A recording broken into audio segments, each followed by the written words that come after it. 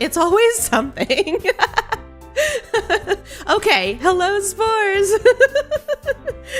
Rain, don't keep score? Why are we keeping score? Oh my god. I am 0 out of 2 on starts this week. Actually, last night's start was fine. I'm 1 out of 3, if we're gonna be strictly accurate. But yes, I did. There was that one stream on Tuesday where I plugged in the wrong microphone. Oh, maybe that was yesterday. Shit, I think you're right. I think I'm 0 for 3. I think I'm 0 for 3. But okay, I'm not gonna dwell on it today because I want to get right into the game. I haven't played this game before. It is a fully blind playthrough. I haven't even seen spoilers. Like, I know it's creepy. That's the only thing I know. I know it's not a dating sim, even though it looks like a dating sim. But other than that, I've never read any spoilers for the game. I've never watched any Let's Plays or anybody stream it before. So I'm fully unspoiled on this game and I can't wait to play it. And I want to get as far as I can today before I have to go offline. You're right, Tito. It was yesterday. We don't have to bring that up though, okay, Spores? I'm gonna give you the JD Vance answer. We're not thinking about the past, okay? We're looking towards the future here. We're looking towards the future, Spores. Oh no, you're right. I have to come up with voices for all the girls. Oh my gosh. Hi, Purple Mix. Hi, Cannon. I have to greet everybody first. Hi, Mila. Good to see you. Hi, Varel. Nice to see you. Hi, Monk Guy. Hi, Afton. Hi, Power Pam. And hello again, Miku Lover. I'm so glad to see you after yesterday. Hi, Sheena. Good morning. Hi, Patrick Connor. Hi, Peaches. No, I'm not gonna F a couch. Listen, he didn't do that during the debate, okay? I'm not casting my personal opinion here. I won't say what my opinion of JD Vance is, but there was that moment in the debate where he was like, you know, we're not here to talk about the past. We're looking towards the future. So that's me right now, okay? I'm looking towards the future. Okay. I'm looking towards the future, Spores, okay? And what a bright future it is, because we're going to play a game that I've never ever played before, and I'm so excited to get into. Oh my gosh. Hi, Spider Lily. Hello. Stop it! Stop it! Okay. Why did I turn red, Powapan? Because over on the YouTube side, I have stream redeems, and one of them is called Sus. And that one turns the whole screen red and plays the Among Us sound. So, because I'm a little sussy sometimes and people need to call me out on it. So we have that redeem over there. We have a lot of redeems, actually. Oh! I still have to set them up for the Twitch folks. I am affiliated now. Yay! So I can set up stream redeems and channel points. Everybody on the Twitch side is accruing channel points right now. So when I finally get around to setting up redeems, you'll be able to spend them all and you'll have exactly the same stuff as my YouTube viewers have. Except for, as you can see over here in the top left corner, except for like a nice styling for your chat box. Your chat box is just ugly. I'm sorry. I'm gonna fix it, but I think it's funny for now that the YouTube one is so cute and the Twitch one is like just text. Anyway, Deez. Hi, Lottie. So many gnome sounds. Why is the gnome sound everybody's favorite? I don't understand. I think I understand the appeal. Woo! But it's like you guys just spam it every time I go live. It's crazy. Gnome is best. Come on. I think the D's might be my best work ever. With the throwing of exactly 2 coconuts at my face. That might be my best work. You like it when I do the gnome impression, Peaches? Good. I'm glad. These nuts. Yeah, see? That's the best one. That's the best one. Like, hands down, no cap. Yippee's pretty good too. Yippee's pretty good too. I like that one. All right, should we play the game? Look how cute it is. It's so cute and adorable. I'll move myself over here for a second. No! Okay, now we can play the game. You're ready to relive the game? Yes. Okay. How many people have played this before, by the way? Show of hands. Who's played Doki Doki before? What do I think each of these girls sounds like? Well, you know what? I can't do like a real good anime uwu voice, so I'm about to embarrass myself. But I think this one in the front with the long ponytail, she's probably got like the popular girl sporty, like your traditional high-pitched anime protag voice, you know? And then who's she? The one with the cute little bow, she's definitely got the uwu voice, you know? And then the one in the back has to have that sort of smooth, like, I spend most of my time in the library because I'm just better than other people voice, right? And then the pink-haired girl, she looks like the tsundere. She looks like the tsundere, so she's probably got this voice. I gotta do the voice. I'm working on it. Okay? I'm working on the voice. Also, I better not see under 13s in the chat today. If anybody mods, I want you to be on high alert. If anybody comes into the chat and says, hi, I'm 11, I want you to time them out, or ban them. I'm sorry. I want you to ban them. Not maliciously. I plan to unban you all after the stream. But there's a content warning on this stream, okay? This game is strictly 13 plus, and I have to say, okay, so without having spoiled it for myself, I did look up to see whether there was any extreme content in it, and there are depictions of sewer slide. So if you are sensitive to that kind of thing, or if you're just easily scared or disturbed in general, or if you're under 13, please close the stream right now. I know this is a super weird thing for a streamer to say while they're live, but please close the stream right now. This game is really scary. So, okay, Miku, you're 25. Good. Joshi! Don't even say, hi, I'm 11. Like, I get the joke.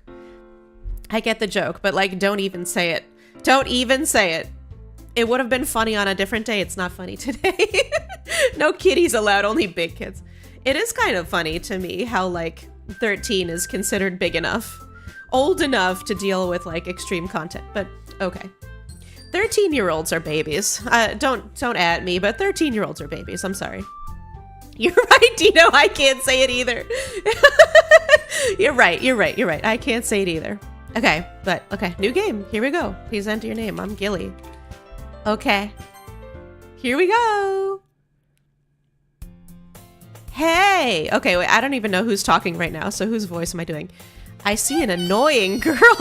How do I know she's annoying already? I see an annoying girl running towards me from the distance, waving her arms in the air like she's totally oblivious to any attention she might draw to herself. That girl is Sayori, my neighbor and good friend since we were children. You know, the kind of friend you'd never see yourself making today, but it just kind of works out because you've known each other for so long. We used to walk to school together on days like this, but starting around high school, she would oversleep more frequently, and I would get tired of waiting up. Hi, Anne Shirley, welcome. Hi, Cat of the Rising Sun, hi. Hi, Go-Go, welcome. Hey, Decoy! Oh, as soon as the game started, everybody showed up. This is fun. Hi, Subaru Freeman. If she's going to chase after me like this, I almost feel better off running away. However, I just sigh and idle in front of the crosswalk and let Sayori catch up to me. Ha! I don't know. What was that? Maybe she's like panting. It's like, ha! Okay, that makes more sense. Ha! I overslept again! But I caught you this time. Maybe, but only because I decided to stop and wait for you. Oh, wait, that's me! Shoot. Maybe, but only because I decided to stop and wait for you. You say that like you were thinking about ignoring me. That's mean, Gilly. Well, if people stare at you for acting weird, then I don't want them to think we're a couple or something. Fine. But you did wait for me after all. I guess you don't have it in you to be mean even if you want to. Whatever you say, Sayori. I roll. A couple of what? A couple of coconuts. We cross the street together and make our way to school. As we draw near, the streets become increasingly speckled with other students making their daily commute. By the way, Gilly, have you decided on a club to join yet? A club? I told you all— oh, wait. I'm not good at keeping track of who's talking, okay? I told you already, I'm not really interested in joining any clubs. I haven't been looking either. That's not true. You told me you would join a club this year. Did I? I'm sure it's possible that I did in one of our many conversations about where I dismissively go along with... In one of our many conversations where I dismissively go along with whatever she's going on about. Hi, Manny. Welcome back. Yes, I remember you. Hi, Monica Posey. Are you named after the Monica from this game? That's so exciting. Sayuri likes to worry a little too much about me when I'm perfectly content just getting by on the average, while spending my free time on games and anime. That does actually sound like me. Uh-huh. I was talking about how I'm worried that you won't learn how to socialize or have any skills before college. Your happiness is really important to me, you know? And I know you're happy now, but I die at the thought of you becoming a NEET in a few years because you're not used to the real world. You trust me, right? Don't make me keep worrying about you. All right, all right.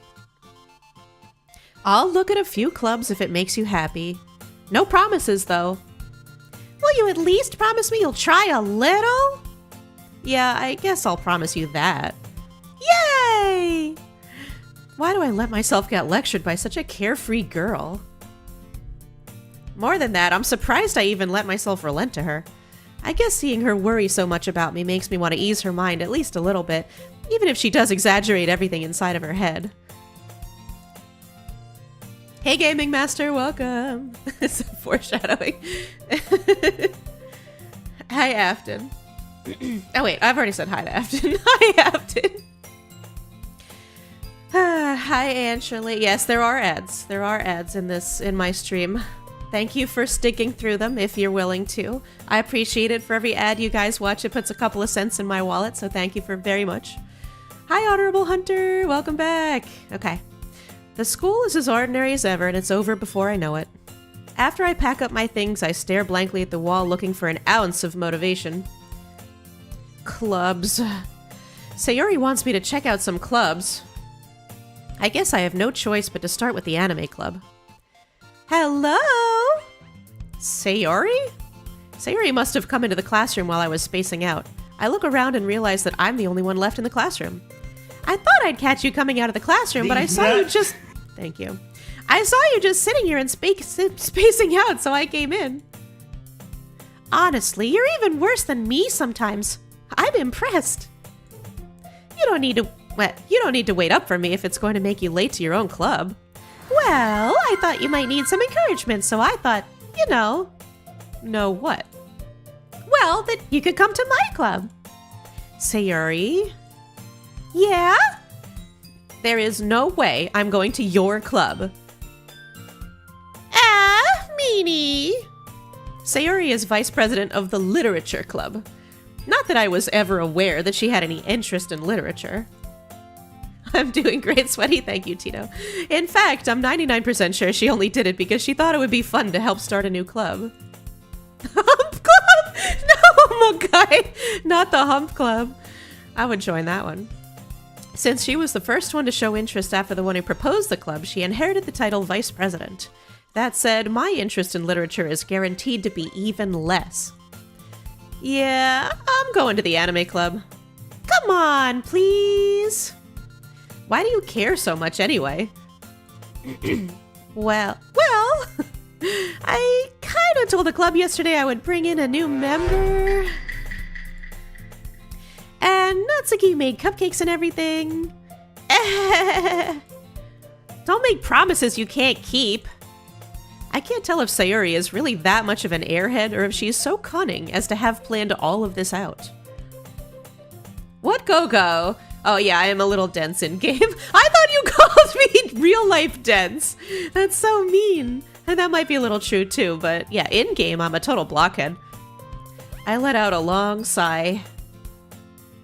Fine, I'll stop by for a cupcake, okay? Yes, let's go! She totally got me, Cannonball. She did get me. She put her hunter's mark on me, and now I am hers. And thus, today marks the day I sold my soul for a cupcake. I dejectedly followed Sayori across the school and upstairs, a section of the school I rarely visit, being generally used for third-year classes and activities. Sayori, full of energy, swings open the classroom door. Everyone, the new member is here. I told you, don't call me a new member. I glance around the room. Welcome to the Literature Club. It's a pleasure meeting you. Sayori always says nice things about you. Seriously? You brought a boy? Wait, I'm a boy? Damn, okay. Way to kill the atmosphere. Ah, Gilly, what a nice... Okay. I don't know how to do anime protagonist voice, okay? Okay, I gotta try to do Monica. I want Monica to be good, but I don't know how to do anime protagonist voice. Okay. Ah, Gilly, what a nice surprise. I don't know, that's my best shot. Welcome to the club. All words escape me in this situation. This club is full of incredibly cute girls. What are you looking at? If you want to say something, say it. I knew she was the tsundere. I guessed, okay. Because, like, whenever a character has pink hair and those little teeny tiny pigtails, she's always the one who wants to stab you in the guts. Like, always, every single time. Those little tiny ponytails means she wants to murder you. She wants to watch the light leave your eyes. She wants to be the person who hears your last words. Sorry. Natsuki. The girl with the sour attitude, whose name is apparently Natsuki, is one I don't recognize. Actually, your dream hairstyle. Oh, goodness gracious. What if they have giant earrings and long twin tails? Then they love you so much and they want you to have a wonderful day. Her small figure makes me think she's probably a first year. She's also the one who made cupcakes, according to Sayori. You can just ignore her when she gets moody. Wait, Sayori. You can just ignore her when she gets moody. Sayori says that quietly into my ear, then turns back towards the other girls. Voice acting this game is painfully difficult. Why did I agree to do this? Anyway, this is Natsuki, always full of energy. And this is Yuri. Well, she would be Yuri. Good night, Power Pan. Sleep well. Wake up refreshed tomorrow. And this is Yuri, the smartest in the club. Don't say things like that. Yuri, who appears comparably more mature and timid, seems to have a hard time keeping up with people like Sayori and Natsuki. Well, it's nice to meet both of you. And it sounds like you already know Monica, is that right? That's right. It's great to see you again, Gilly. Add a break warning? Joshi? I don't... Can you add a break warning, Joshi? I don't actually see the same things that you guys see. So mods, today, if there are going to be ad breaks on Twitch, you're in an ad, got it. Okay, mods, I need your help today. If there are going to be ad breaks on Twitch, just let me know when they're coming up. Please. Ad break for 1 minute. Yeah, okay. Alright, then I'll just chill. I'll chill out here. Da, da, da, da, da. No, this music doesn't make sense. Do these characters feel like vaguely AI generated to anyone else? I know they're not. Like, this game came out in 2017. So, it's not like generative AI was big back then, or I think like even existed at all. There probably was no generative AI, but are these bow ties not kind of giving like AI slop a little bit? Maybe it's just me. I've learned to be highly sensitive to like small details like ribbons and things on AI pictures. And anytime I see a bow tie like this, I just get AI PTSD. That's a big point. Don't worry about it. Oh, they're supposed to be generic. Okay. All right. Thanks, Gogo. They're referencing the super stiff vibes of other Arrow guy. Okay. Oh, well, okay.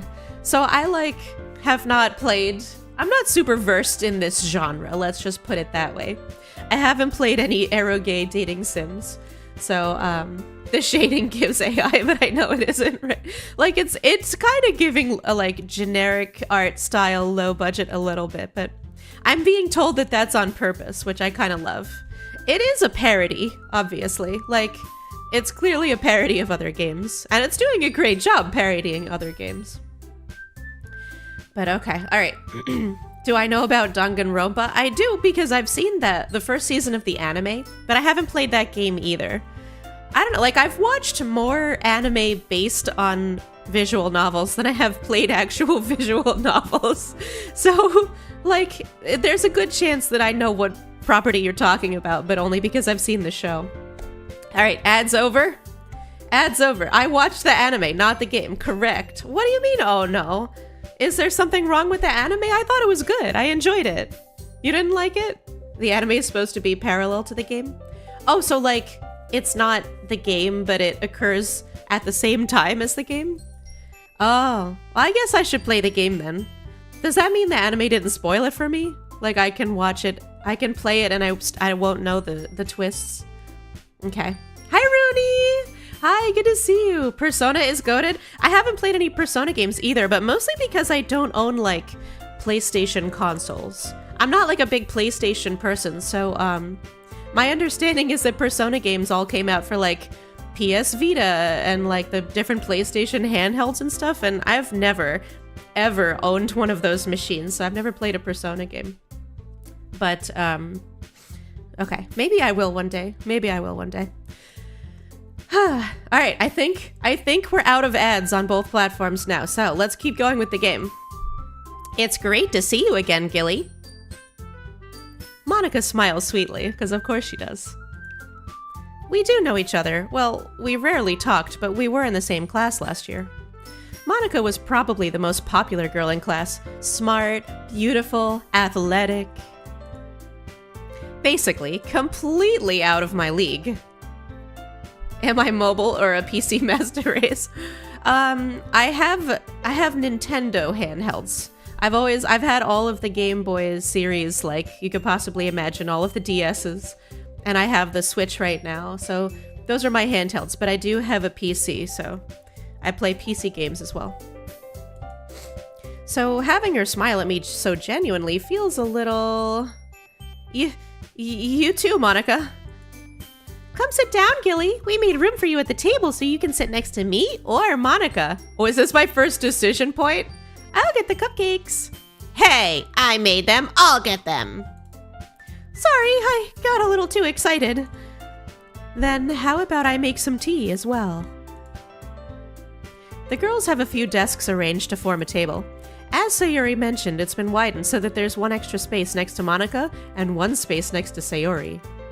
Natsuki and Yuri walk over to the corner of the room where Natsuki grabs a wrapped tray and Yuri opens the closet.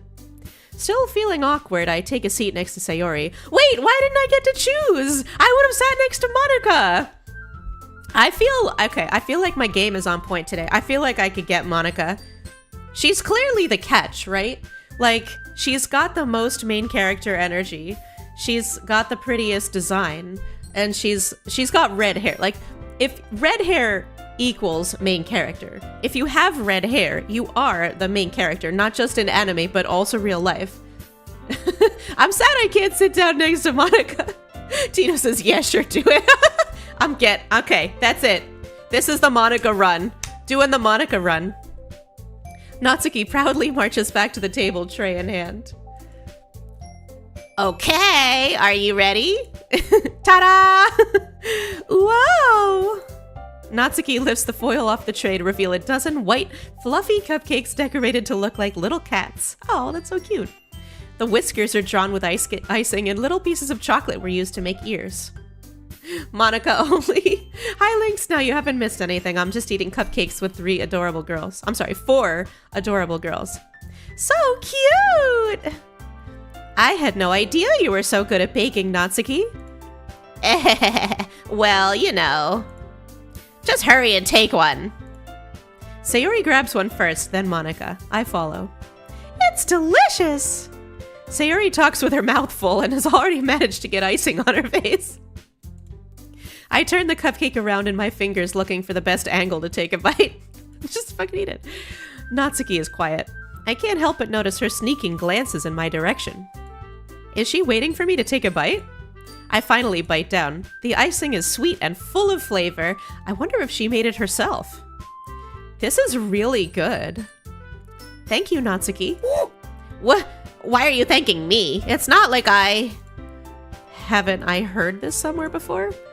Made them for you or anything. Hi, Logan. Welcome. I thought you technically did. Sayori said, well, maybe. But not for, you know, you, dummy. All right, all right. Afton, no spoilers. You will be timed out for spoiling.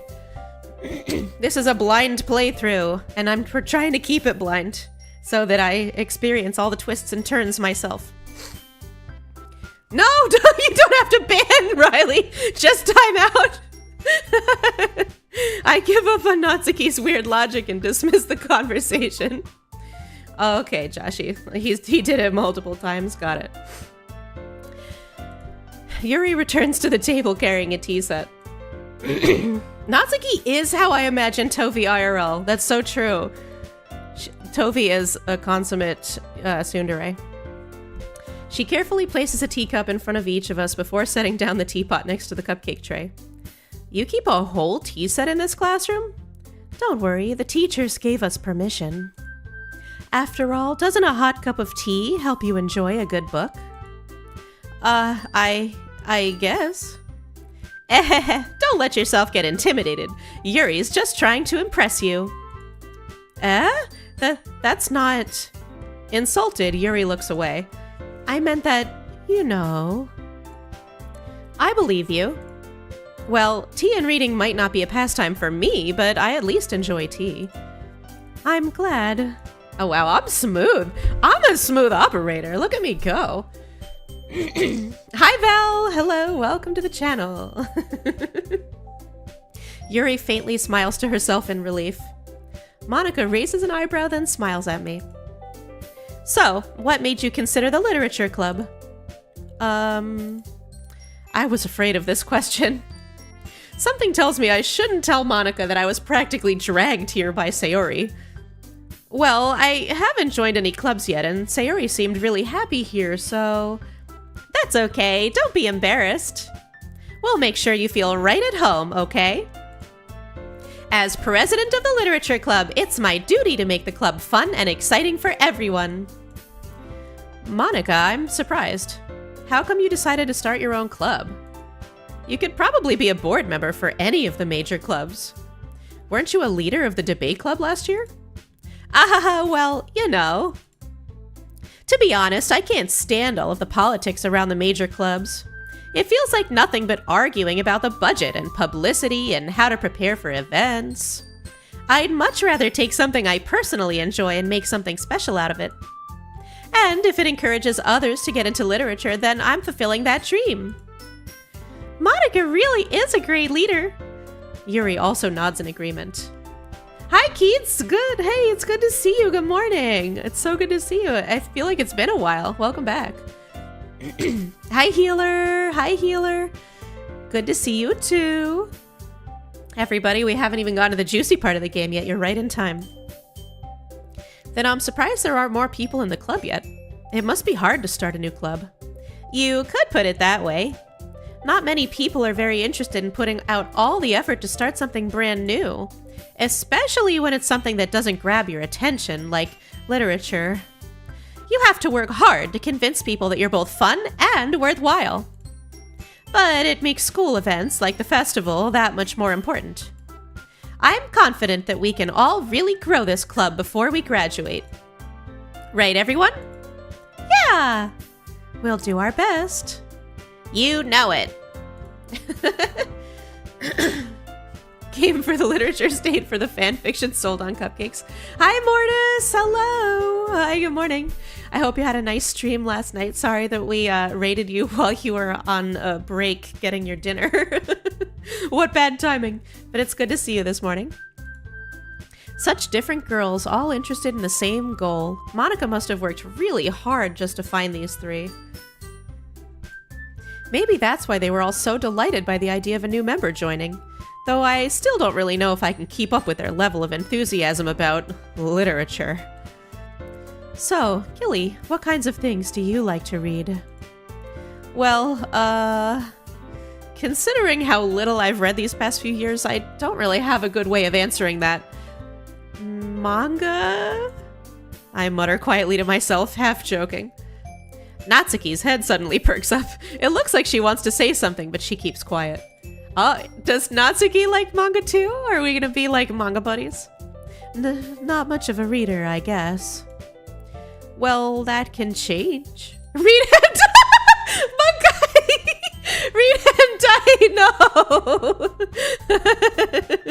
No! No, I read the safe for work mangas. Thank you very much. Which are none of them. I would never bring a manga to work. God forbid. What am I saying?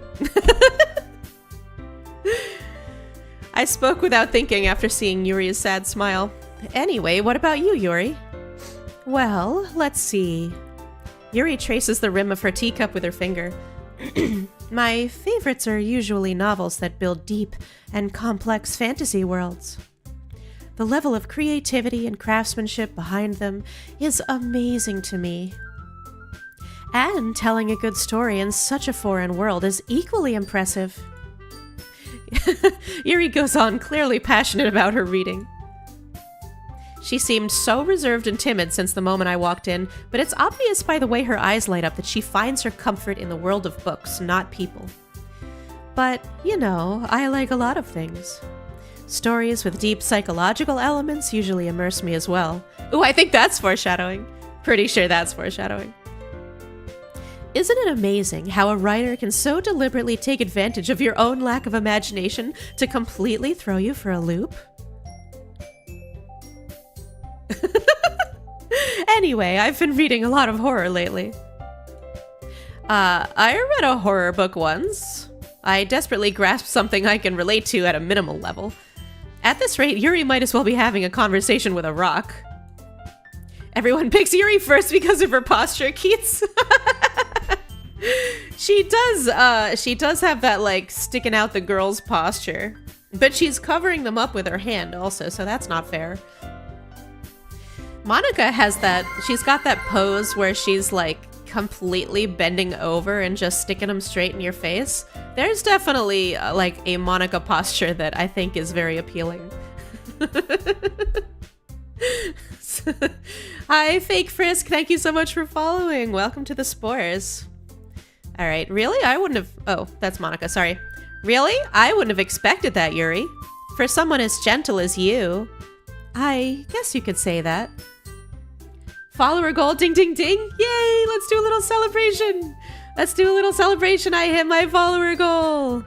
Yay! Yay! Thank you all so much for following me on Twitch. You're all the best.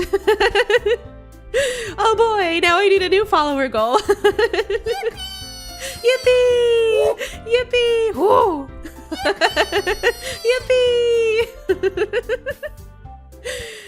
Thank you so much, everybody on Team Purple. That's so much fun. Wow. Wow. Wow. Okay. All right. Yeah, Doki Doki ain't no way. There is a way. I am, in fact, playing Doki Doki. The follower goal will update this stream. I think it updates automatically. I think Twitch just, like, updates it periodically when I hit goals. So, like, adds 10 to the previous goal and then says, let's go. Yippee! Let's go Team Purple! Team Purple now has fancy emotes. You guys can use a lot of my emotes. I've got, like, some animated ones. They're really cute. Check them out. And then let's see, what else? What else did I set up for the Twitch folks? There should be alerts somewhere that are cute that happen when people follow me, but I mean, knock on wood, I'm not very good at setting up all this streaming stuff, so who knows? Who knows what really happens? Okay, back to the game. Yeah! Look at those emotes! You like my Ayo emote? That's my favorite one. Tito made that one. Thank you, Tito, for all of your precious, priceless emotes. Joshi, what are you talking about? You'll change the title for 50,000 bits? Okay, for 50,000 bits, Joshi will change the title and I'll do a backflip. Okay, back to the game though. I guess you could say that. But if a story makes me think, or takes me to another world, then I really can't put it down. Surreal horror is often very successful at changing the way you look at the world, if only for a brief moment. I hate horror. Oh, why is that? Well, Natsuki's eyes dart over to me for a split second. Never mind. That's right, you usually like to write about cute things, don't you, Natsuki? What? What gives you that idea? You left a piece of scrap paper behind last club meeting. It looked like you were working on a poem called Don't Say It Out Loud! And give that back! Fine. Isn't this a horror game? Yeah, it sure is, Miku. That's why all of this is foreshadowing and irony. If you've already learned about literary irony in your English classes. Your cupcakes, your poems, everything you do is just as cute as you are. Sayori sidles up behind Natsuki and puts her hands on her shoulders. The voices are starting to melt with each other, Subaru. I'm doing my best! I thought I was doing okay. At least Sayori's voice will always be super high-pitched. I'm not cute! Natsuki, you write your own poems? Well, I guess sometimes. Why do you care? I think that's impressive.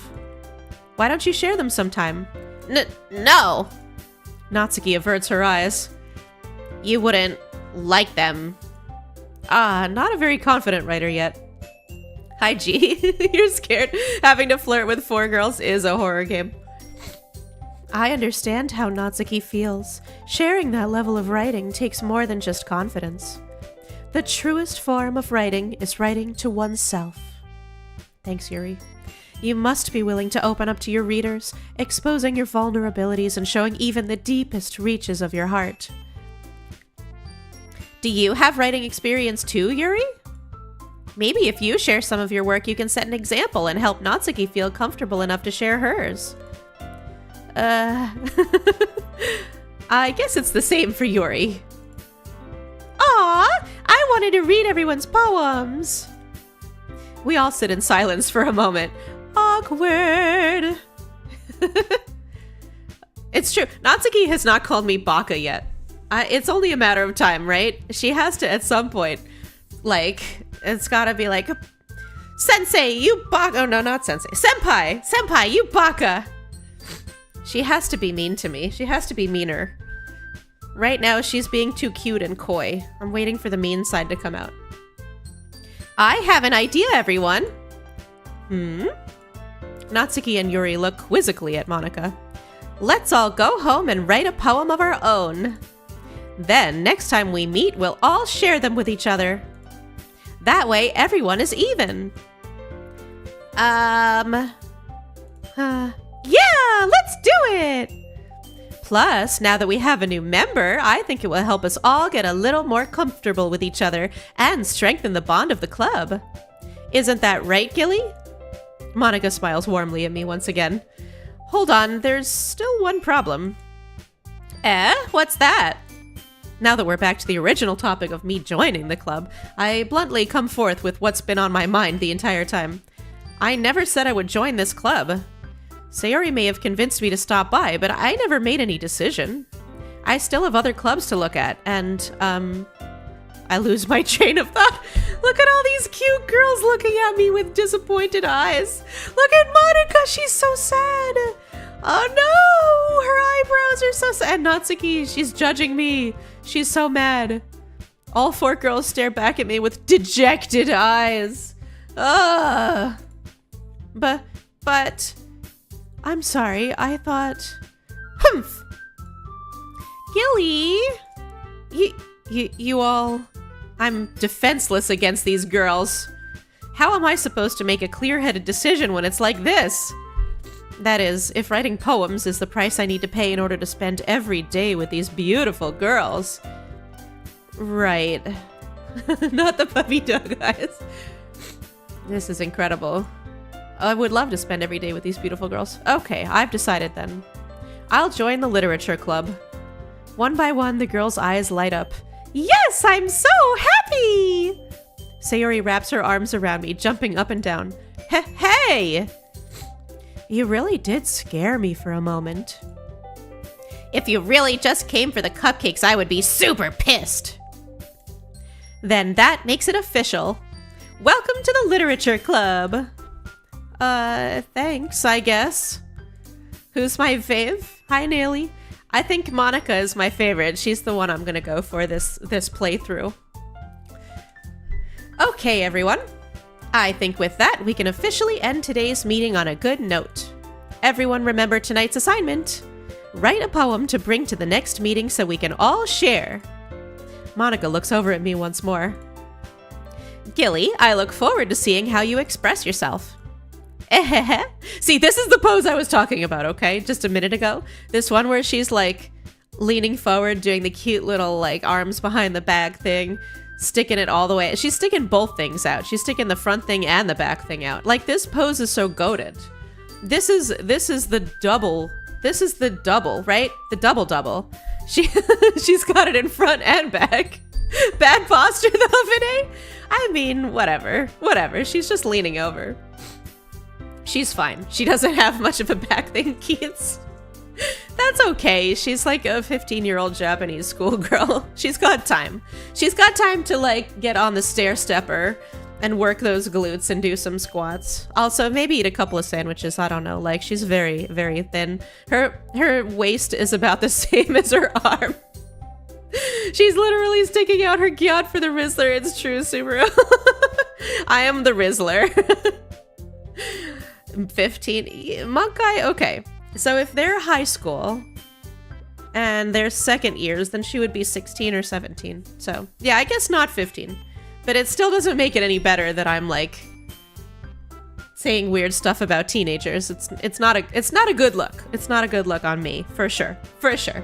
She's 18? How can she be 18? What do you mean? What are you talking about, Val? Oh, sorry. You're right. For legal purposes, Monica is 18. Thank you very much, Val. You're right. Dan said all the DDLC girls are 18. Okay, they're all 18. You're right. They're all 18. Yeah. Can I really impress the class star Monica with my mediocre writing skills? I already feel the anxiety welling up inside me. Meanwhile, the girls continue to chit-chat as Yuri and Natsuki clean up their food. Hey, Gilly, since we're already here, do you want to walk home together? That's right, Sayori and I never walk home together anymore because she always stayed after school for clubs. Sure, might as well. Yay! With that, the two of us depart the clubroom and make our way home. The whole way, my mind wanders back and forth between the four girls, Sayori, Natsuki, Yuri, and, of course, Monica. Will I really be happy spending every day after school in a literature club? Perhaps I'll have the chance to grow closer to one of these girls. Perhaps I will! Alright. I'll just need to make the most of my circumstances, and I'm sure good fortune will find me. And I guess that starts with writing a poem tonight. I'm gonna be super happy, Sheena. I can't wait. Oh, I have to actually write a poem? Pick words you think your favorite club member will like. Something good might happen with whoever likes your poem the most. Oh my god, this is fun. Okay. Let's see. Okay, what do I think Monica would like? And why are there only 3 girls here? Why are the only girls available? Sayori, Natsuki, and Yuri. Where's Monica? Yippee! Where's Monica? I need to impress Monica. Alright, I think Monica would like vitality. Oh, that was Yuri? Yuri likes vitality? Okay. Unexpected. Okay, I think Monica would like... Oh wait, Yuri likes horror. Monica would like passion. But Monica's not even here! Okay. How about determined? Because she was talking about, like, making the club bigger, so determination. Oh my god. I'm flirting with Yuri right now. Okay. Monica would like charm for sure. Captive? Wrath? The wrath is definitely Natsuki the tsundere. How about vibrant? Oh my goodness. I don't, okay. Am I just not allowed to flirt with Monica yet? Is she off limits? Maybe I have to unlock her route or something like that. Okay. Flying. Kawaii? Kawaii. Oh, Natsuki likes kawaii. Okay. How about, lust? Oh! Dazzle? Okay. Hope. Hope feels very Monica. Your favorite character is Yuri Afton? I'm like, okay, Yuri would be my second choice. If I can't go for Monica this route, then I think I'm gonna go for Yuri. Swimsuit, heck yeah. How about Rose? Electricity. Effulgent. What does effulgent even mean? I don't think I know that one. Effulgent. Okay. Incongruent? Because she's not here? So, like, if Monica liked incongruent because she's, like, not even here? I don't know. I'm grasping at straws here, Spores. I don't know how to court Monica. I'm desperate. She's uncontrollable. She likes to laugh. Oh my god, I'm striking out here. Bunny? Oh, of course. Natsuki likes all the kawaii stuff. Doki Doki and Dream. Pure. Okay. I got nothing. Monica's out of my league. Hi again, Gilly. Glad to see you didn't run away on us. Ha ha ha ha. Nah, don't worry. This might be a little strange for me, but I at least keep my word. Well, I'm back at the literature club. I was the last to come in, so everyone else is already hanging out. You like how they do a little jump peaches? Me too. The animation in this game is very kawaii. Thanks for keeping your promise, Gilly. I hope this isn't too overwhelming of a commitment for you, making you dive headfirst into literature when you're not accustomed to it. Oh, come on, like he deserves any slack. Sayuri told me you didn't even want to join any clubs this year. And last year, too.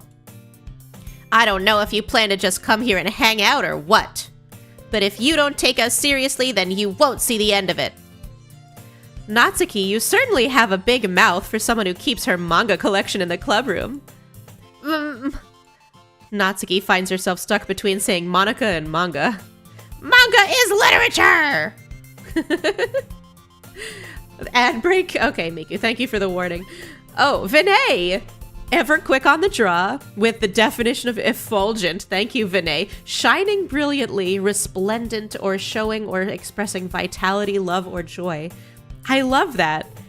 That's a word that suffers from having a beautiful definition, a nice meaning, but it's a disgusting sounding word. Like, doesn't effulgent sound like it should mean like stinking, rotting, like effulgent, or like bulging? Like, it sounds like bulge. I don't like it one bit. But it's got like a really beautiful definition.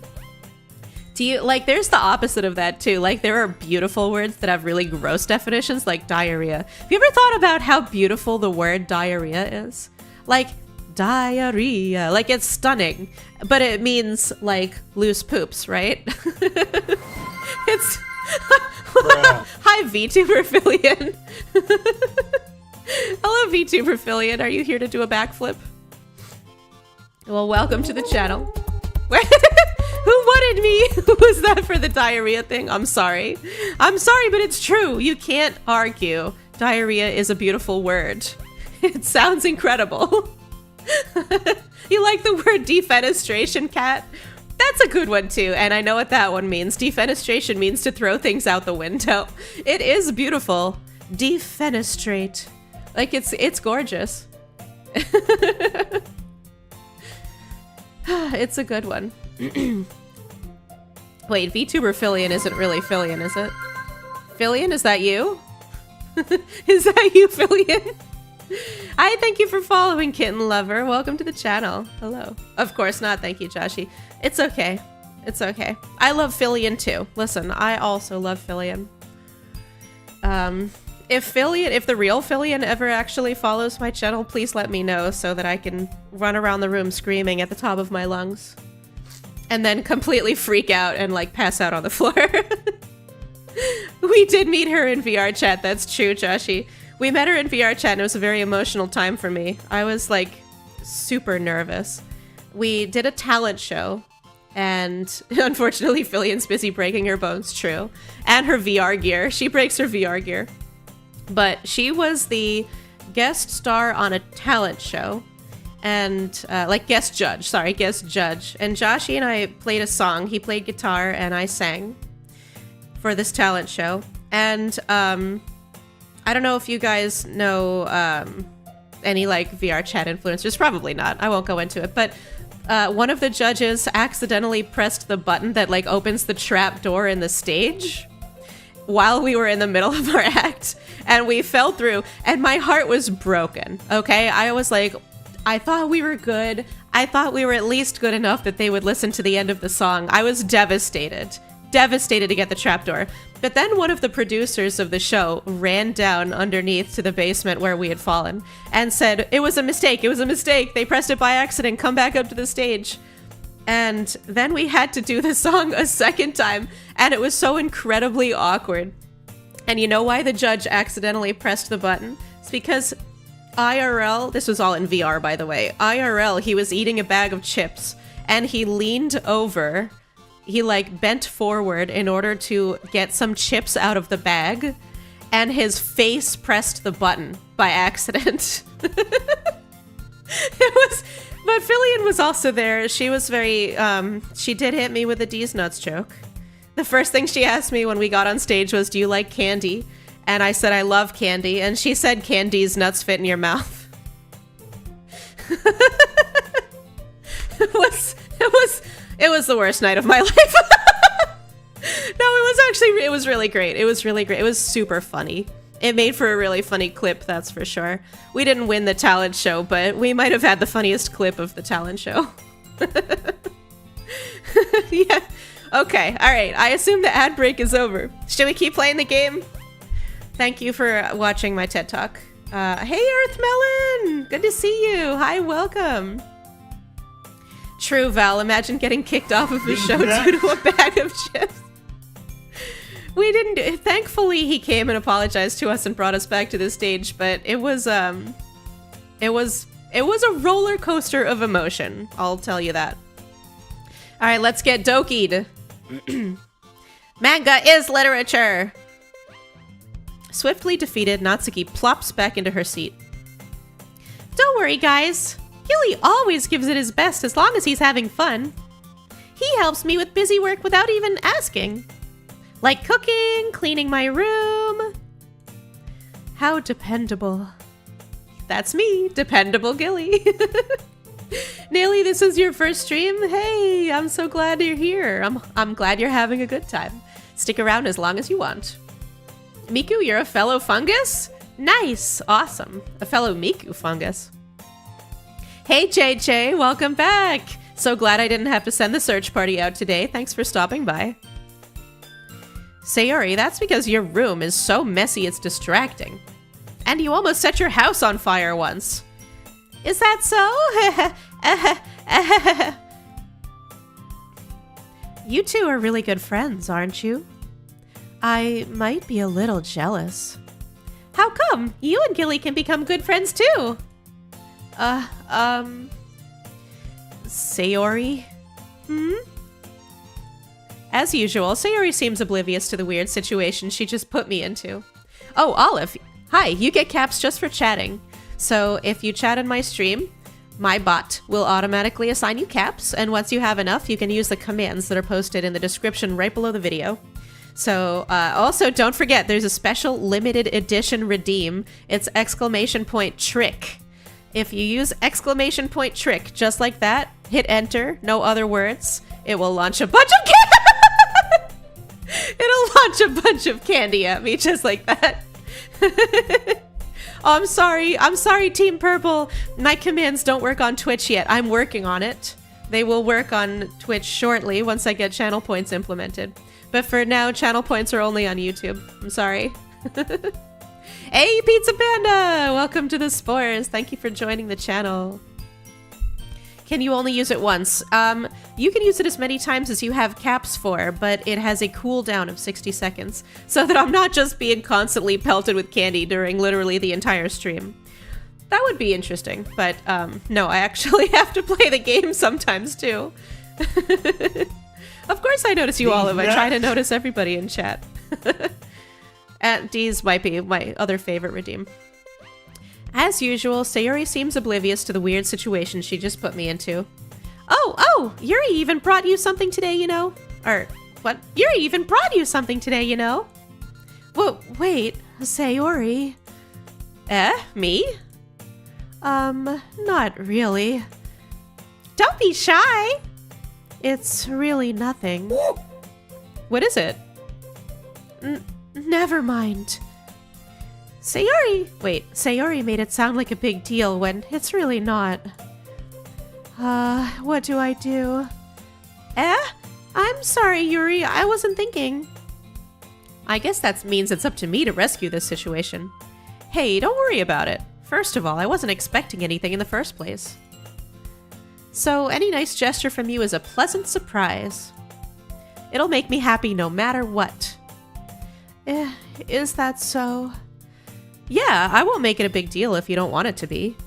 Damn, I have unlimited Riz. I am a Rizzard. Oh my god. I am the Wizard of Oz right now, and I'm not even making decisions. This is just the writing in the game. Wow. I thought I was supposed to be like a NEET or like an otaku. I am the Rizzard. Hi, Dragon Red. Welcome to the stream. Hello. It is a dating game, but no spoilers. That's right. Okay. I am King Rizzard and the Gizzard Lizard. Yes, I am King Rizzard. All right. Well, here.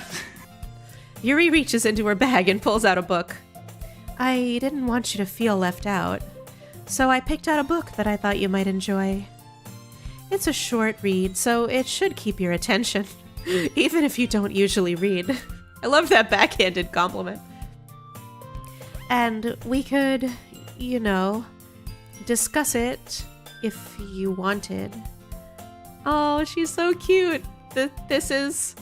How is this girl accidentally being so cute? She even picked out a book she thinks I'll like despite me not reading much. Yuri, thank you. I'll definitely read this. I enthusiastically take the book. Phew. Well, you can read it at your own pace. I look forward to hearing what you think. Now that everyone's settled in, I expected Monica to kick off some scheduled activities for the club, but that doesn't seem to be the case. Sayori and Monica are having a cheery conversation in the corner. Yuri's face is already buried in a book. I can't help but notice her intense expression, like she was waiting for this chance. Oh, I think I'm on the Yuri route because of how I wrote my poem last night. I'm definitely on the Yuri route. Meanwhile, Natsuki is rummaging around in the closet. Man, it looks like no one wants to be bothered today. I slumped down into the nearest desk. Was my poem so bad that I didn't get any flirting? What's going on? How am I supposed to occupy myself with something literature related by myself like this? Hitori, I know about roots because they're sort of like a standard concept in dating games, you know? Like a root is just when you decide to date a particular character. I don't know anything about the particular roots in this game, but generally speaking, each character has a root. I guess I could always read some of the book Yuri gave me. Yuri means ghost? I thought Yuri meant like lesbian fiction. Does Yuri not mean like lesbian manga? It also means ghost. Okay, well, that's cool. I'm feeling a little too tired to read. I hope that's not a spoiler. I trust.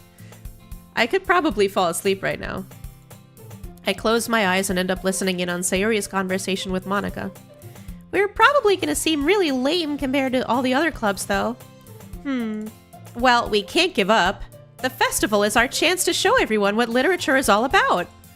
The The problem is that the idea of a literature club sounds too dense and intellectual.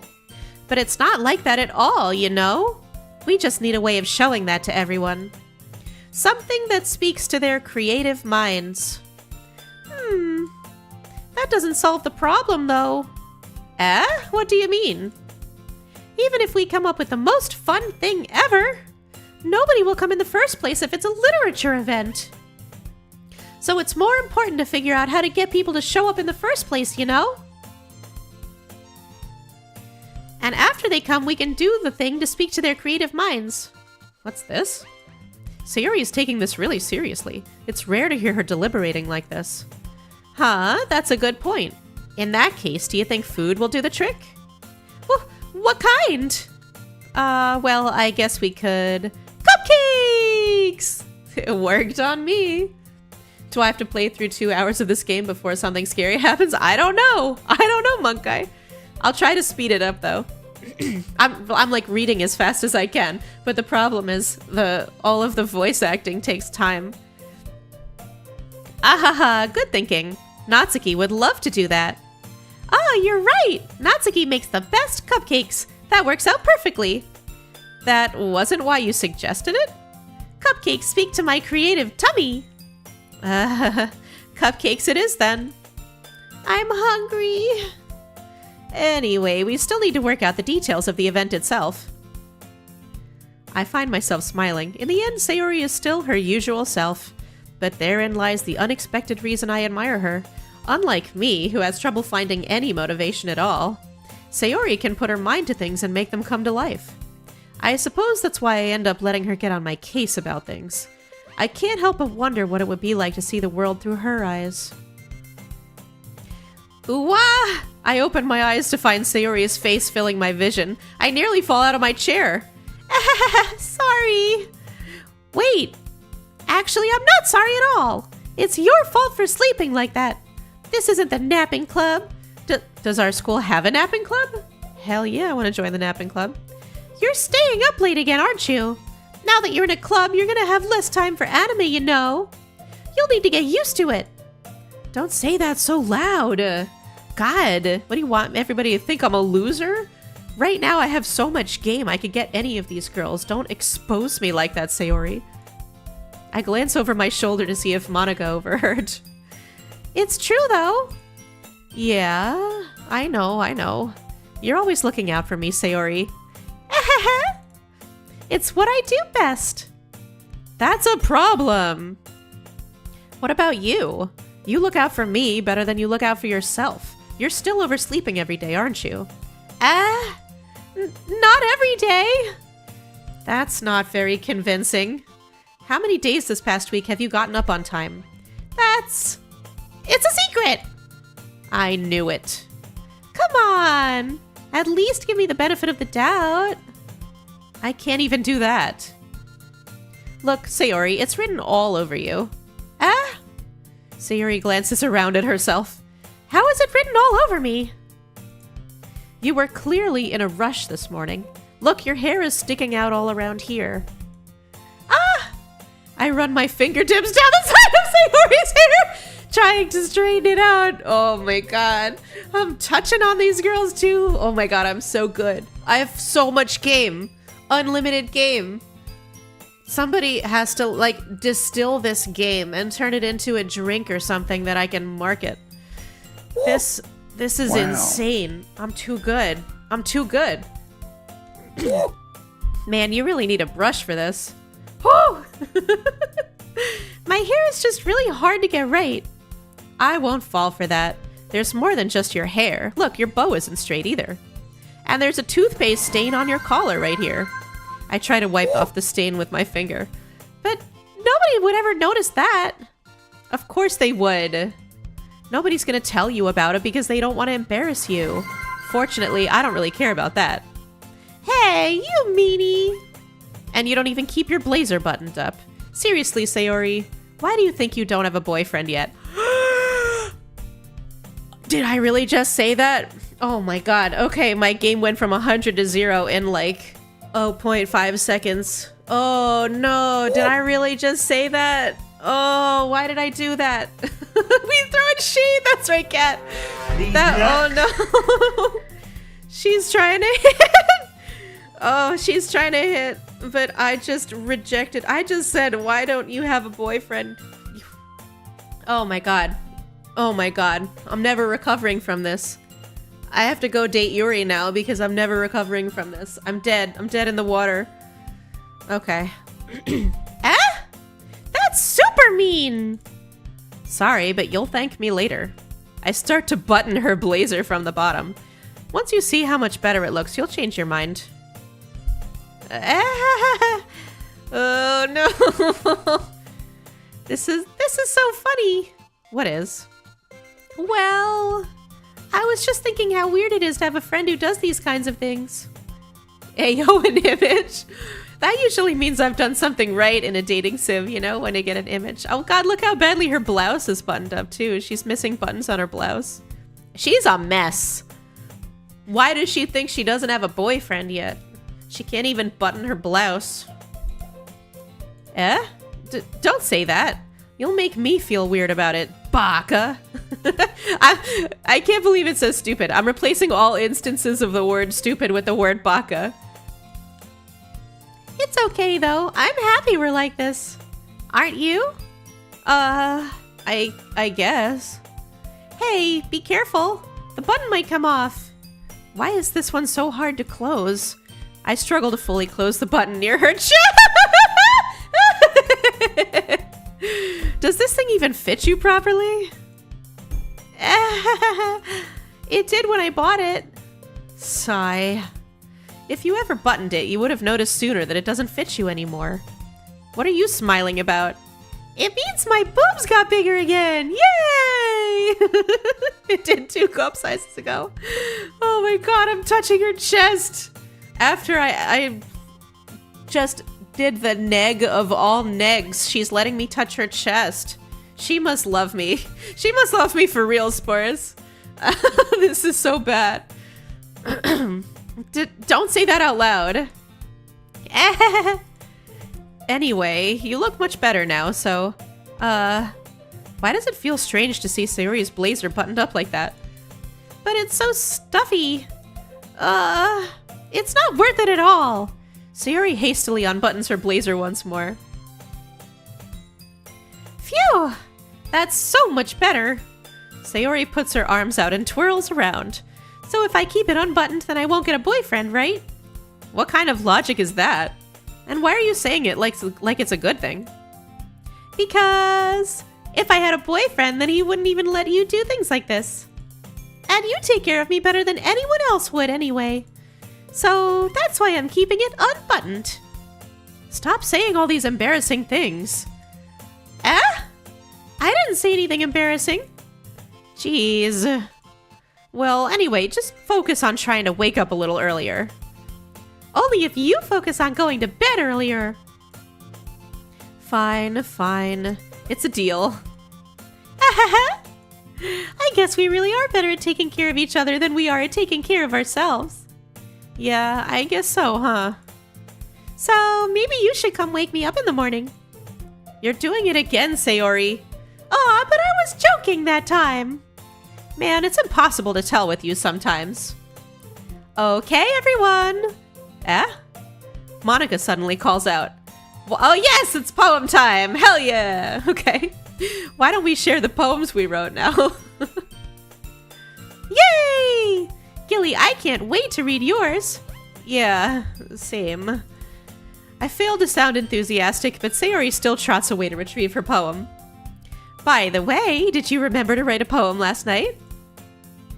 Yeah. My relaxation ends.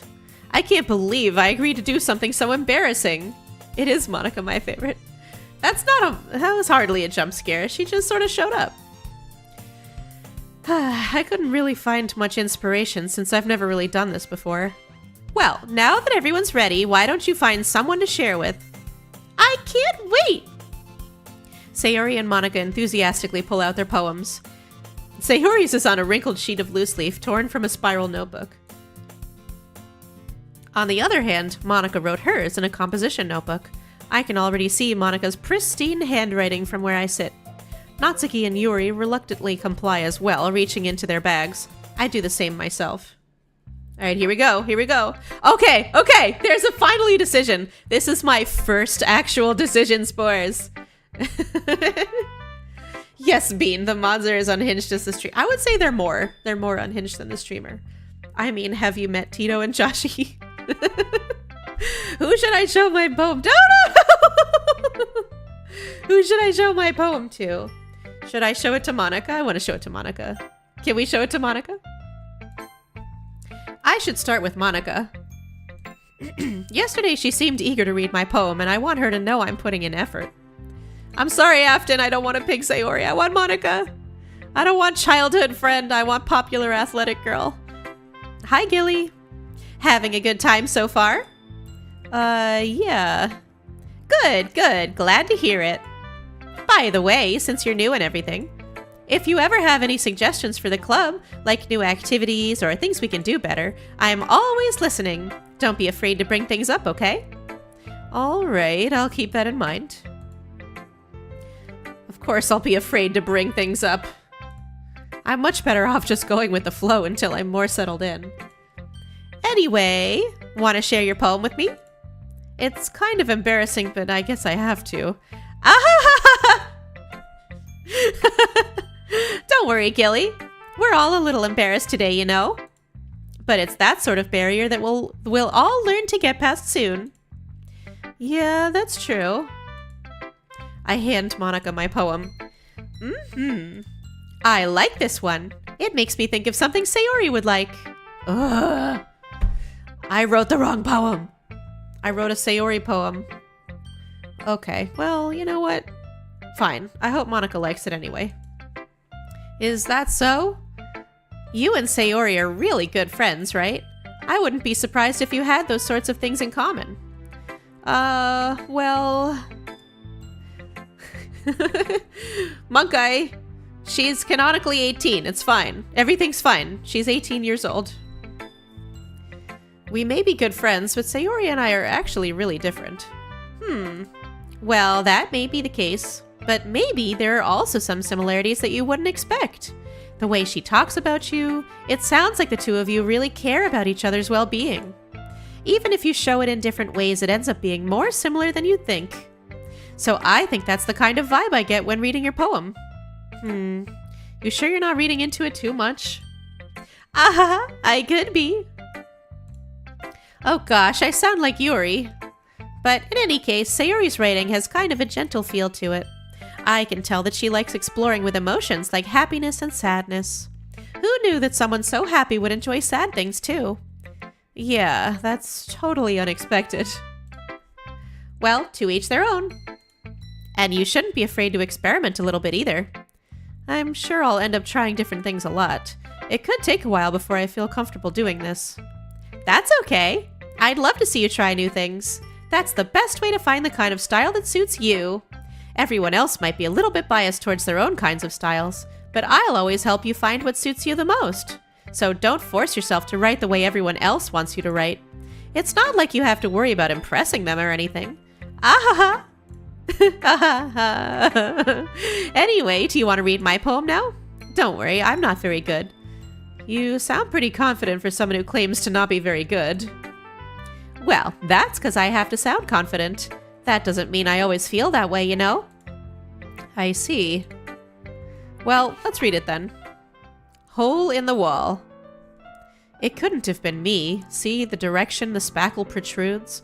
A noisy neighbor? An angry boyfriend? I'll never know. I wasn't home. I peer inside for a clue.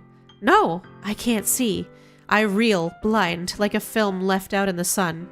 But it's too late. My retina's already scorched with a permanent copy of the meaningless image. It's just a little hole. It wasn't too bright. It was too deep. Stretching forever into everything, a hole of infinite choices. I realize now that I wasn't looking in, I was looking out. And he, on the other side, was looking in. Whoa. Okay, I don't know what to make of that. Hole in the wall! Super. Yes, the poem should be titled Glory Hole. The blinding image of him peering in. So, what do you think? It's very free form, if that's what you call it. Sorry, I'm not really the right person to ask for feedback. It's okay. Yeah, that kind of style has gotten pretty popular nowadays. Unrelated but gory hole is the best October movie. I didn't even know there was such a thing. Gory hole, that's misery. Please don't ever say that again. Yeah, okay. That is, a lot of poems have been putting emphasis on the timing between words and lines. When performed out loud, it can be really powerful. What was the inspiration behind this one? Well, I'm not sure if I know how to put it. I guess you could say that I had some kind of epiphany recently. It's been influencing my poems a bit. An epiphany? Yeah, something like that. I'm kind of nervous to talk about deep stuff like that because it's kind of coming on strongly. Maybe after everyone is better friends with each other. Anyway, here's Monica's writing tip of the day. Sometimes when you're writing a poem or a story, your brain gets too fixated on a specific point. If you try so hard to make it perfect, then you'll never make any progress. Just force yourself to get something down on the paper and tidy it up later. That is really good advice, by the way. That is certified writer advice, is just put it down on the paper, get it all out, and then edit it later. Maybe even after a couple of days. Come back to it way later. Another way to think about it is this. If you keep your pen in the same spot for too long, you'll just get a big dark puddle of ink. So just move your hand and go with the flow. That's my advice for today. Thanks for listening. What is this, a show? Who should I have to show my poem to everyone? Okay, I guess I'll show it to Sayori. Oh my goodness! This is so good, Gilly! I love it! I had no idea you were such a good writer. Kat, that's really beautiful, actually. You can edit a bad poem, but you can't edit a blank page. I love that. Wow. Wow. Sayori, you must be seriously overreacting. I'm not a good writer at all. I honestly have no idea what I'm doing. Well, maybe that's why. Because I have no idea what I like either. Jeez. I'm sure Yuri's opinion has to be a little more constructive than this. Maybe even Natsuki's. Are you sure you don't like it just because I wrote it? Well, I'm sure that's part of it. I think I understand you better than a lot of other people, you know. So when I read your poem, it's not just a poem. It's a Gilly poem. And that makes it feel extra special. Like I can feel your feelings in it. Sayori hugs the sheet against her chest. Okay, 30 seconds until an ad break. Thank you, Joshi. You're so weird, Sayori. I'm really happy just that you wrote one. It just reminds me of how you're really a part of the club now. Not to mention the fact that I'm standing in front of you in the club room. Well, of course, I'm not really into it yet, but that doesn't mean I'll break my promise. See? It's like I said before, Gilly. Deep down, you're not selfish at all, you know? Trying new things like this for other people, that's something that only really good people do. Alright, I should take a break. I should take a break for the ads. Okay, thank you, Joshi. You're the best. You're the best mod. Goodness, I feel like I am 1/4, not 1/4. I feel like I'm 4% of the way through the game. I think I might need to pick up the pace to get all the way through it. Does the blank page was taped with a ripe banana? Are you such a big banana fan, Subaru, that you'd rather have a banana than a poem from a cute girl? I can't wait to see what Sayori's poem is. I wonder if it's about, like, kittens and rainbows. What do you study how to be a good MC? MC as in main character or MC as in master of ceremonies? I don't think I've studied anything personally to be a good main character. I don't even honestly think I have main character energy. I just like talking to people. I think my main character power comes from the fact that I'm a decent conversationalist. I'm semi-good at listening and reacting to what people say in chat, and I create a kind of cozy chatting conversation atmosphere. I think that's my special streamer power. I don't think I have super main character energy like Filian. Like, while we're talking about Fillion anyway, because I know I've been talking about her a lot this stream, she's got that main character power that, like, she doesn't even need to talk with her chat. Like, she literally doesn't even really talk to her chat. She's just got the star power, you know? She's so wild and crazy on stream that you can't take your eyes off of her, and you just, like, you're fixated on what's gonna happen next. I don't think I have that kind of energy, but I do have the cozy, comfy, let's all hang out together energy. So that's my streamer power. But what I just said as main character energy, Vinay. You're sweet, Vinay. But yeah, I guess being a good conversationalist can be considered main character energy. Oh, Monkai, you're so welcome. It's my pleasure. I love talking to you all. Oh God, Subaru. Fillion's collab with Neurosama. Neurosama being the AI, like the ChatGPT powered VTuber, she's so funny to me because like she rocketed to fame with a generic like free model that you can download from Booth, and just like the developer created a ChatGPT integration that like analyzes chat messages and makes a response, and then it's all like text-to-speech stuff, and it's a fully automated stream, but she rocketed to fame like in so quickly because people were fascinated by the concept of being able to talk to an AI anime girl, which I guess shouldn't be any surprise at all because like character.ai and other things exist. People love talking to AI powered anime girls. I don't know why I'm surprised at all, but Neurosama will always be just like super funny and kind of a mystery to me.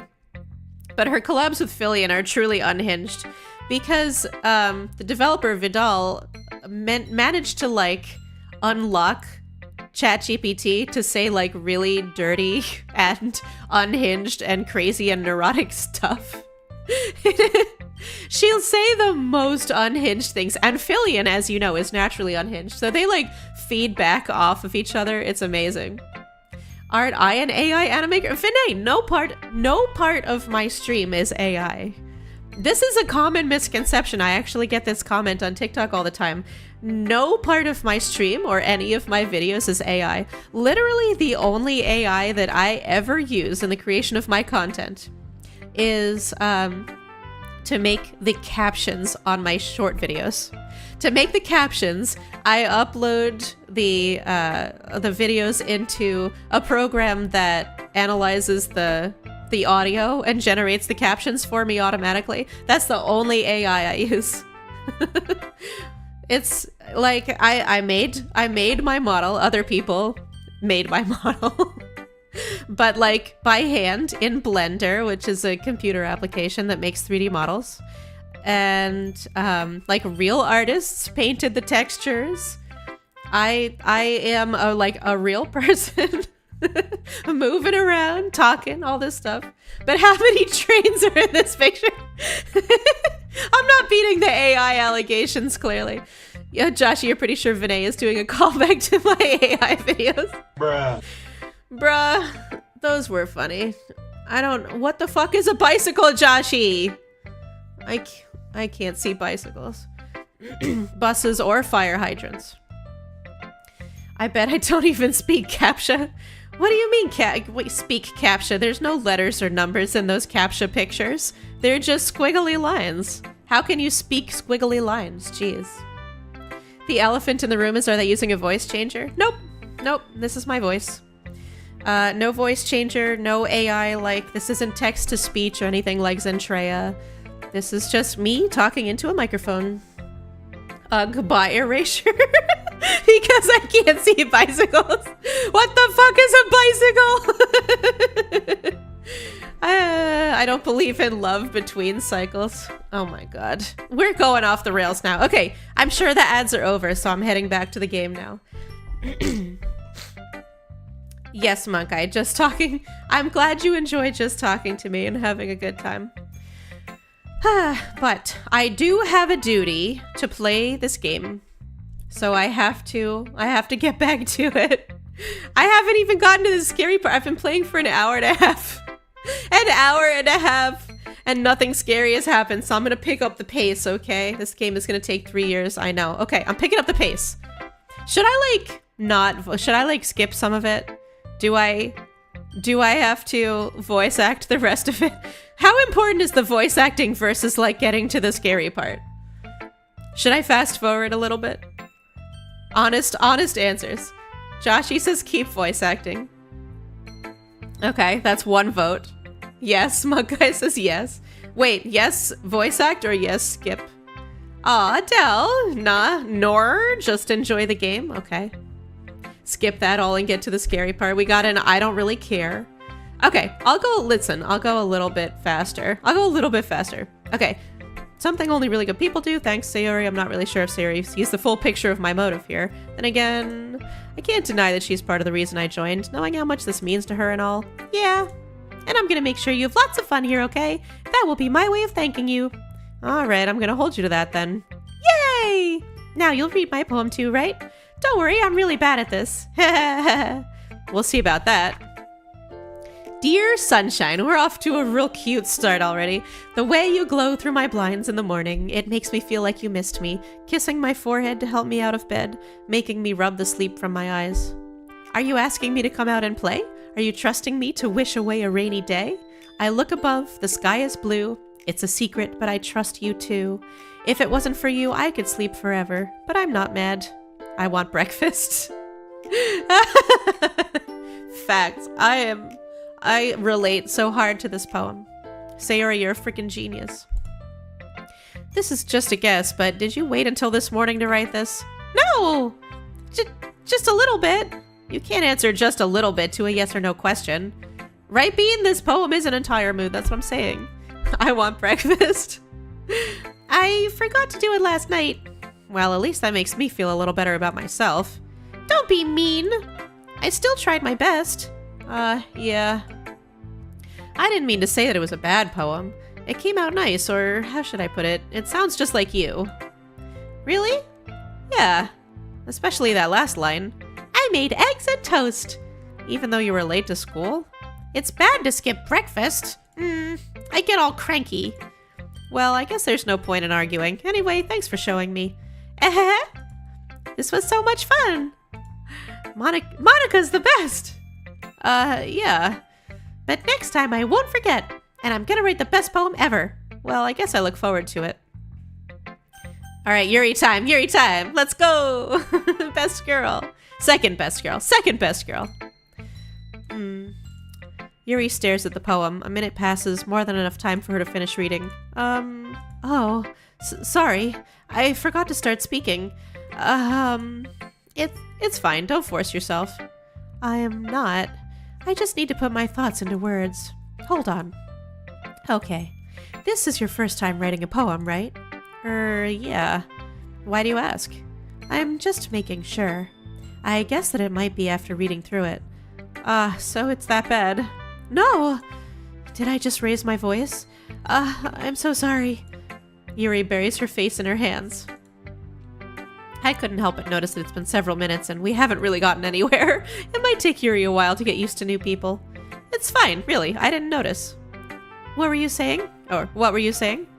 Right, it's just that there are specific writing habits that are usually typical of new writers, and having been through that myself, I kind of learned to pick up on them. I think the most noticeable thing I recognize in new writers is that they try to make their style very deliberate. In other words, they tend to pick a writing style separate from the topic matter, and they form-fit the two together. The end result is that both the style and the expressiveness are weakened. Once Yuri finds her train of thought, it's as if her demeanor totally changes. Her stammering is completely gone, and she sounds like an expert. Of course, that's not something you can be blamed for. There's so many different skills and techniques that go into writing even a simple poem. Not just finding them and building them, but getting them to work together is probably the most challenging part. It might take you some time, but it all comes with practice and learning by example and trying new things. I also hope that everyone else in the club gives you valuable feedback. Natsuki can be a little biased, though. Biased? How? Well... Never mind. I shouldn't be talking about people like that. Sorry. It's fine. I'm not sure if Yuri is apologizing to herself, to me, or to Natsuki. Do you mind if I read your poem now? Please do. I'd love to share my thought process behind it. Yuri smiles dreamily as if that's a rare opportunity for her, which itself is kind of funny. After all, isn't this supposed to be a literature club? Ghost. Oh! Whoever said Yuri means ghost was right. Ghost under the light. The tendrils of my hair illuminate beneath the amber glow. Bathing. It must be this one. The last remaining streetlight to have withstood the test of time. The last yet to be replaced by the sickening blue-green hue of the future. I bathe. Calms breathing air of present but living in the past. The light flickers. I flicker back. Ooh, I like that. Sheena, you like Yuri too? Is everybody in here a Yuri stan? She's definitely second best girl. No question. Second best girl. I'm sorry I have such terrible handwriting. What? I wasn't thinking that at all. But it took you a long time to read. Well, I just don't read script very often. I actually think your handwriting is pretty. Eh? That's a relief. Also, I liked the poem. Even though it's short, it was really descriptive. It wasn't too short? I usually write longer poems. Not at all.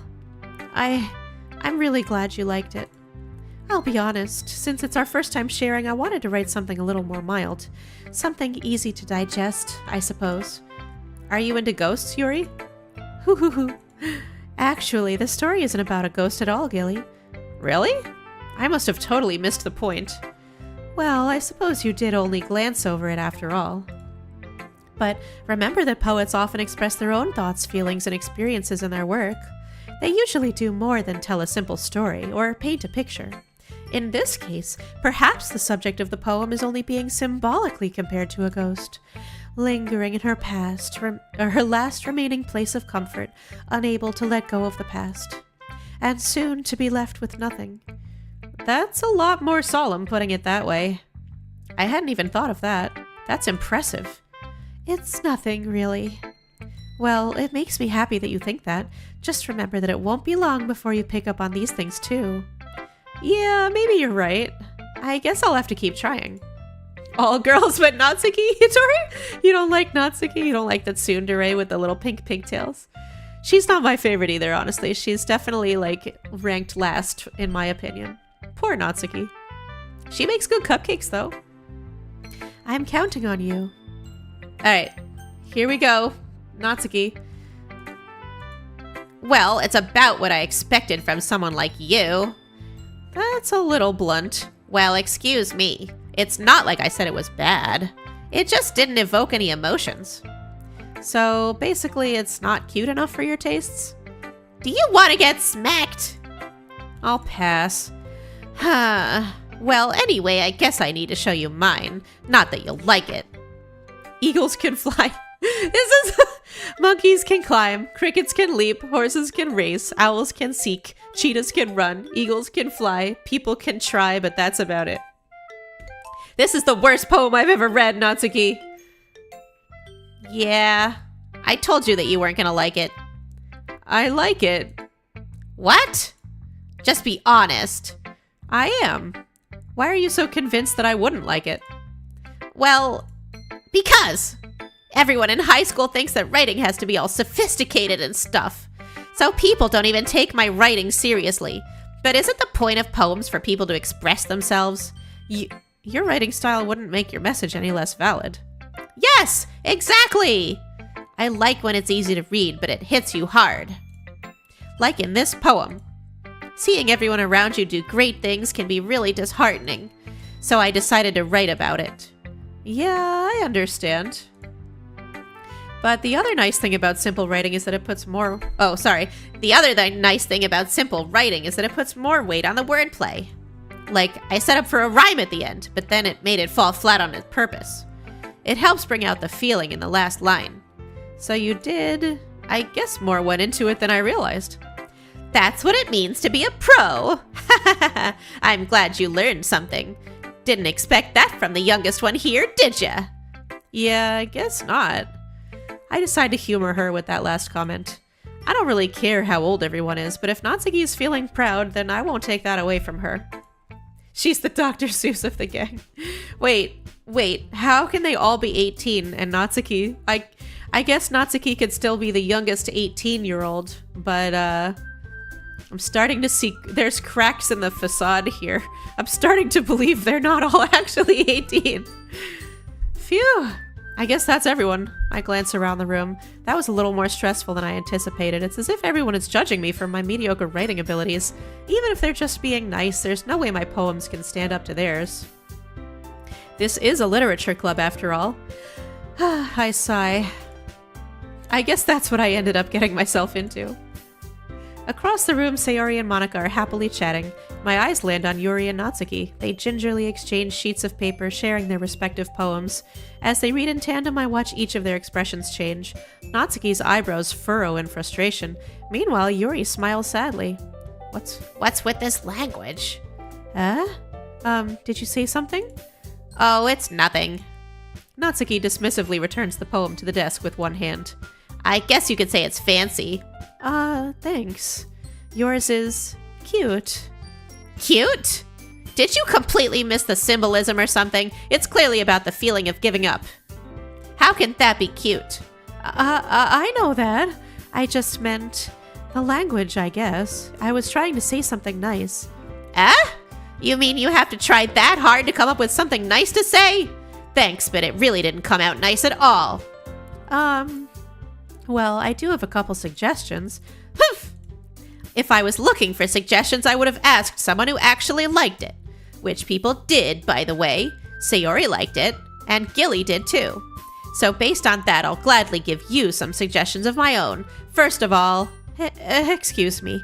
I appreciate the offer, but I've spent a long time establishing my writing style. I don't expect it to change anytime soon, unless, of course, I come across something particularly inspiring. Which I haven't yet. And Gilly liked my poem too, you know. He even told me he was impressed by it. Natsuki suddenly stands up. Uh-oh. I started a fight. Oh no. Bruh. Oh, I didn't realize you were so invested in trying to impress our new member, Yuri. That's not what you're just... Yuri stands up as well. Maybe you're just jealous that Gilly appreciates my advice more than he appreciated yours. Huh? How do you know he didn't appreciate my advice more? Are you that full of yourself? No. If I was full of myself, I would deliberately go out of my way to make everything I do overly cutesy. Is everyone okay? Well, you know what? I wasn't the one whose boobs magically grew a bigger size as soon as Gilly started showing up. Natsuki! Natsuki, that's a little... This doesn't involve you! I don't like fighting, guys. Suddenly, both girls turned towards me, as if they just noticed I was standing there. Hi, everybody. Wow. Hi, welcome back, Olive. Hi, Purple. This is crazy. 2 adorable high school girls are fighting over me. This is the best day of my life. Gilly, she's just trying to make me look bad. That's not true. She started it. If she could get over herself and learn to appreciate that simple writing is more effective, then this wouldn't have happened in the first place. What's the point in making your poems all convoluted for no reason? The meaning should jump out at the reader and not force them to have to figure it out. Help me explain that to her, Gilly. Oh, wait. There's a reason we have so many deep and expressive words in our language. It's the only way to convey complex feelings and meaning the most effectively. Avoiding them is not only unnecessarily limiting yourself, it's also a waste. You understand that, right, Gilly? How did I get dragged into this in the first place? It's not like I know anything about writing. But whomever I agree with, they'll probably think more highly of me. I kind of love Help Me Sayori as an option, but I'm gonna have to go with Yuri on this one. As a writer, I have to agree with her. Natsuki, you're right that I liked your poem. See? Wait, that's not an excuse for you to be so mean. You shouldn't pick a fight just because someone's opinion is different. That's not what happened at all. Yuri wouldn't even take my poem seriously. I understand. Yuri? You're a seriously talented writer. It's no secret that I was impressed. Well, that's... But here's the thing. No matter how simple or refined someone's writing style is, they're still putting feelings into it, and it becomes something really personal. That's why Natsuki felt threatened when you said her poem was cute. I see. I didn't notice that I'm sorry. But Natsuki, you took it way too far. Yuri means well, and if you just told her how you felt, then this wouldn't have happened in the first place. Are you kidding? That's exactly what I did. It was her that... Natsuki, I think that's enough. You both said some things that you didn't mean. Yuri apologized. Don't you think you should too?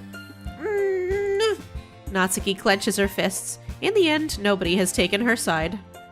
Doki Doki Fight Club? I like that, Tito. She's trapped at this point, being defiant only because she can't handle the pressure. I end up even feeling bad for her. Sometimes when I'm hurt, it helps to take a walk and clear my head. Sayori, she doesn't need to. You know what? I'm going to do that. It'll spare me from having to look at all your faces right now. Without warning, Natsuki snatches her own poem from the desk and storms out. On her way out, she crumples up the poem with her hands and throws it in the trash. Natsuki! She really didn't need to do that. I look across the room. Yuri has her chin buried in her hands while she stares down at her desk. I gingerly approach her and sit in an adjacent chair. Sigh. Everything all right? I'm so embarrassed. I can't believe I acted like that. You probably hate me now. No, Yuri. How could anyone not have gotten frustrated after being treated like that? You handled it as well as anyone could. I don't think any less of you. Well... All right, I believe you. Thanks, Gilly. You're too kind. I'm thankful to have you a part of this club now. It's nothing. One more thing. That one thing that Natsuki said about, you know, I would never do anything so shameful.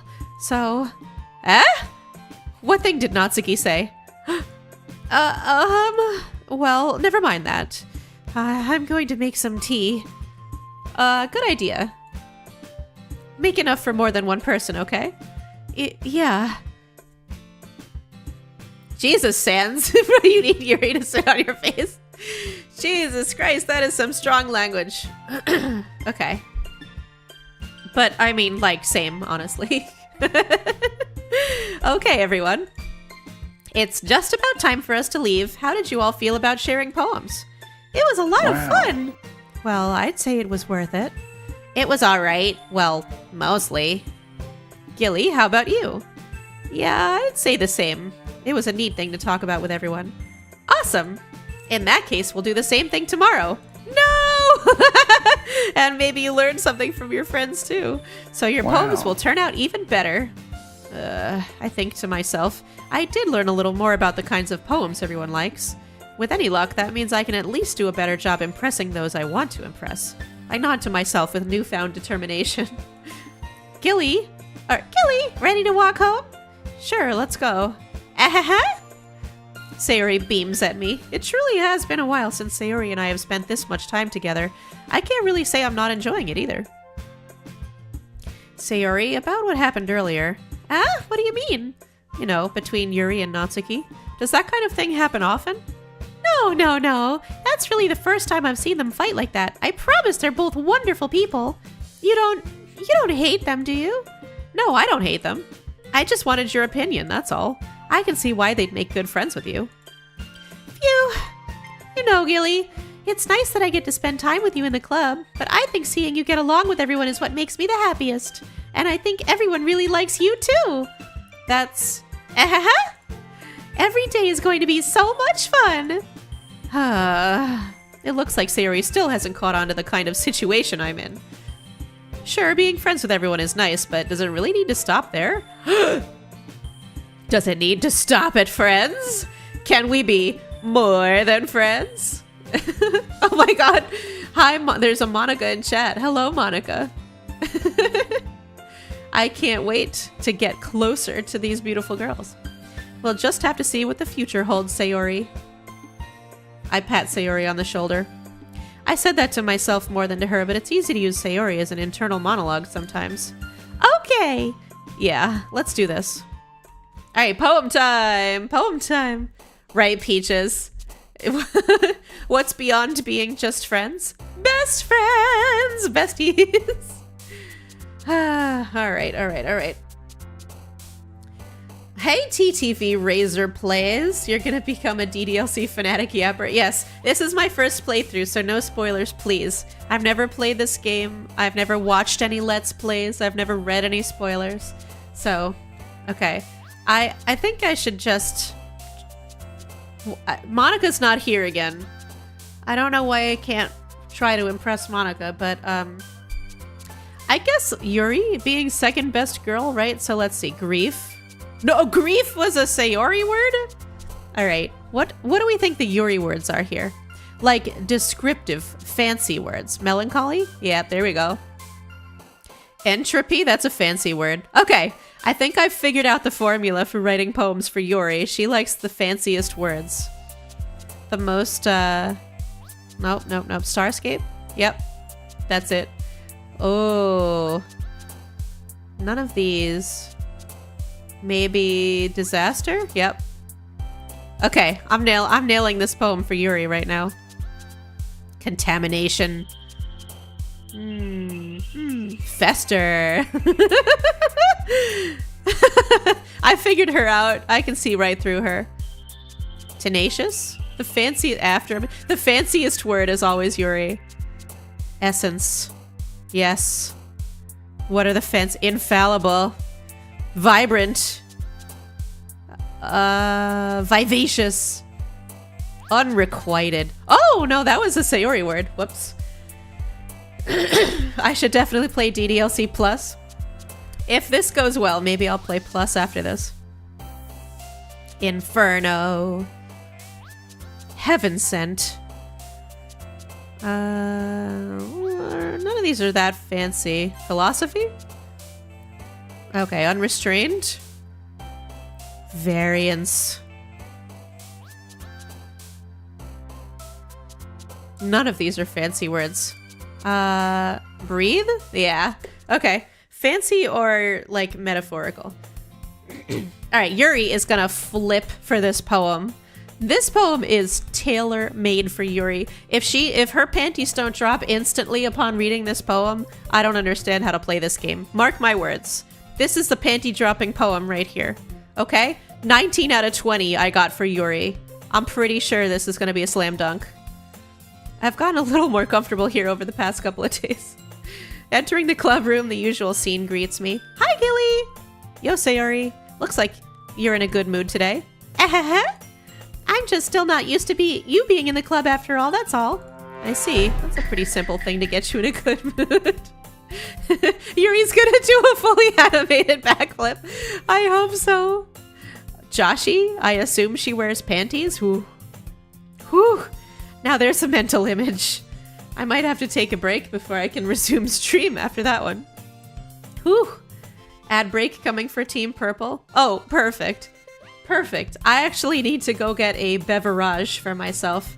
I've forgotten once again to get myself a drink. So while the ad break is going on for Team Purple, I am going to roll a couple of ads on YouTube as well, and I'm going to go run and get myself a drink. I hope I will see you all on the other side. I'll be back in 60 seconds, okay? 60 seconds.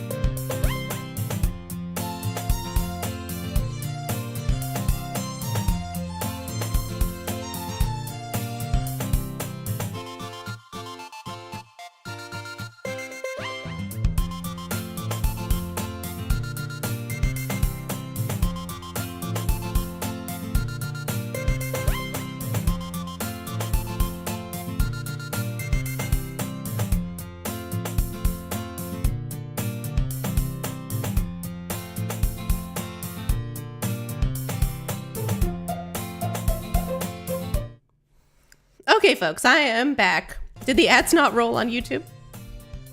I pressed the insert ads button, but who knows if that actually does anything. Oh well. Nope, no ads for YouTube. Well, guess it's good to know. Guess it's good to know that the insert ads button literally does nothing. Nothing. Just love buttons with absolutely nothing. But cool. Team Red, baby. Hey, Aloe. Welcome to Team Red. Okay. I think the ads are over now for Team Purple. So, let's keep going. I can't wait for the girls to read my poem today. Speaking of which, I'm kind of hungry. Will you come with me to buy a snack? No thanks. What? I would love a snack. Ah? That's not like you at all. I have my reasons. Why don't we take a look at your purse, Sayori? Why that all of a sudden? No reason, really. I just wanted to look at it. Sayori nervously retrieves her coin purse. She fumbles with the latch and gets it open. Then she turns it upside down and lets its contents spill onto the desk. Only 2 small coins fall out. I knew it. I can see right through you, Sayori. That's not fair. How did you even know? It's simple. If you had enough money in the first place, you would have bought a snack before coming to the club room. Ha ha ha ha, I'm so smart I figured it out. So either you're not hungry and wanted an excuse to take a walk, or you planned to conveniently forget that you spent all your money so that I would lend you some. But there's one more thing. You're always hungry! And so that only leaves one option. What? I give up! Don't make me feel guilty! If you feel guilty, that means you deserve to feel guilty. Yuri suddenly giggles. I didn't notice that she was listening in. Her face is in her book, as always. I wasn't listening or anything. It was just something in my book. Yuri! Tell Gilly to let me borrow some money. Don't get me involved like that, Sayori. Besides, you should only buy what you can responsibly afford. And frankly, after pulling a mischievous little stunt like that, your suffering is fair enough retribution. Did I just... I didn't mean that. I got too absorbed into my book. I really like when you speak your mind, Yuri. It doesn't happen much, but it's a fun side of you. There's no way you could think that. You were right, though. I did something bad, and now I have to accept the revolution. Retribution. That! Still, coming from you, Sayori. I guess there's a little devil inside all of us, isn't there? Is there a little devil inside all of us? Is that foreshadowing? Where's the foreshadowing? Don't let her fool you. Sayori knows exactly what she's doing. After all, she told you guys she was bringing me to the club before she even told me. But you wouldn't have come if it weren't for the cupcakes, so I had to trick Natsuki into making them. Come on, give me more credit than that, Sayori. Hi, User-kun. Hello and good night. Sleep well. I know it's tomorrow for you, almost. My Sayori impression sounds like Minnie Mouse. Listen, I'm not a professional voice actor. I don't do voices. So this is me trying my best. And my best is all I got. Oh no! Thank you for the trick. Okay. Did somebody slap her? Yeah! Out of nowhere, something smacks Sayori in the face and tumbles onto the desk. Ow! What was... a cookie! Sure enough, it's a giant cookie wrapped in plastic. Sayori glances around. Is this a miracle? It's because I paid my restitution? Retribution. Actually, that one almost worked. I was just gonna give it to you, but then I heard you blab about the cupcakes. It was totally worth seeing your reaction, though. Natsuki! That's so nice of you. I'm so happy. Sayori hugs the cookie. Geez, just eat it. Sayori rapidly tears open the wrapper and takes a big bite. So good. Sayori suddenly clasps her hands over her mouth. I bit my You're going through a lot over just one cookie. Natsuki takes a bite of her own cookie. Ah, yours looks really good too, Natsuki. Can I try it? All I need to do is the laugh and I'm perfect. Okay, wait, do I have a Minnie Mouse laugh at me? Ha-ha! Ha-ha-ha! That's close, right? That's not bad. Jeez. Beggars can't be choosers. But yours is chocolate. Yeah, why do you think I gave you that one? Fine. Still, I'm really happy that you shared this one with me. Tito, was it really good? Thank you. All right. Okay, so I guess officially, Spores, I can do one voice. I can do Minnie Mouse. I'll take it. It's better than being able to do 0 voices. Sayori gets out of her seat and goes behind Natsuki, then wraps her arms around her. Ah, jeez. I get it. Cookie still in hand, Natsuki reaches up to nudge Sayori off of her. Sayori suddenly leans down and takes a big bite out of Natsuki's cookie. Hey! Did you seriously just do that? Ooh! Mouthful, Sayori trots away to safely. Yuri and I laugh as well. Jeez, you're such a kid sometimes. Monica, can you tell Sayori? Natsuki glances around. Monica isn't in the club room. Ugh! Where's Monica anyway? Good question. Have any of you heard anything about her being late today? Not me. Yeah, I haven't either. That's a bit unusual. I hope she's okay. Of course she's okay. She probably just had something to do today. She's pretty popular after all. You don't think she has a... I wouldn't be surprised. She's probably more desirable than all of us combined. That's true. Excuse me? Suddenly, the door swings open. Sorry, I'm super sorry. There you are. I didn't mean to be late. I hope you guys weren't worried or anything. Monica chose the club over her boyfriend after all. You're so strong-willed. But boyfriend? What on earth are you talking about? Monica quizzically glances at me. At me? Am I her boyfriend? Does she want me to be her boyfriend? Why would she look at me when she said boyfriend? Is it me? Is it me? Never mind that. What held you up anyway? Well, my last period today was study hall. To be honest, I kinda just lost track of time. That makes no sense, though. You would have heard the bell ring at least. Wait, wrong voice. Crap. Okay. That makes no sense. You would have heard the bell ring at least. I must not have heard it since I was practicing piano. Oh no, I'm mixing up all of their voices! I can't. I have to get my head back on straight. Okay, I have to get my head back on straight. Piano? I wasn't aware you played music as well, Monica. I don't really. Why is she so nervous? Why is she sweating? What's going on? What is she lying to us about? She's sweating and stammering. I kind of just started recently. I've always wanted to learn the piano. That's so cool! You should play something for us, Monica. Monica looks at me. Maybe once I get a little bit better, I will. Yay! That sounds cool. I'd also look forward to it. Is that so? In that case, I won't let you down, Gilly. Monica smiles sweetly. I didn't mean any pressure or anything like that. Don't worry.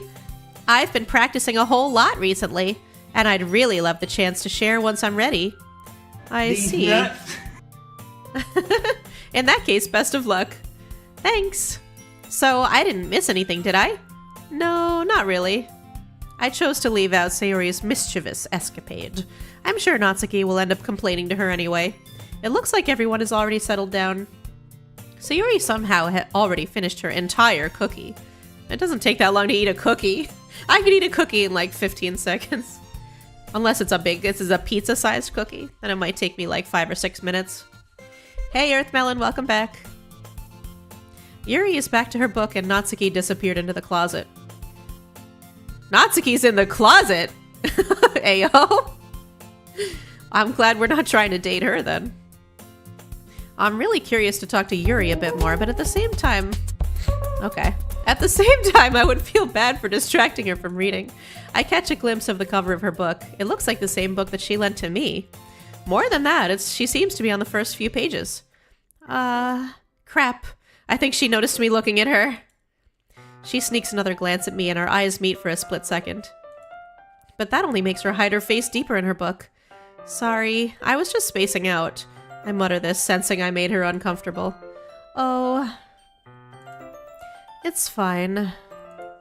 If I was focused, then I probably wouldn't have noticed in the first place. But I'm just rereading a bit of this, so... That's the book that you gave me, right? Mm-hmm. I wanted to reread some of it. Not for any particular reason.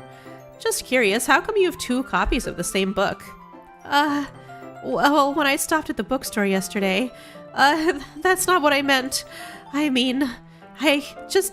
happened to buy 2 of them. I see. There's something fairly obvious here that Yuri isn't telling me, but I decide to let it go. Smart. I'm a smart man. I'll definitely start reading it soon. I am glad to hear. Once it starts to pick up, you might have a hard time putting it down. It's a very engaging and relatable story. Is that so? What's it about, anyway? Well... Yuri closes the book and scans her eyes over the back. The book is titled Portrait of Markov. There's an ominous-looking eye symbol on the front cover. Alright. I just wanted to make sure I don't accidentally give anything away. Basically, it's about this girl in high school who moves in with her long-lost younger sister. But as soon as she does so, her life gets really strange. She gets targeted by these people who escaped from a human experiment prison, and while her life is in danger, she needs to desperately choose who to trust.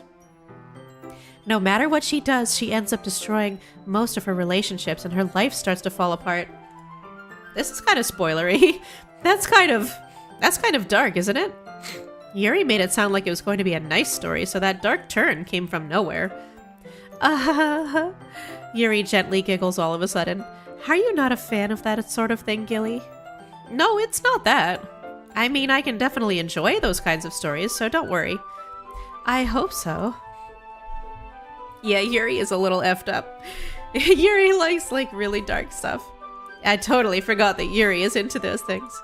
She's so shy and reclusive on the outside, but her mind seems to be completely different.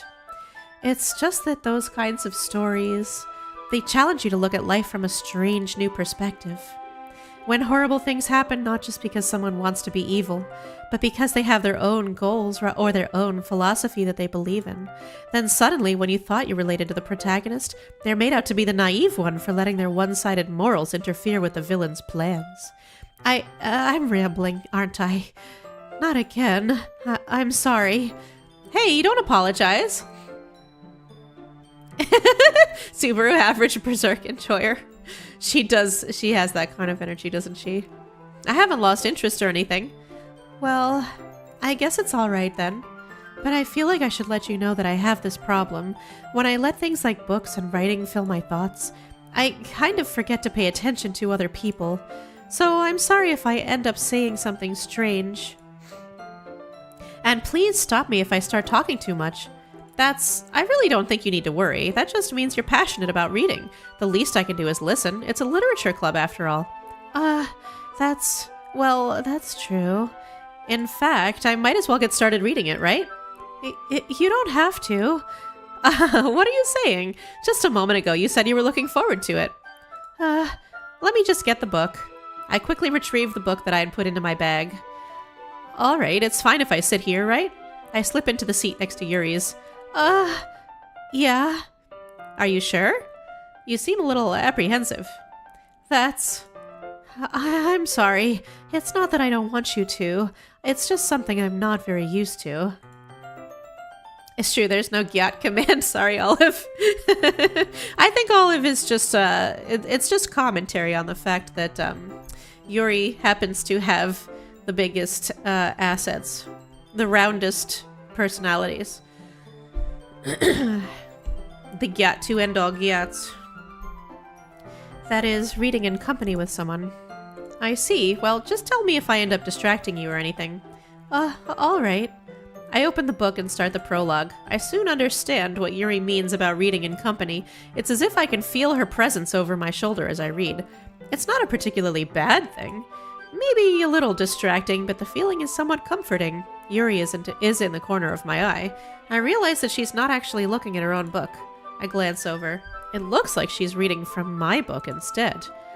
Sorry. I was just... Yuri, you really do apologize a lot, don't you?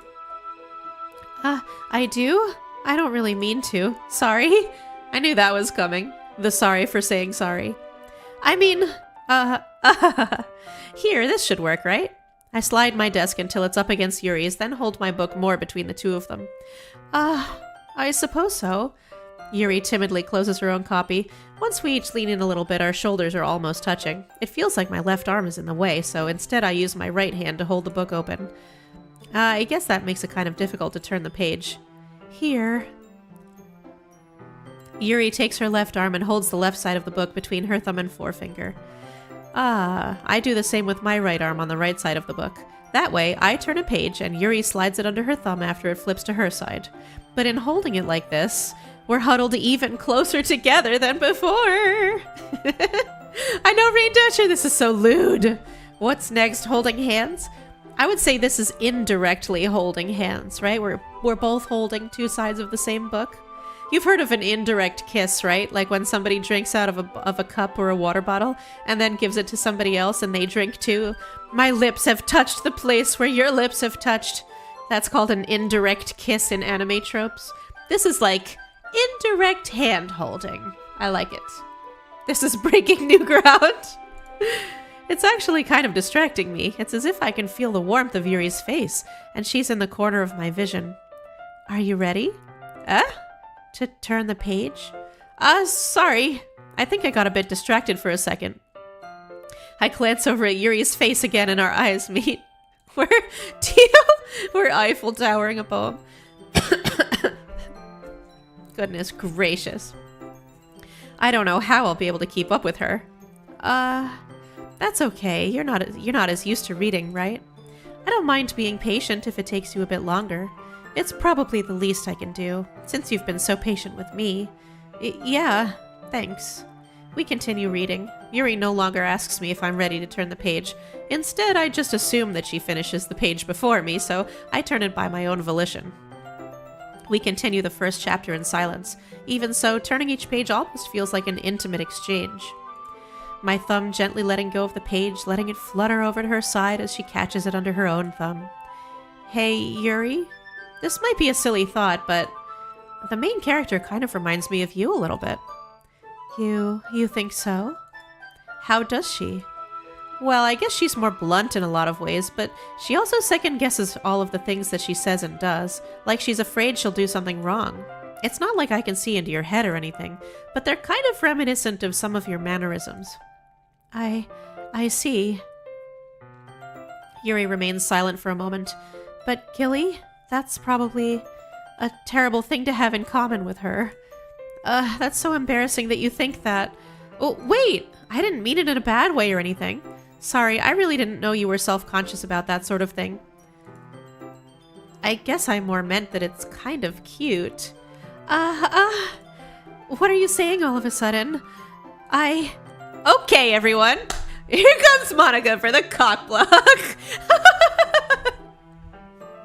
Oh my god, we were indirectly holding hands.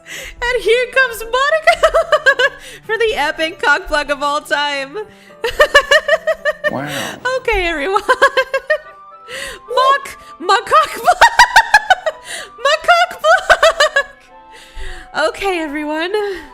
Epic. Unbelievable. Oh my god. I think it's about time we share today's poems with each other. Woo! No Yuri, only Monica-see. Monica the say-so police. Somehow I feel like Monica's the least say-so, but we'll find out. That's just my instinct for now. I think it's about time we share today's poems with each other. We might not have enough time if we wait too long. Yuri exhales, spared from finishing her thought. Is that all right, Yuri? You look kinda down. I'm sorry if you haven't been looking forward to this. It's not. It's fine. Yuri releases her hand from the book, causing it to close on top of my thumb. All right, I guess I'll do some more reading tonight. Or would you prefer I only read it with you? Wow. I'm a smooth operator. I guess I don't have too much of a preference either way. In that case, I'll read a little more tonight. It'll be more fun to read with you after it picks up a bit, you know? That's good reasoning. In that case, feel free to finish the first 2 chapters in your own time. All right. I stand up. I make a mental note of where I left off in the book, then slip it back into my bag. Who should I show my poem to? Well, obviously Yuri. It's tailor-made for Yuri.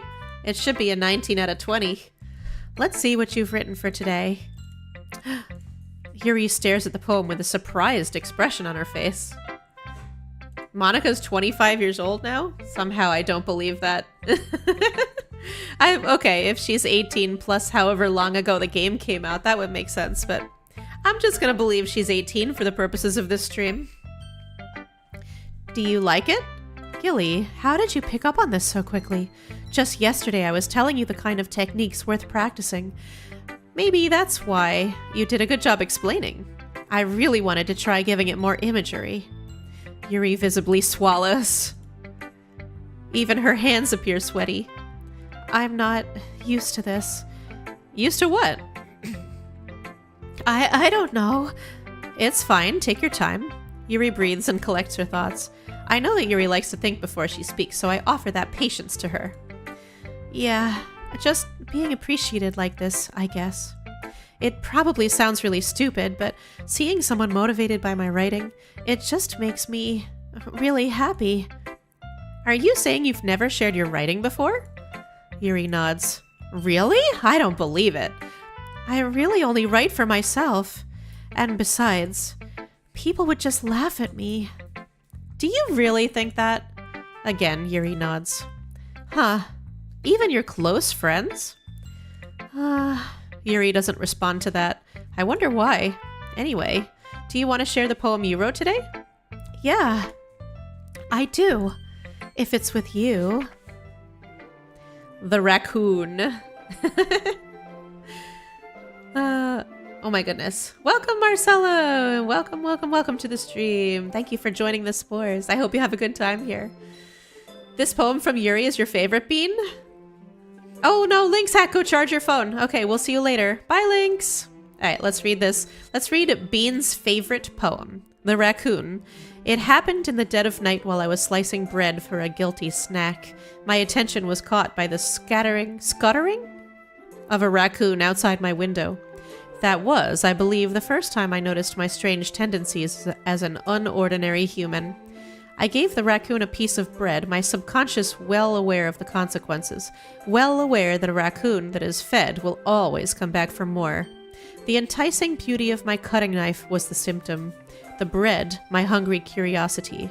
The raccoon, an urge. The moon increments its phase and reflects that much more light off of my cutting knife. The very same light that glistens in the eyes of my raccoon friend. I slice the bread fresh and soft. The raccoon becomes excited. Or perhaps I'm merely projecting my emotions onto the newly satisfied animal. The raccoon has taken to following me. You could say that we've gotten quite used to each other. The raccoon becomes hungry more and more frequently, so my bread is always handy. Every time I brandish my cutting knife, the raccoon shows me its excitement. A rush of blood, classic Pavlovian conditioning. I slice the bread, and I feed myself again. Ooh, ooh, it's a little spooky. It's a little okay. Okay, before we continue, I have to be right back for a second. My dog is begging me to go outside. I'll be right back, folks, okay? 2 seconds, 2 seconds.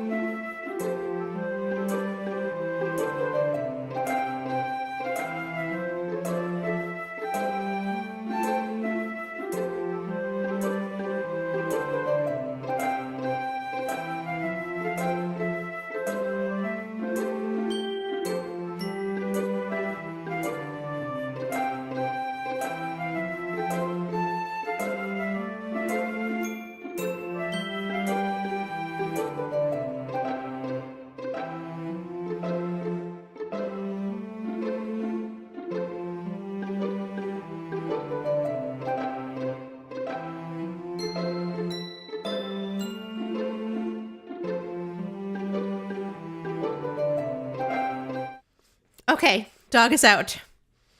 Dog is in the yard. You heard my dog cannonball. Did you hear her whining? She has this, like, high-pitched dog whistle of a whine. And it's...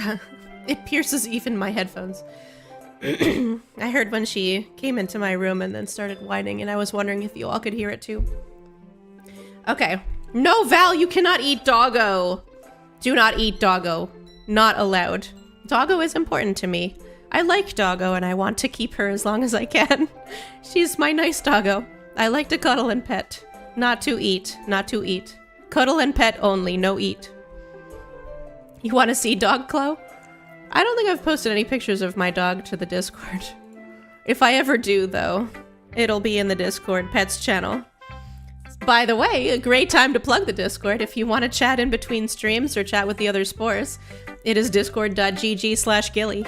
We do have a Pets channel. So you can come look at some cute dogs and cats if you'd like. Do not eat dog, Chloe! Do not eat dog. No dog. No dog eating. Eat bread, not dog. I was a little more daring with this one than yesterday's. I can see that. It's a lot more metaphorical. I don't know if it's my fault, but I can't begin to imagine what this poem is about. That's right. It's a bit closer to my preferred writing style, using the poem as a canvas to express vivid imagery and conveying emotions through them. Yeah, if I take it at face value, then I can't even figure out what it's supposed to mean. Well, I think it's something that different people can relate to in their own way. I wanted to express the way it feels for me to indulge in my more unusual hobbies. It's those sorts of things I'm usually forced to keep to myself. Oh, you're right, Josh. Tito and Joshy keep me honest. We don't have a pets channel. We have a pics channel. I forgot because people mostly post pets. I, like, legitimately forgot what one of my own Discord channels was called. Pets are best. Pets are best. I don't really need to see pics of anything else, just pets. So I sometimes enjoy writing about them. Why do you keep them to yourself? Because they're embarrassing, and people would make fun of me. Don't you have anything like that, Gilly? Well, yeah, I guess I do. I feel like everyone has a little something like that. Chloe, stop! Why is everybody talking about eating my dog? She wouldn't even be good. She's like a hard dog, okay? I have this TED Talk about, like, hard versus soft pets. Some animals are, like, kind of flabby, and they have, like, really thick, luscious fur. And so, like, when you pet them, they feel more like a stuffed animal. You know, like, they have more play, right? Like, they're soft, and when you cuddle them, you can kind of, like, compress them a little bit like a stuffy. My dog is hard as fuck, okay? Not in the weird way. She's got no meat, or she's got, like, no fat. She's, like, all muscle. She has, like, short, like, wiry hair. She's not soft at all. She's actually the worst cuddler. But, yeah, you don't want to eat my dog. She wouldn't be good, okay? She wouldn't even be good. She's a hard dog. She would be gamey and tough and weird, so stop talking about eating my dog, okay? She sounds yummy! I do love her. She is an adorable dog, Sheena, but she's not soft. She wouldn't be like, you know, she wouldn't have like marbled fat like a good steak. She'd be tough like venison, okay? Come to your house, you got a pit bull? I love pit bulls! I love pit bulls. 80 pounds of love. They're such sweet and amazing and loyal and smart dogs. There's a new Shroom Dog anime? Oh, I saw that, Tito! Okay. Shroom Dog is such a great concept. It's perfect. I will watch it when it comes out. I'm laughing because I just saw Subaru's comment. My dog is hard as F. Killy 2024. I mean, she is. I cannot deny it. She's hard as F. Shroom Dog is most marketable plushie. Yeah. Okay. Alright. The best we can do is respect each other and our individualities. Wait, is the Shroom Dog anime already out? Oh, we might have to have a watch party. We might have to have a watch party. That sounds really good. Okay. Your pit bull thinks he's a lapdog. They always do, don't they? I don't think I've ever met a pit bull that didn't think they were a lapdog. They're just so cuddly. They don't realize they're 100 pounds. They're so cuddly. And as soon as you sit down, it's like, can I please be in your lap? Please, mommy, please, please, please, please. All right, Val, what's your important question? Who in the DDLC girls would be the tastiest to eat? What the fuck? If we're, okay. I'm going to take this question seriously. You said it's important to you, and I'm going to honor and respect that. If we go off of the principle of like the best steak is the one that has the most fat marbling, I think we have to pick the girl that looks the softest, right? And while Yuri certainly does have some curves, I think the softest girl is probably Sayori, because she eats the most snacks. She said she went up in a cup size since she got her blazer at the beginning of the year, right? So clearly, like, she's eating snacks and putting on pounds of fat. And, like, not in a derogatory way. She's putting them on in the right places. But the fat is important for flavor, right? As Guga, the king of grilling steaks, would say, fat is flavor. So, I'm gonna have to go with Sayori. I think Sayori is the girl who would be the best to eat. Am I wrong? Am I wrong, Spores? What do you think? Natsuki is definitely sugar-loaded. I guess that's true. I guess she looks like a girl who eats marshmallows for dinner. But she's so small. Wow. She's the smallest one. She has no curvage. No, there's no evidence that Natsuki has any sort of, like, marbling in her steak, okay? Monk Guy, what the fuck is going on? Believe me, I don't know either, Monk Guy, okay? I don't know either. I'm just going with the flow. There's an argument for both, but Sayo is the stronger case. Let's eat her! Yeah, Tito. See, I knew that it was a well-reasoned argument. I knew Sayori would be the best. She looks delicious. I'm sorry, now I'm getting weird. She looks like if we were people who ate humans, she would be the choice. You think Monica would be the worst? Probably. I don't know. Monica might be good. She's athletic, right? So, you know, she's clearly got some muscle. I don't know. I'm sticking with my original answer. I'm sticking with Sayori. Monica, too stringy, very lean. Too much hair? You can remove the hair first, Tito. Unless... Oh, okay. I'm not going down that road. I'm not going down that road. I'm playing the game. Playing the game. Even if it's difficult sometimes and some things make us uncomfortable. After all, if I hadn't learned to embrace my own weirdness, I would probably hate myself. I might be ranting a little bit now, but I'm glad that you're a good listener. Who should I show next? Okay, Monica. Monica time. Hi again, Gilly. How's the writing going? All right, I guess. I'll take that. As long as it's not going bad. I'm happy that you're applying yourself. Maybe soon you'll come up with a masterpiece. I wouldn't count on that. You never know. Want to share what you wrote for today? Sure, here you go. I give my poem to Monica. All right. Great job, Gilly. I was going ooh in my head while reading it. It's really metaphorical. I'm not sure why, but I didn't expect you to go for something so deep. I guess I underestimated you. It's easiest for me to keep everyone's expectations low. That way it always counts when I put in some effort. That's not very fair. Well, I guess it worked anyway. You know that Yuri likes this kind of writing, right? Writing that's full of imagery and symbolism. Unlike Sayori, who likes using simple and direct words to describe happiness and sadness. Yuri likes it when readers are left to derive their own meaning out of it. It's very challenging to write like that effectively, both allowing people to get something out of it just by feel, or letting them deeply analyze all of the nuances. It can take years of practice, which I'm assuming Yuri has at this point. I never really asked, though. I'm sure I'm nowhere near her level yet. Don't worry so much about that. You do your own thing. Just keep exploring and learn by trying new things. But anyway, you want to read my poem now? I like the way this one turned out, so I hope you do too. All right, let's take a look. Save me. The colors, they won't stop. Bright, beautiful colors, flashing, expanding, piercing. Red, green, blue, an endless cacophony of meaningless noise. The noise, it won't stop. Violent, grating waveforms, squeaking, screeching, piercing, sine, cosine, tangent, like playing a chalkboard on a turntable, like playing a vinyl on a pizza crust.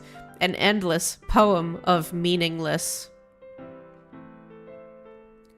Load me. What? She wants my load? She wants me to load her? She wants my load! I'm totally getting somewhere with Monica. Y'all, she likes me. She likes me, Spores! She likes me, Spores! Finally, we get the Monica route. Hi, Shadow! Welcome back from vacation. How was it? Did you have an amazing time? Did you have so much fun? Get lots of rest and relaxation? Yippee! Welcome back. Yippee! Yippee! She's trying to trap me. Shadow, have you played this game? Oh god, Tito, why are you moaning so much? What? Whoa, you went to England, Shadow? That's awesome. What did you do there? Tell me all about it. It's even more abstract than your last one, huh? Ahaha, I guess it's just the way I write. I'm sorry if you don't like it. No, I never said that. It's just a kind of thing I've never really seen before, I guess. I kind of like playing with my space on the paper. Choosing where and how to space your words can totally change the mood of the poem. It's almost like magic. The way I wrote the lines really short makes it feel like they're trying to speak over their noise. I see. It's still hard for me to tell what it's about, though. Ahaha! Sometimes asking what a poem is about isn't the right question. A poem can be as abstract as a physical expression of a feeling, or a conversation with the reader. So putting it that way, not every poem is about something.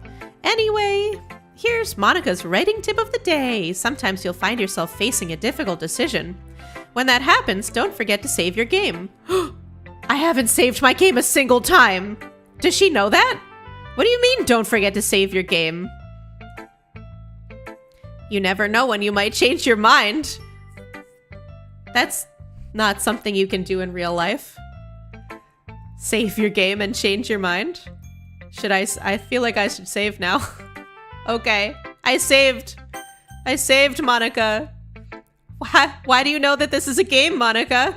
Why do you know that this is a game, Monica? Or when something unexpected may happen. Wait, is this tip even about writing? What am I even talking about? Ahaha! That's my advice for today. I can't believe I went this long without saving. She knew. She knew I haven't saved a single time. She knew. Oh, that's too meta. All right. And I'm just gonna like keep going with the literature club like this is all totally normal. You save your game IRL every day, Peaches. Like, at the end of the day in Stardew Valley, saving, like, when you go to bed, it saves automatically in the middle of the night. So maybe that's what, like, real life saving is. I guess this is backed up by, like, Groundhog's Day and those other movies where people repeat the same day over and over again. They always, like, wake up in their bed at the beginning of the day, right? When they restart their day. So maybe real life is Stardew Valley rules. Maybe your game saves overnight after you get in bed and go to sleep. Are you high, Chloe? I don't know. I mean, I honestly, I don't know about you. I'm not. I don't know about you, my guy, though. All right, let's go with Sayori. Ooh, I like this one, Gilly. It has some nice feelings in it. I'm glad. Still, though, your tone makes it sound like you enjoyed yesterday's poem more. I guess you caught me. Sometimes you know me a little too well for my own good. Well, don't just try to be nice about it. If I'm doing a bad job, then I'd rather just hear it. No. I still liked this one, I promise. You know I wouldn't lie to you, Gilly. Never, ever. Yeah, I guess so. What made yesterday's poem so great compared to this one, then?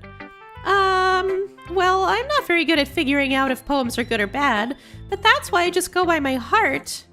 If it makes me feel things, then it must be a good poem. I'm not sure that's exactly how it works. And then again, I guess conveying feelings is a pretty important part of this whole thing. Yeah, maybe. Honestly, I don't even know what kind of writing you like in the first place. Yeah, me neither. Ugh.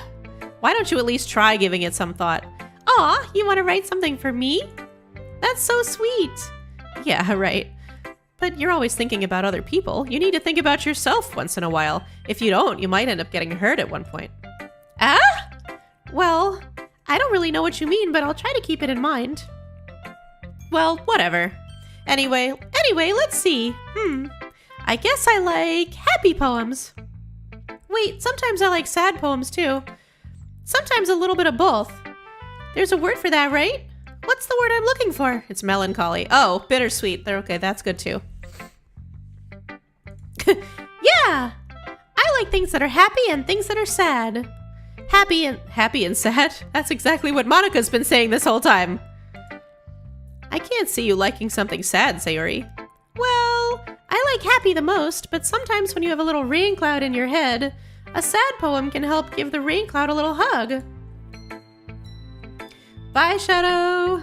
Have a good rest of your day. Congrats on making it out of England alive. I'm glad you're still alive. Enjoy work. I guess nobody really enjoys work, but have a good shift. That's all I can say. And I'll talk to you later. All right. Sayori, that's unexpectedly poetic. Ah, it is? Maybe I'm getting better at expressing my feelings after all. Thanks, Gilly. Thanks, Gilly! I should go write that down then. You can read my poem now, okay? Hi, Miku. Mushroom Lady, Tito, and Cloud are being weird.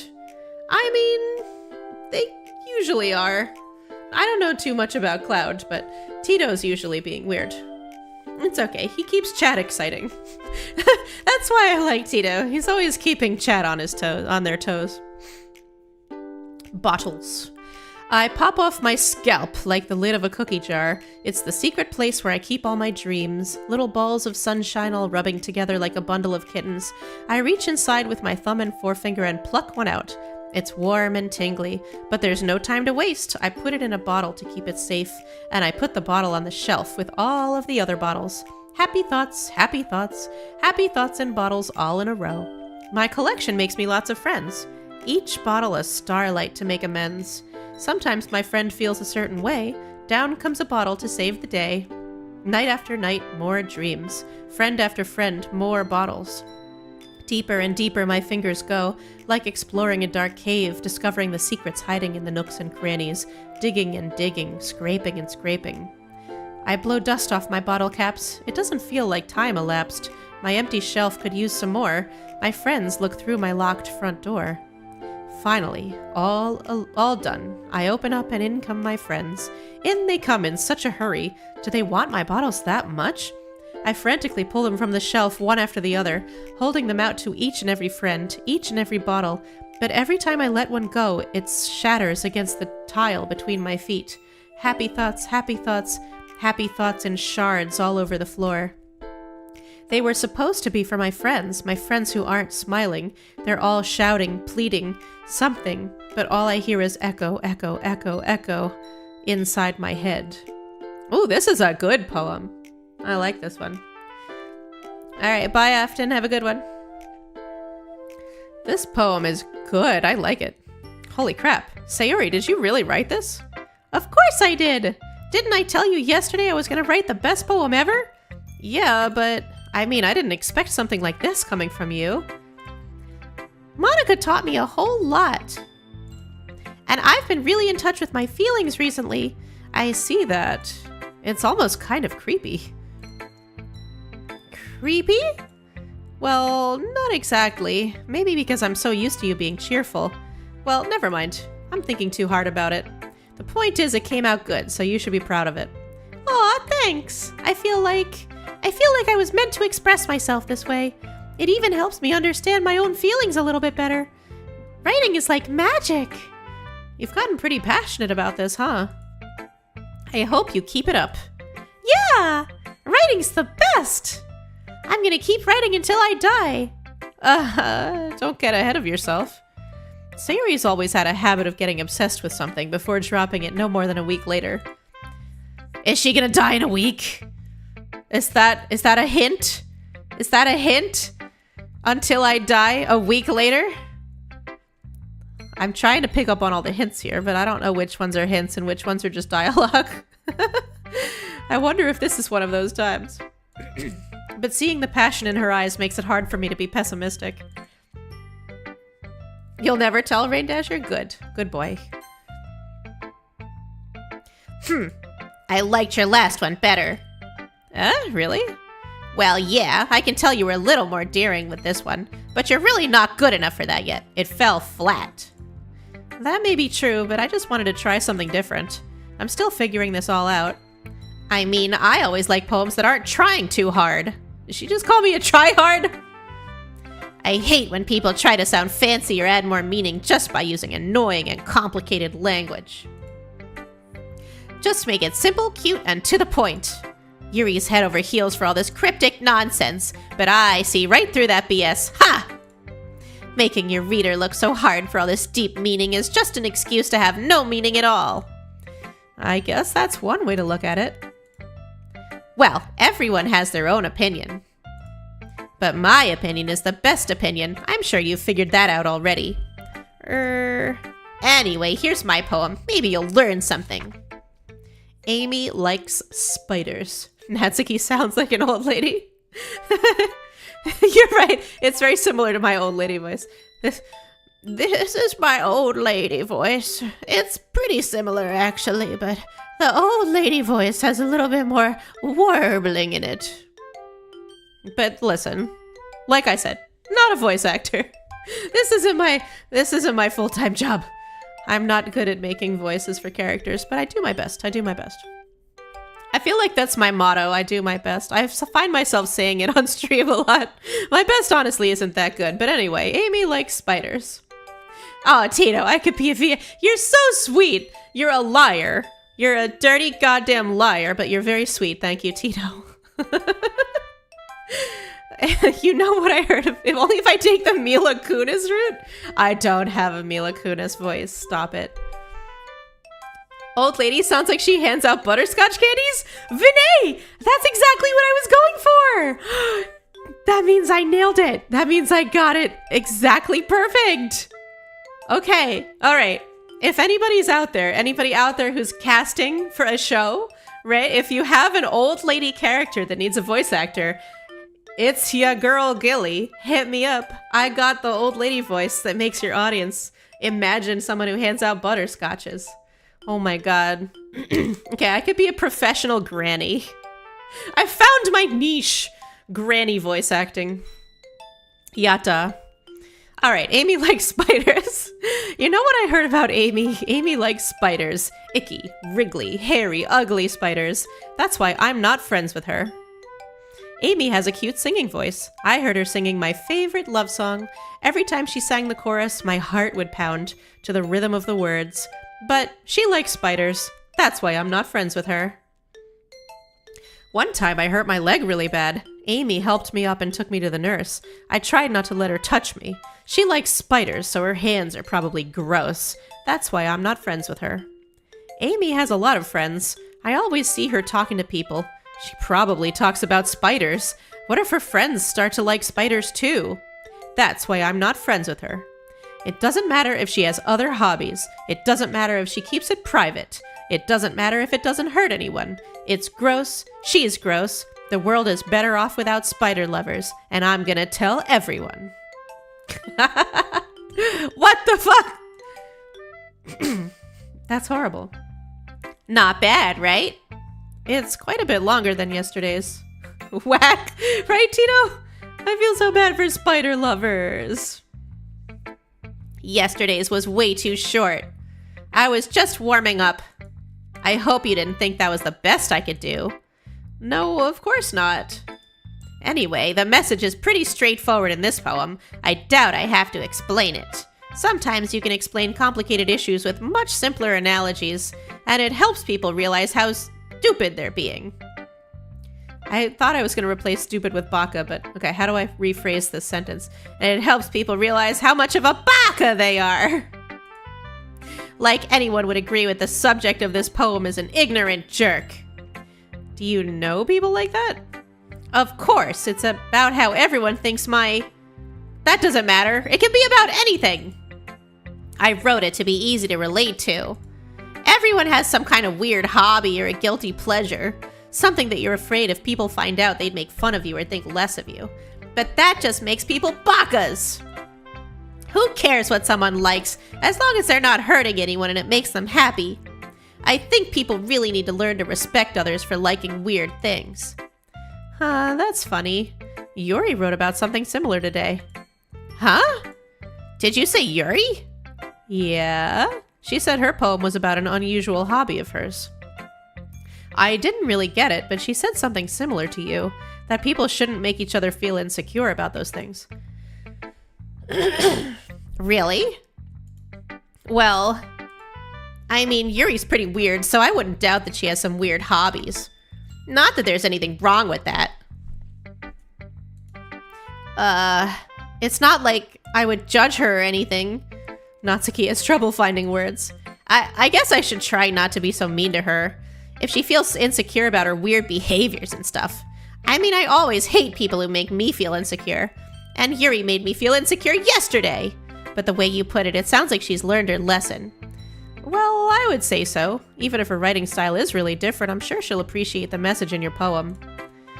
It's what I do best, after all. I don't like writing unless there's a good message to take away from it. Like conveying emotions is important. But I want to make people think, not just feel. Remember that. I'm going to write a good one for tomorrow, too, so look forward to it. Monk Guy, you're weird because you like mushroom girls? I will ostracize you for liking mushroom girls. Okay, everyone, we're all done reading each other's poems, right? I have something extra planned today, so if everyone could come sit at the front of the room. Is this about the festival? Well, sort of. Did we really have to do something for the festival? It's not like we can put together anything good in just a few days. We'll just end up embarrassing ourselves instead of getting any new members. That's a concern of mine as well. I don't really do well with last-minute preparations. Don't worry so much. We're going to keep it simple, okay? We won't need much more than a few decorations. Sayori has been working on posters, and I've designed some pamphlets we can give out during the event. Okay, that's great and all, but that doesn't tell us what we're actually going to be doing for the event. Sorry, I thought you heard about it already. We're going to be performing! Performing? Monica... Yeah, we're gonna have a poetry performance. Each of us are going to choose a poem to recite during the event. But the cool part is, we're also gonna let anyone else come up and recite poems too. Sayori is putting it on all the posters in case anyone wants to prepare ahead of time. Sayori, who's been coloring a poster, holds it up for us to see. Are you kidding me, Monica? You didn't already start putting those posters up, did you? Well, I did. Do you really think it's that bad of an idea? Well, no. It's not a bad idea. But I didn't sign up for this, you know? There is no way I'm going to be performing in front of a group of people like that. I agree with Natsuki. I could never, in my life, do something like that. Imagining it, Yuri shakes her head in fear. Guys! No, Sayori, I understand where they're coming from. Remember that Natsuki and Yuri have never shared their poems with anyone until just a couple days ago.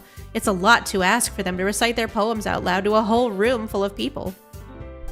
I guess I kind of overlooked that, so I'm sorry. But I still think we should give it our best. We're the only ones responsible for the fate of this club. If we start the event and each put on a good performance, then it will inspire others to do the same. And the more people who perform, the better we'll be able to show everyone what literature is all about. Yeah! It's about expressing your feelings, being intimate with yourself, finding new horizons, and having fun. That's right. And it's those reasons that we're... Wait, wrong voice. And it's those reasons that we're all in this club today. Don't you want to share that with others? To inspire them to find the same feelings that brought you here in the first place? I know you do. I know we all do. And if all it takes is standing in front of the room for 2 minutes and reciting a poem, then I know you can do it. Hi, Queen Kaylin. You love this game? Good. I have never played it before, so no spoilers, but I'm excited to get to the creepy part.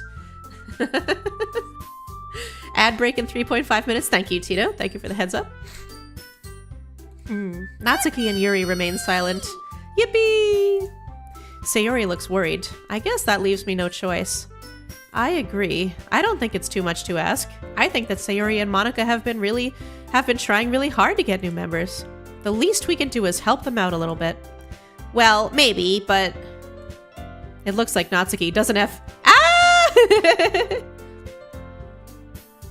It looks like Natsuki doesn't have any arguments left. Favorite Doki Toad? It's still Monika. I think Yuri is gaining. I think maybe Yuri might be my favorite. Like, because the game hasn't really let me romance Monika at all. She's like,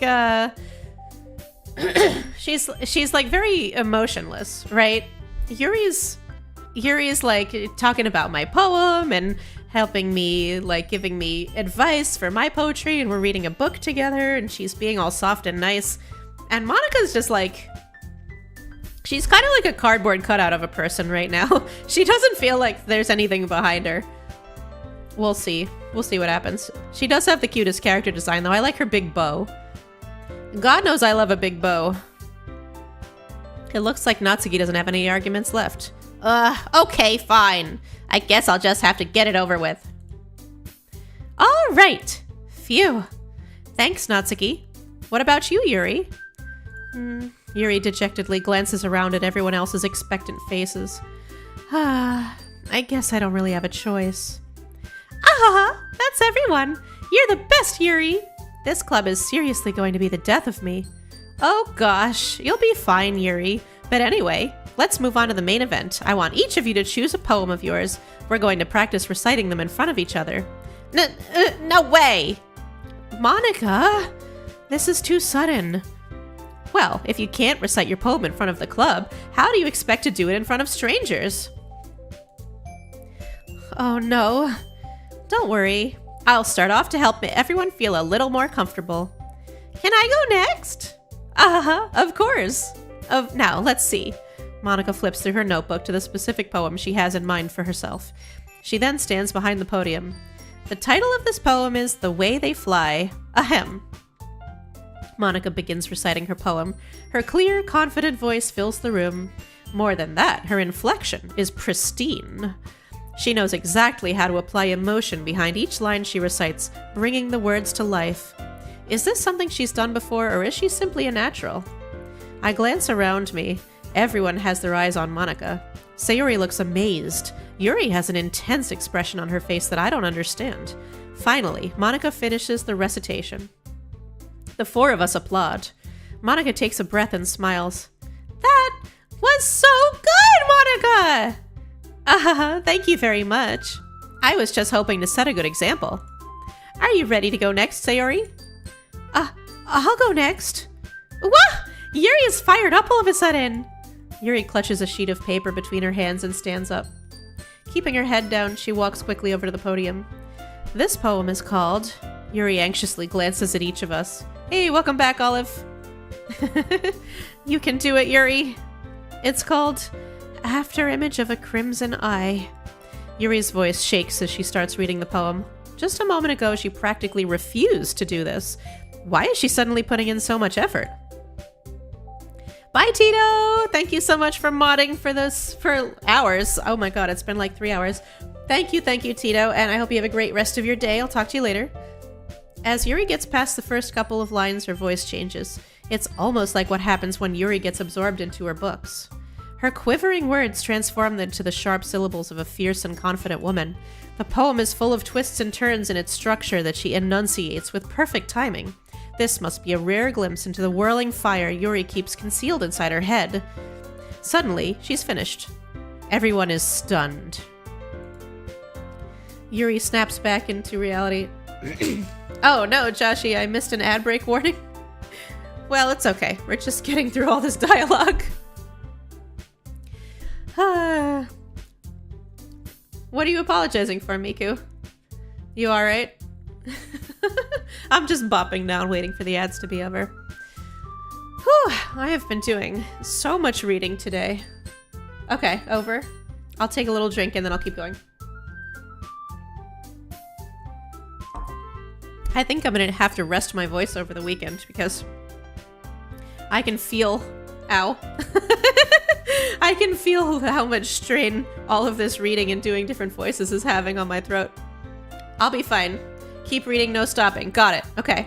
Hi, Sam. You're shocked I've gone on this long? I want to get to the spooky part. All I want is the spooky stuff. But you're on your lunch break? Nice. Nice. I hope you're having a good lunch. Yuri snaps back into reality and glances around her as if she's bewildering, even herself.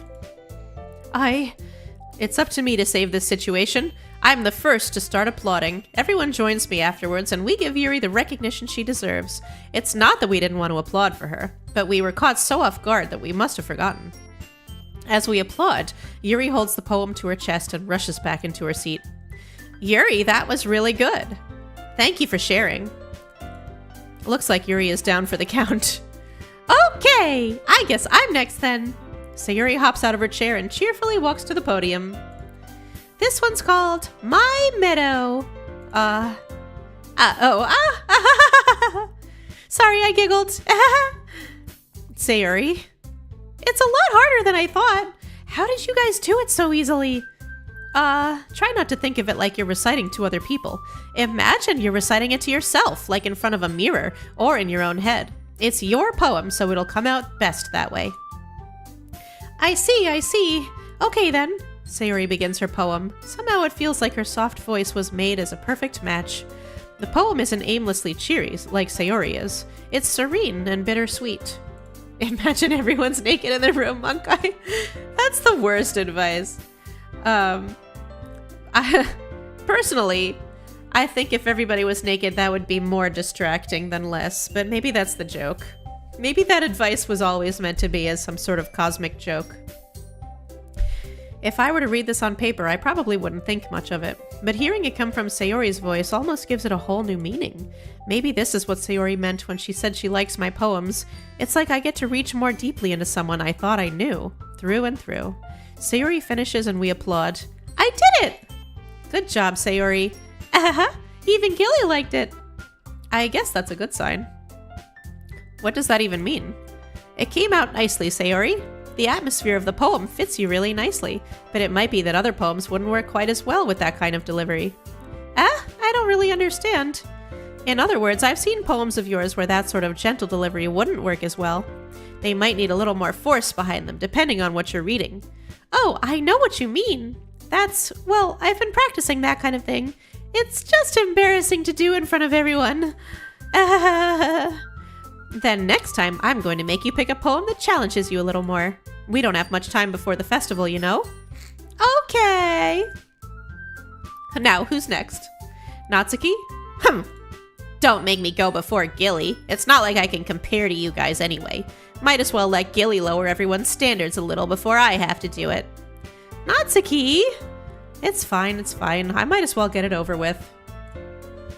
But it's not like I have much of a selection of what to read. I'll just have to go with what I wrote for today. Alright, I'm gonna save. I'm getting nervous. Ever since Monica told me to save my game, I feel compelled to save. I stand up and step in front of the podium. Everyone has their eyes on me, making me feel terribly awkward. I recite my poem. Since I'm not exactly confident in my own writing, it's hard to put energy into it. Despite that, yeah, Coco, I'm getting ready for shoes to drop exactly. Once I finish, I receive applause anyway. Sorry, I'm not really as good as everyone else. Don't worry about it so much. Wow. I think it's less about your abilities and more about your lack of confidence in your writing. That's something that'll improve over time, though. Yeah, maybe. All right, then. That just leaves you, Natsuki. Yeah. I'm going.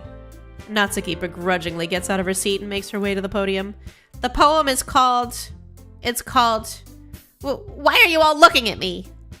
Because you're presenting. Anyway, the poem is called Jump.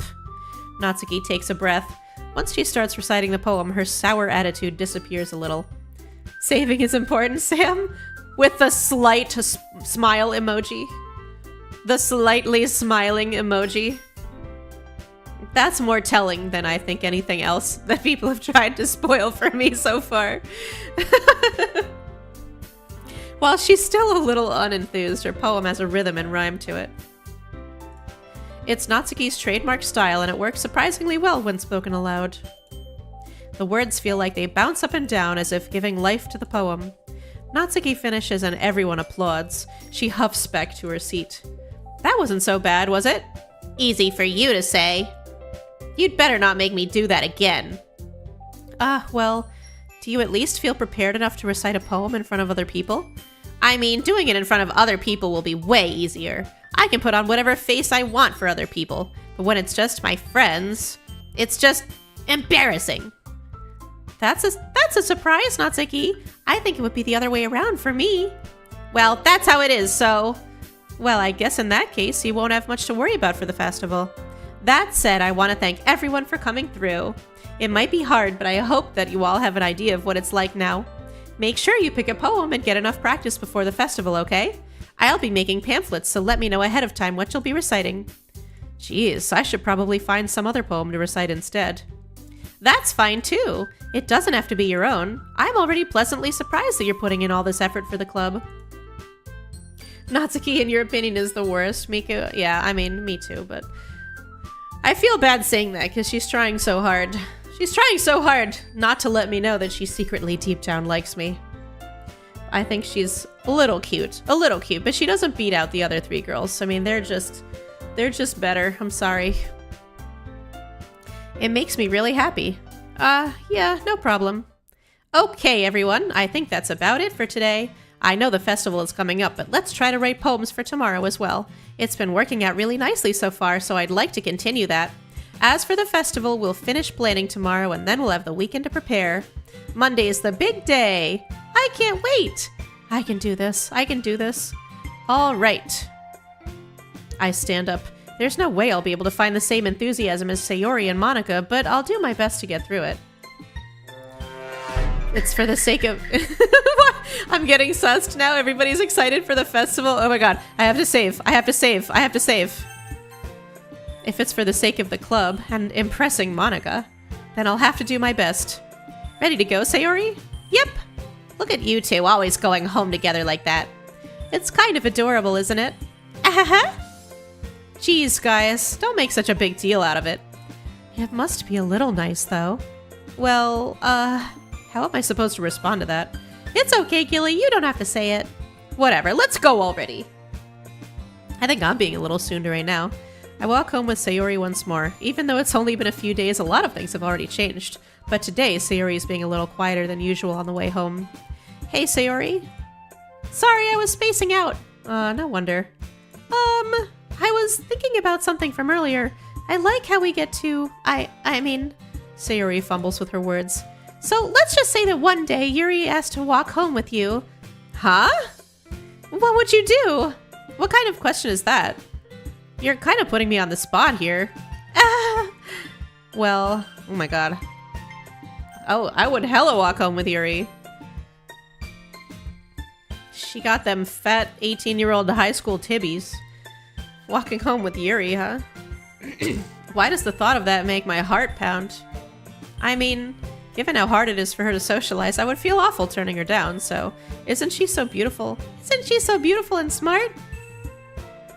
That has nothing to do with what I just said. Ah, you admitted it! Jeez. There's not even any point in speculating something that's never going to happen. Well, maybe, but I just like to think about it. It's not long before you won't need me anymore, you know? Need you? Sayori, I can't figure out how you're seeing things in your head right now. Sorry. Everyone is different. Nobody in the club is a replacement for you. If you say so. The conversation trails off and I'm left feeling awkward. But it was kind of her fault for trapping me with such a weird question, right? I can't just lie to her. But if there's something that makes her happy, I would hate to take that away from her. That's why I said there's no point in speculating. Then again, the festival is only a few days away. Who knows what will happen in that time? Alright, let's write a poem. Okay, should we keep writing a poem for Yuri? Let's make Yuri like us.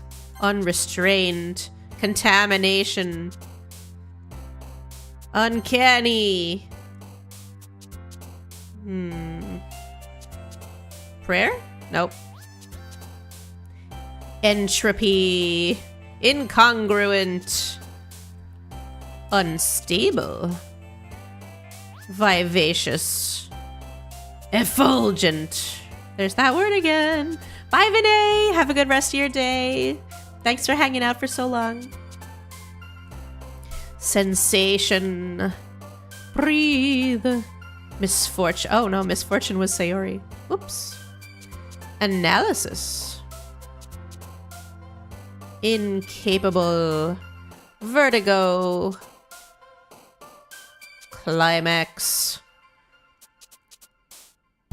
Embrace. Oh. I still think I'm doing pretty well. Pleasure. Whoa. Whoa. Is that foreshadowing? Extraordinary. Disaster. Poem festival just a week away. Can you believe it? Wait, what? Okay. Wait. No. No. Save. Save. Save. Save. Save. Aw, man. I'm the last one here again? Don't worry, I just walked in too. Were you practicing piano again? Yeah. You must have a lot of determination. Starting this club and now picking a piano. Well, maybe not determination, but I guess passion? Remember that the club wouldn't be here if it wasn't for all of you. And I'm super happy that you're all willing to help out for the festival too. I can't wait for the festival. It's gonna be great. Huh? Weren't you complaining about it just yesterday, Natsuki? Well, yeah. I'm not talking about our part of the festival. But it's a whole day of school where we get to play and eat all kinds of delicious food. You sound a bit like Sayori all of a sudden. Monica, do they usually have fried squid? Squid? That's a pretty specific thing to look forward to. Oh, come on. Are you saying you don't like squid? You, of all people? I didn't say I don't like it. What does you, of all people, mean here? You, of all... What about Monica implies that she would like squid? Like, obviously. Obviously, this girl is a squid lover. I don't think I see it. I didn't say I don't like it. Besides, what do you mean by you, of all people? Because it's right in your name. Monica. Ika! I get it. Even I know that Ika is Japanese for squid. I get it. I get it. That's funny. Okay. That's not how you say my name at all. Also, that joke makes no sense in translation. Huh? Never mind. Okay, alright. Monica seems to know we're in a game. Monica definitely knows that this is a game. She told me to save before, and now she's talking about translations. Okay, let's just focus on our own event for now, okay? Fine, fine. Your reactions aren't as fun as Yuri or Sayori's anyway. Excuse me. Where is Sayori anyway? Oh, there you are. Sayori is sitting at a desk in the corner of the room looking down at nothing. Joshi, there's always an NPC that tells you how to play the game. Yeah, but I think this goes beyond that. I think this is going a little bit beyond that, Joshi. They've dropped too many hints, all right? Purple, have a good walk. Go walk that dog. Gotta walk that dog. Go walk that dog. Okay. Hey, Sayori. I wave my hand in front of her face. You're spacing out again. Sorry. Don't mind me. You can go talk to everyone else. Huh? Is everything all right? Of course. Why wouldn't it be? It just feels like you're a little off. Sorry for assuming things. Geez, you worry too much about me. I'm fine, see? Sayori shows me a big smile. Don't let me distract you from having fun with everyone. Well, alright, if you say so. I worriedly glance at Sayori before turning back towards everyone else, but the conversation has already dispersed with everyone back at their usual activities. Maybe I should ask Monica if she's noticed anything about Sayori recently. Since they've been preparing for the festival, they must be spending a lot of time together. Yes, it's Monica in chat. Look, Monica from the game is right here in chat. How meta is that? That might be the most fourth wall breaking part of the game, is that apparently when you stream the game, she shows up in your stream chat. I timidly approach Monica, who is shuffling through some papers at her desk. Gilly, what's up? Hey, this might sound a little strange, but have you noticed anything up with Sayori recently? Anything with her? In what way do you mean? Maybe I'm reading a little too much, but she seems a bit downcast today. Oh, you think so? I can't say I've noticed anything about her. Monica peers across the room at Sayori, who is idly dragging a rubber eraser up and down her desk. Maybe there is something on her mind, but I'm surprised I'm not the one asking you, Gilly. You certainly know her a lot better than I do. Yeah, but she's never really like this. She's always talked to me about things that bothered her, but this time when I asked her, she was really dismissive. Sorry, I know it's not your problem. I just wanted to ask if you knew anything, so I'll drop it now. No. It's important to me too. I mean, I'm also friends with her, and I also care about the well-being of my club members, you know? Maybe I'll try talking to her myself. Are you sure about that? She seemed like she wanted to be left alone. Are you sure? Maybe she just has a hard time bringing it up with the person of interest. Person of interest? What do you mean by that? I'm saying that maybe the thing on her mind is you, Gilly. Me? How on earth would you come to that conclusion? Well, I probably shouldn't say too much, but Sayori talks about you more than anything else, you know? She's been so much happier ever since you've joined the club. It's like an extra light was turned on inside of her. What? No way. Sayori is always like that. She's always been full of sunshine. It's not any different now than it always has been. You're so funny, Gilly. Have you thought that maybe you've always seen her as so cheerful? Because that's just how she is when she's around you? I said too much. I'm sorry, what do I know anyway? I didn't mean to jump to conclusions, so you should just forget about what I said. I'll try to talk to her, so try not to think about it for now. Alright. Monica smiles meaningfully. I know she said to forget about it, but I already know that I won't be able to get her words out of my head. Monica stands up from her desk and walks across the room to where Sayori is sitting. I watch her kneel down to Sayori and gently talk to her. But she's keeping her voice so quiet that I can't hear her from here. I sigh and sit myself down. I know Sayori told me not to worry about her and to have fun with everyone else, but that's impossible to do when she's behaving like this. Exactly how much do I care about her that I'm letting this weigh me down so much? Now it feels like I'm the one behaving out of the ordinary. Oh, I'm having feelings, and I don't know how to deal with it. Typical high school boy. But there's nothing I can do besides wait for Monica. Why does it feel like I'm being watched? I glance around the room. Suddenly I notice Yuri peering at me from over her book, but she looks away just as quickly with a flustered look on her face. I realize that she won't get anywhere like this. I've never really seen Yuri approach anyone or start a conversation on her own accord. So I have no choice but to approach her myself. By now it's a little easier for me to do that. I stand up from my desk and sit in the one next to her own. I didn't mean to bother you or anything. Relax, you didn't even do anything.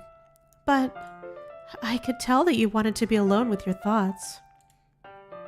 Mikula, what do you mean? What does that mean? Was that about my high school boys comment? Okay. I think we can all agree that high school boys are not the best trained in emotional intelligence. I'll just put it that way. High school boys have a lot of feelings and don't always know how to process them accurately. Mongoose! I feel like I hit the nail on the head. I'm sorry if that was a little too close to home, Miku lover. All right, alone with my thoughts? How are you even able to tell what I was thinking like that? Oh, Sheena and Toad. Real, I can very much confirm. I'm sorry. I'm sorry, but it's true. Frassel's adult boy here still can't do feelings. Oh no, Sam. Just high school, guys? Oh no. Am I hitting a nerve? I didn't realize that it's not something you grow out of. I've never been a high school boy, nor an adult man. Girls like AFAB girls are like raised from a very young age to be able to like understand and process emotions, right? And I feel badly. I feel badly for boys sometimes that they don't get the same, like, I don't know, how do I even describe it? Like, I feel bad that boys are told to like suppress their emotions as opposed to like deal and like understand and deal with them in healthy ways. That's why we mature at an older age, Monkai. Like, eventually I hope that you guys like grow into it or pick it up from like the women in your lives, right? I hope you have strong female role models in your lives, but it's hard to be a high school boy, man. It must be really hard. Listen, we're working on it, Sam. Yeah. I don't doubt that you are. I know you are.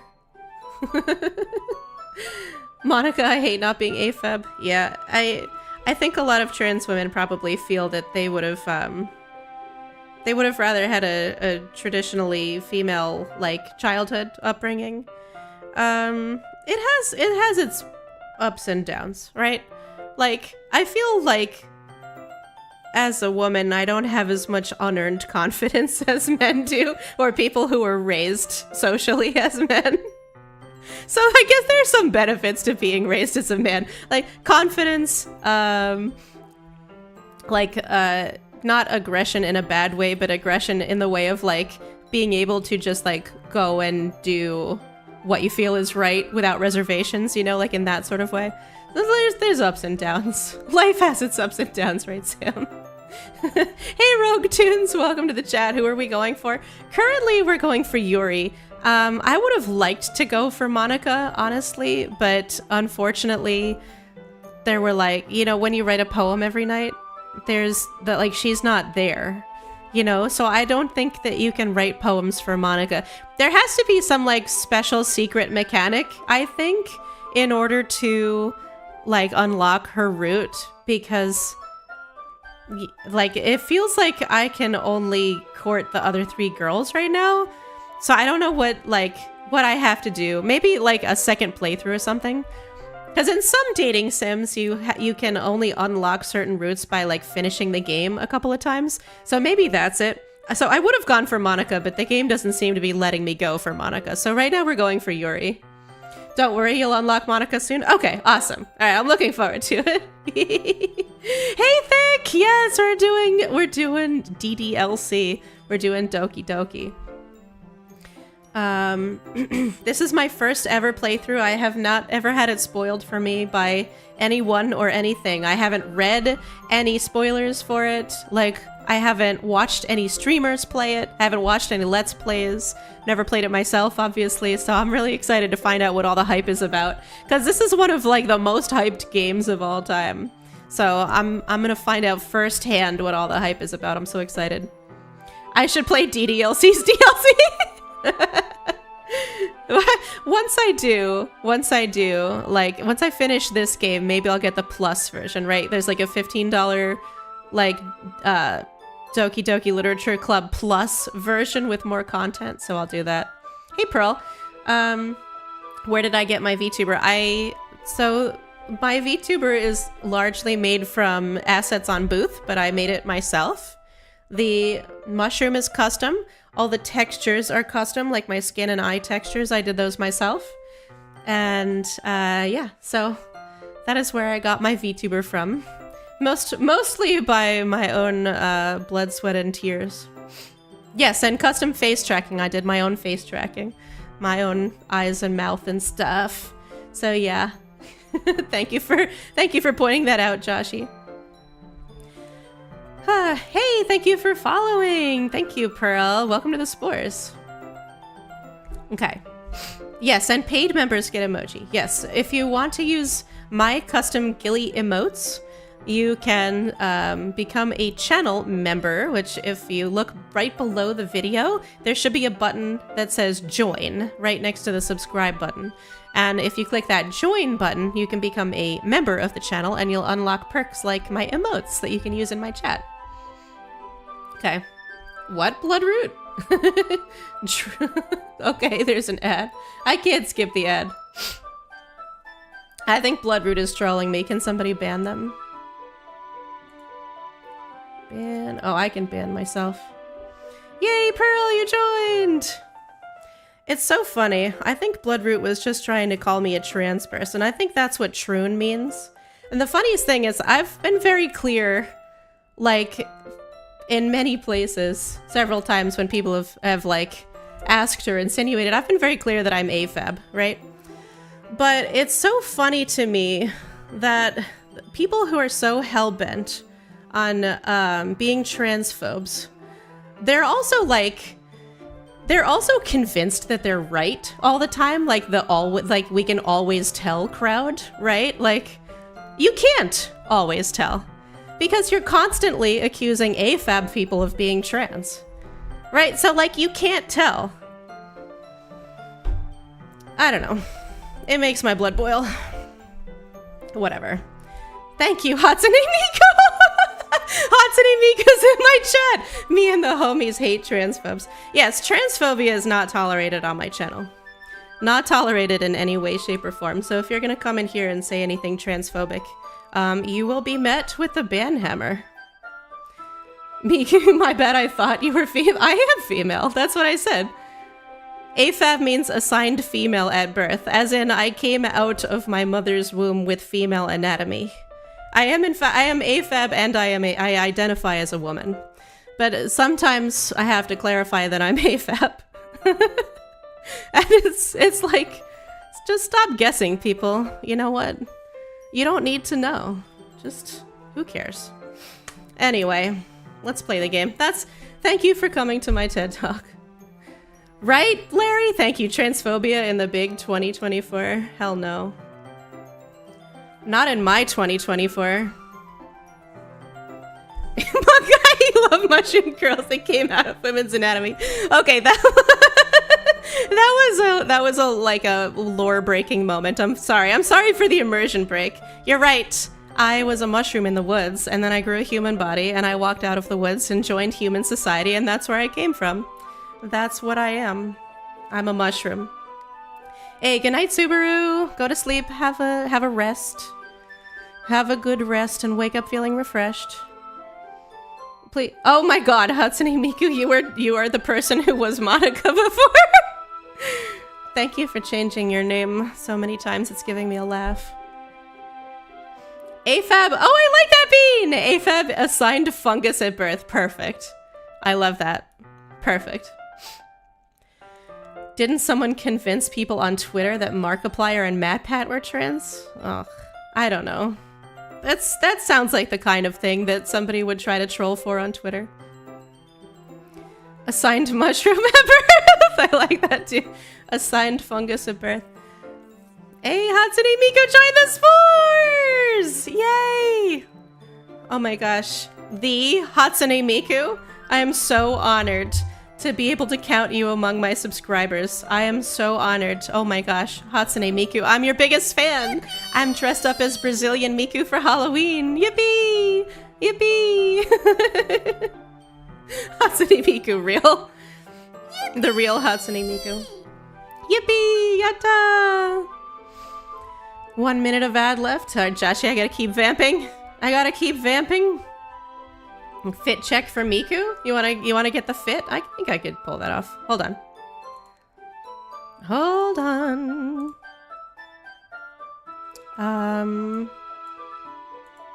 No!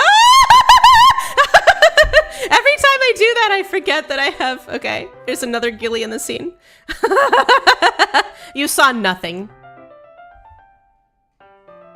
You saw nothing. There we go. There's the fit check for Miku.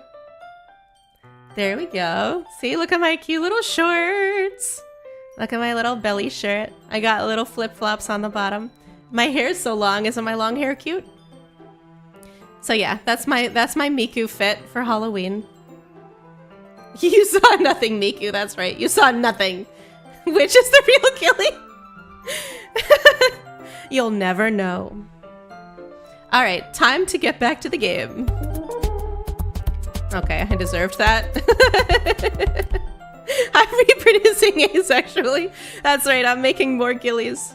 All right, here we go. Well, it's something that I do a lot. So it wasn't hard for me to spot based on your posture and expression. Oh, I forgot what we're even talking about.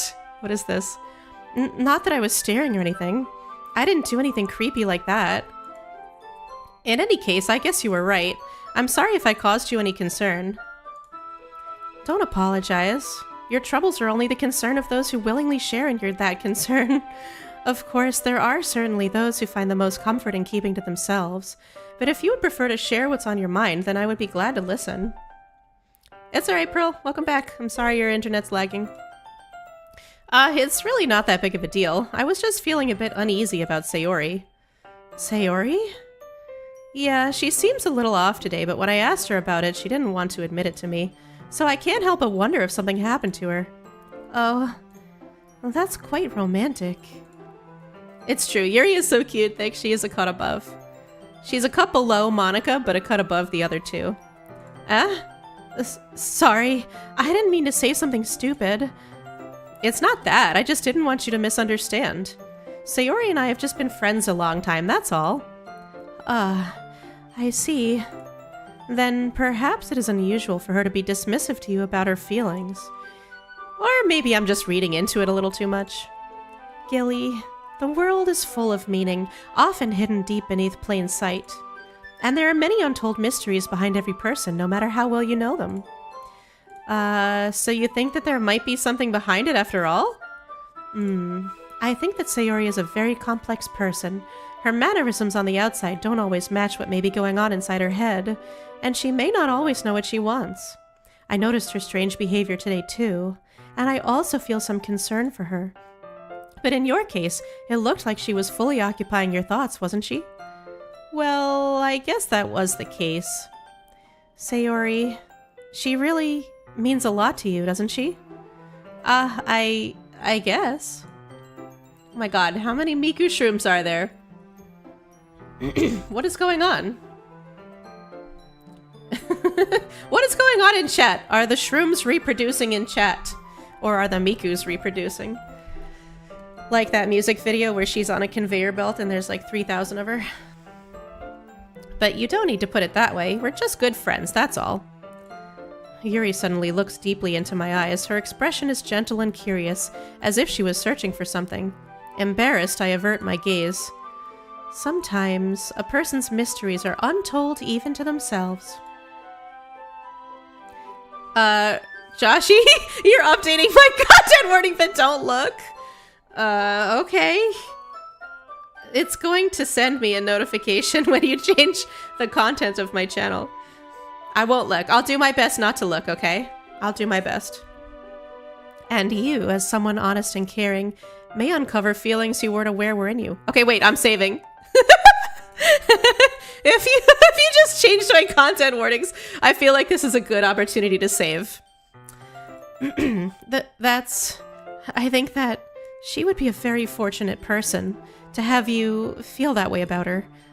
Yuri, you're giving me too much credit. I'm a pretty simple guy. So I think I'm pretty good at understanding my own feelings. I'm not nearly as sophisticated as you.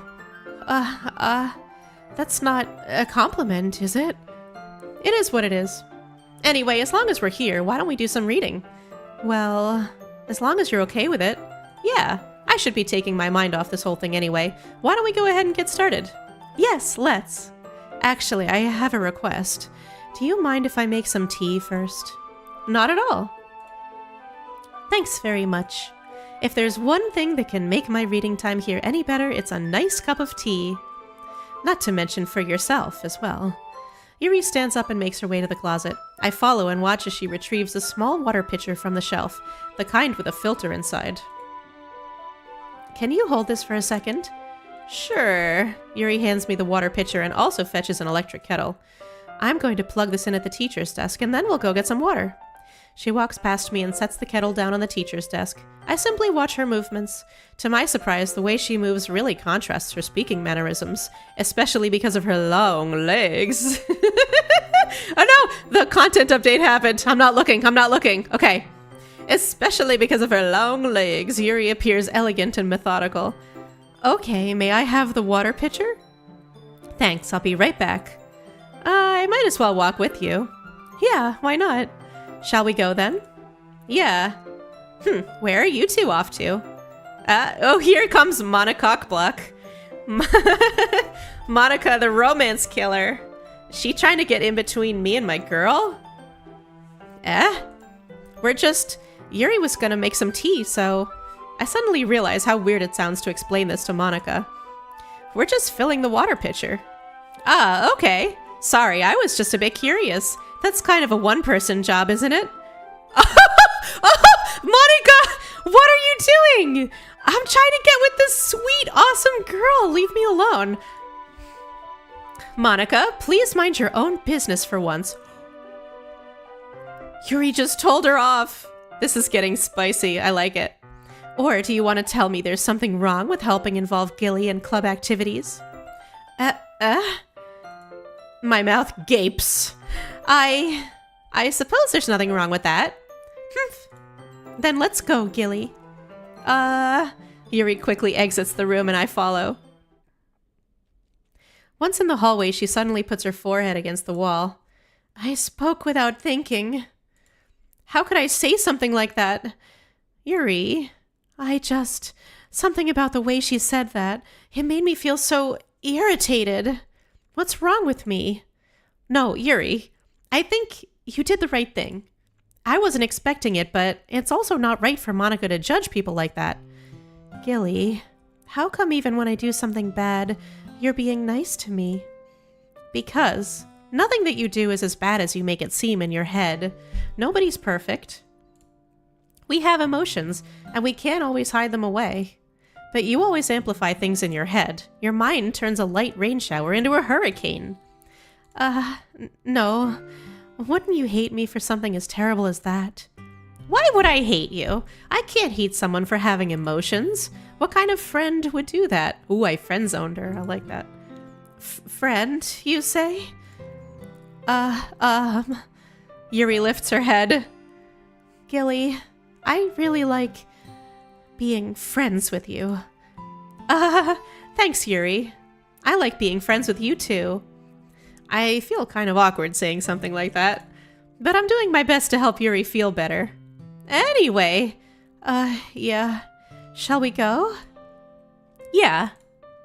Yuri and I walk to the nearest water fountain. Once we fill up the water pitcher, we return to the classroom. Gilly, do you like oolong tea? Yeah. Anything is fine. Very well. Yuri sets the temperature on the kettle to 200 degrees. Fahrenheit, I like it. I thought since we were in Japan we'd be using Celsius, but okay. Now it's time to get the teapot. You really do this properly, don't you? Of course. I shouldn't do any less when I'm making tea for others, even if I'm not an expert on tea or anything. Hoo hoo hoo. In that case, you'll only be even more impressed. Perhaps I will. Yuri fetches the teapot and begins measuring the tea leaves. To my surprise, she even starts humming a little to herself. You must be in a good mood now. Is that so? Oh, I was letting it show. I reversed the voices, sorry. Yes, freedom units! Freedom units! Caw-caw! That's supposed to be my eagle impression. I'm done now. And you noticed. I was doing a bit of thinking, and I decided that I would try expressing myself a little bit more. It turns out it's not very hard for me to do. when it's you who's around anyway. That's great, Yuri. Just don't push yourself too much. You're always worrying about me, Gilly. It's very endearing. Yuri wasn't kidding. I don't even know if I can keep up with this. I watched Yuri pour a cup of tea for each of us. Gilly, I have another request. Do you mind if we sit on the floor today? Eh? Why is that? It's a little bit easier on my back. I can read with my back against the wall rather than bending over at a desk. Sorry, I didn't realize. No worries. I just have back pain fairly regularly. Why does she have so much back pain? What is she compensating for? Is that so? I wonder why that is. It's most likely because Is she gonna say it? Is she gonna say it? Your posture, right? Always hunched over like that while reading? Yes! I have terrible reading posture. So that's why we should sit on the floor. Fair enough. I'll go ahead and get the book. I retrieve the book from my bag. I have some chocolate as well. It's a bag of small chocolate candies that I kept hidden from Sayori's candy radar. I take it since it'll go well with the tea. Yuri and I then sit against the wall, teacups at our sides. As if in sync, we assume the same reading position as last time, each holding one half of the book. Hey, thank you, Kala Ola Crow, for following the channel. Thank you for following on Team Purple. Yeah, Cannonball and the massive honkers. That's like, okay. She was gonna say it, but then I saved her. I'm a pretty good guy. I have a lot of game in this, game that I don't have in real life, so it's very exciting for me. As if in sync, we assume the same reading position as last time, each holding one half of the book. Massive what? Okay, if you don't know this, okay.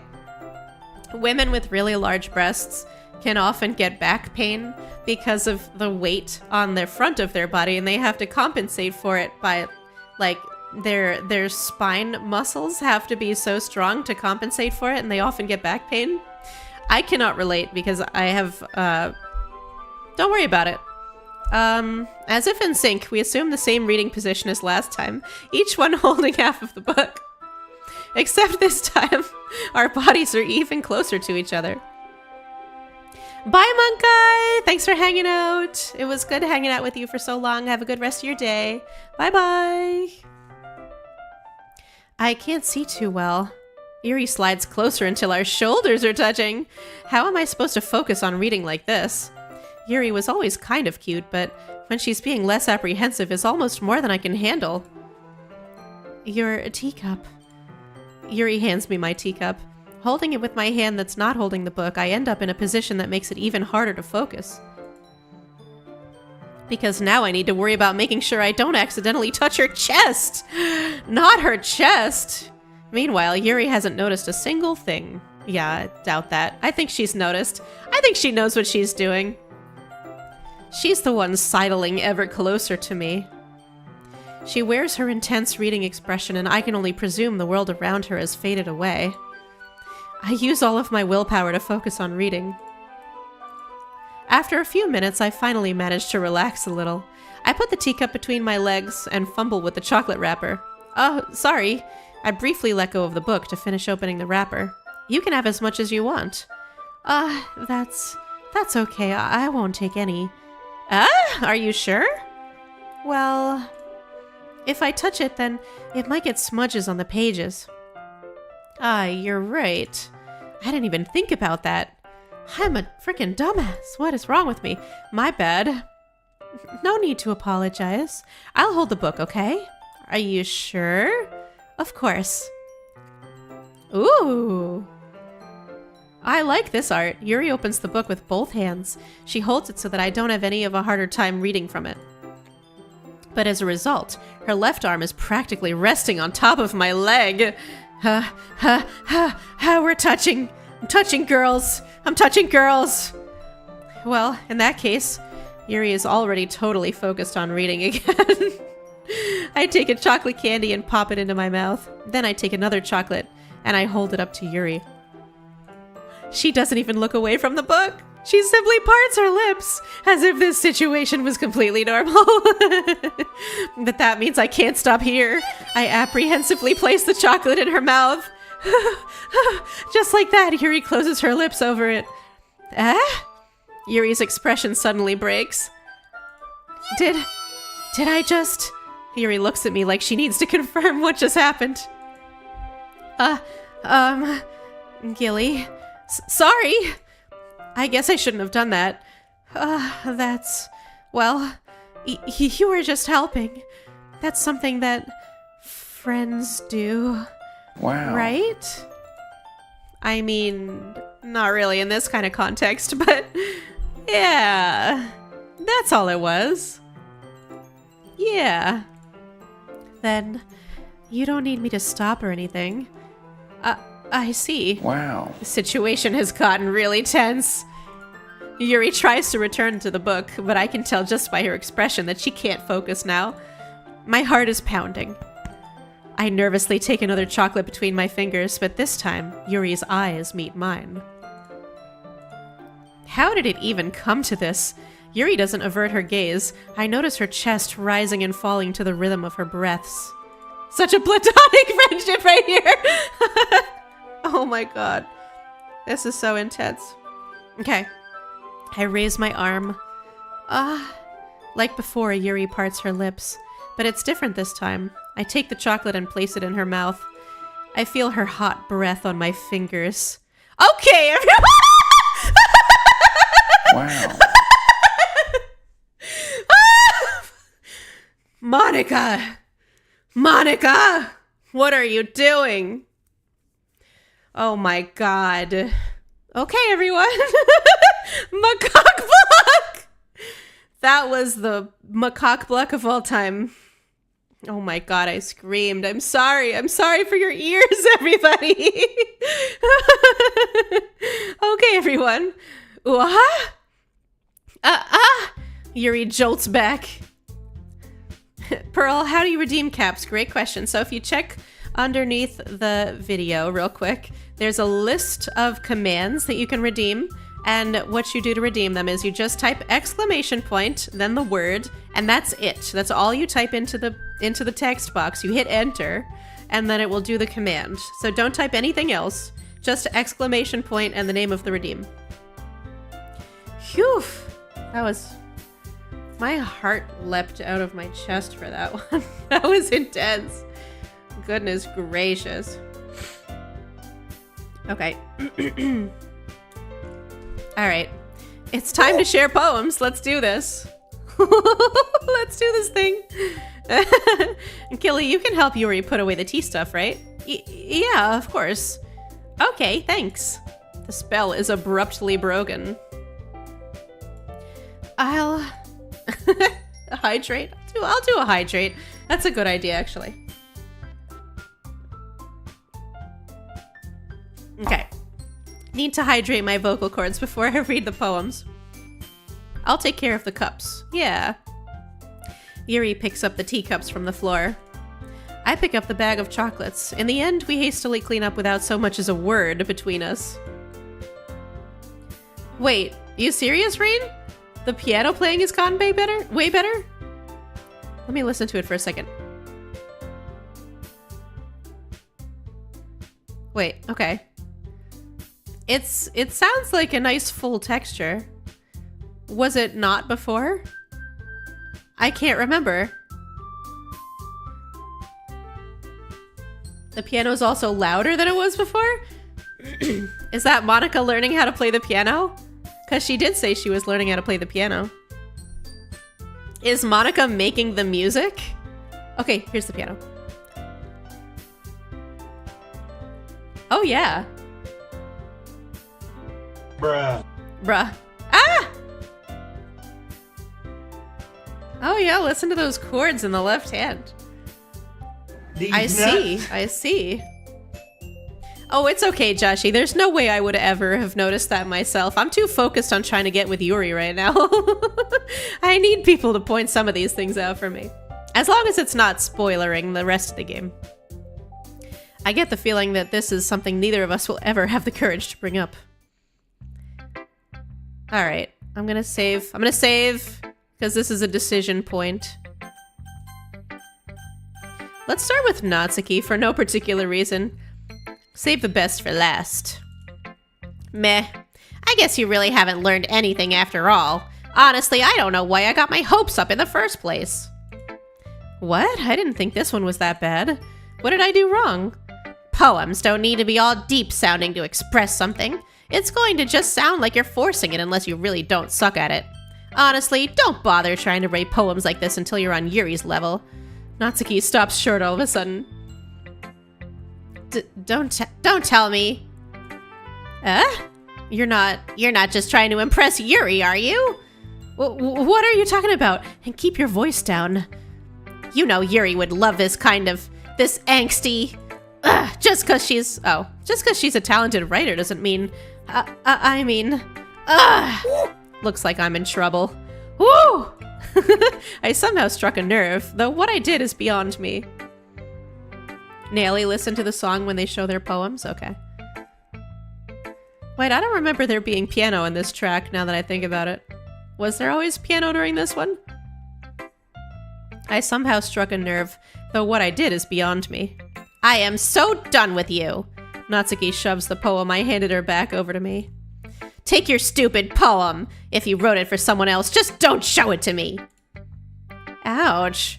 This is what I get for letting a younger girl step into my business. Unless I was a mind reader, I was destined to be in a world of pain from the start. At least Natsuki wasn't really the girl I was trying to impress in the first place. Whoa, she didn't even show me her poem. Alright. Okay, I think Natsuki is officially off the board. There's no way. There's no way I get with Natsuki at this point. She's right out. Should we do Yuri next? Okay, Yuri time. We lost out on the good Natsuki poem?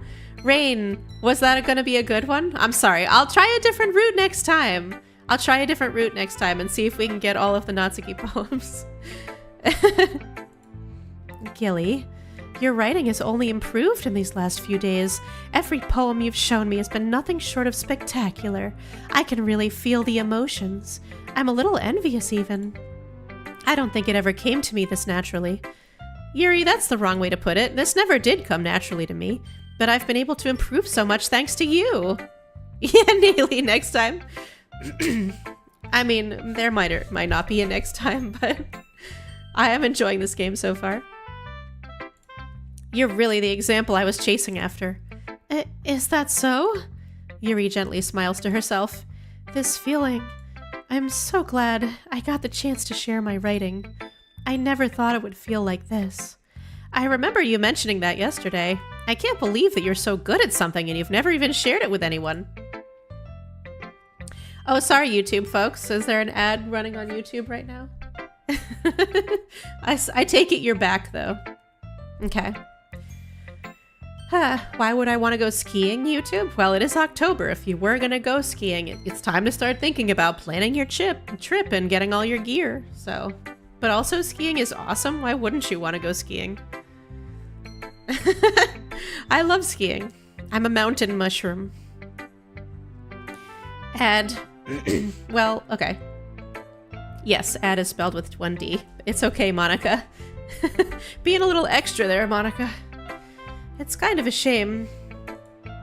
Snowboarding for the win, Thick. The cool kids do snowboarding, right? Like, skiing though, skiing is great because you go faster, first of all. Like skiers just reach faster max speeds than snowboarders do, but also like you face down the mountain the whole time. I can also snowboard as well as ski, but not nearly as well. And I never really understood, like, sometimes you're facing down the mountain and then when you like cut back in the other direction, you know, because you have to S turn as you go down the mountain. You can't just shoot it straight down. Okay, you can't just shoot it straight down. You have to turn in order to maintain a slowish speed.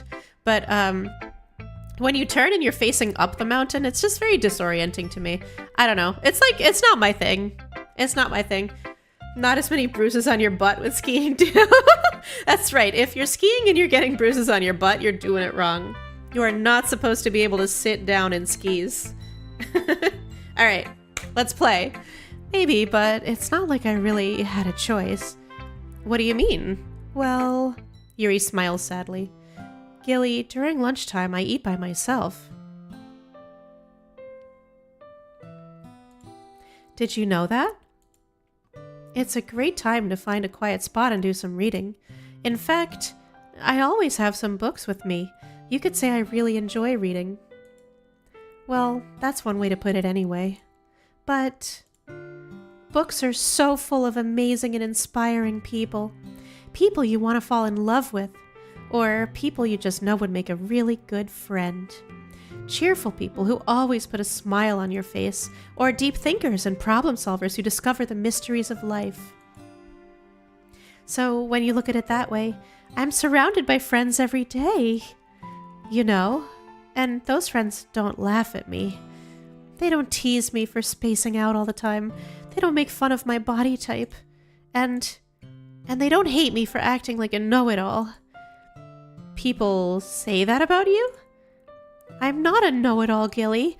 It's the opposite. I don't know anything. I don't know how to talk to people. I don't know how to make people see me as normal. I don't even know how to make myself happy. I have all these feelings, and all I can do with them is read and write. But it wasn't until now that I started sharing it with you that I really understood what was missing all this time. But I haven't really done anything. No, that's wrong. Just being patient and respectful, that's really important to me. I know I'm a difficult person, Gilly. I speak too slowly. I second-guess myself all the time. I read too deeply into things. But every time, you've always treated me just like anyone else. It's so rare that I feel comfortable with myself when I talk to others. But that's why every time I talk to you, I just feel really happy. I see. Well, I treat you how you deserve to be treated, Yuri. And if other people don't see it that way, then screw them. I mean, I joined this club hoping I would make friends, and I would say I've had at least one success. Wouldn't you? If you put it that way. Yeah. We really are friends now, aren't we? Yuri puts her head in her hands. Oh my goodness. Bye, Pearl! Yuri puts her head in her hands, but this time she's smiling as she does it. Do you want to show me your poem? Yeah, I do. Let me get it for you. Okay, I'm listening to the music. This is very weird.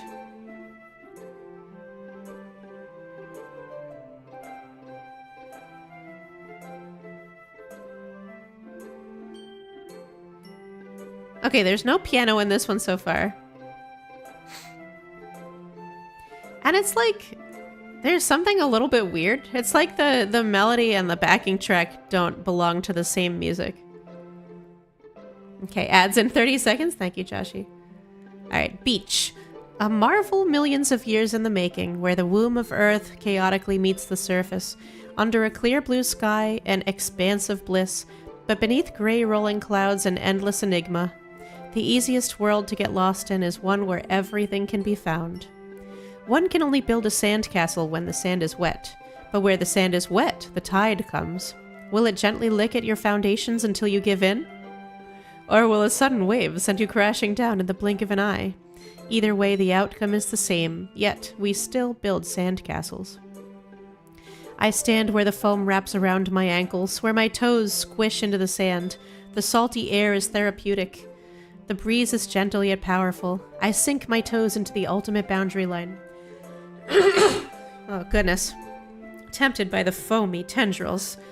Turn back, and I abandon my peace to erode at the shore. Drift forward, and I return to Earth forevermore. Whew. The song changes based on which girl's poem you're reading.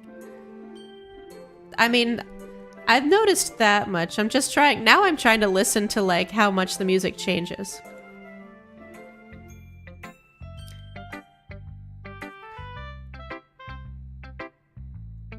I'm listening specifically for piano now. Trying to see if I detect any changes in, like, the presence of piano or lack thereof, or if there's changes in the texture, like more chords or what. Okay, there's no piano here. Okay. I'm aware that... Oh, here's the piano.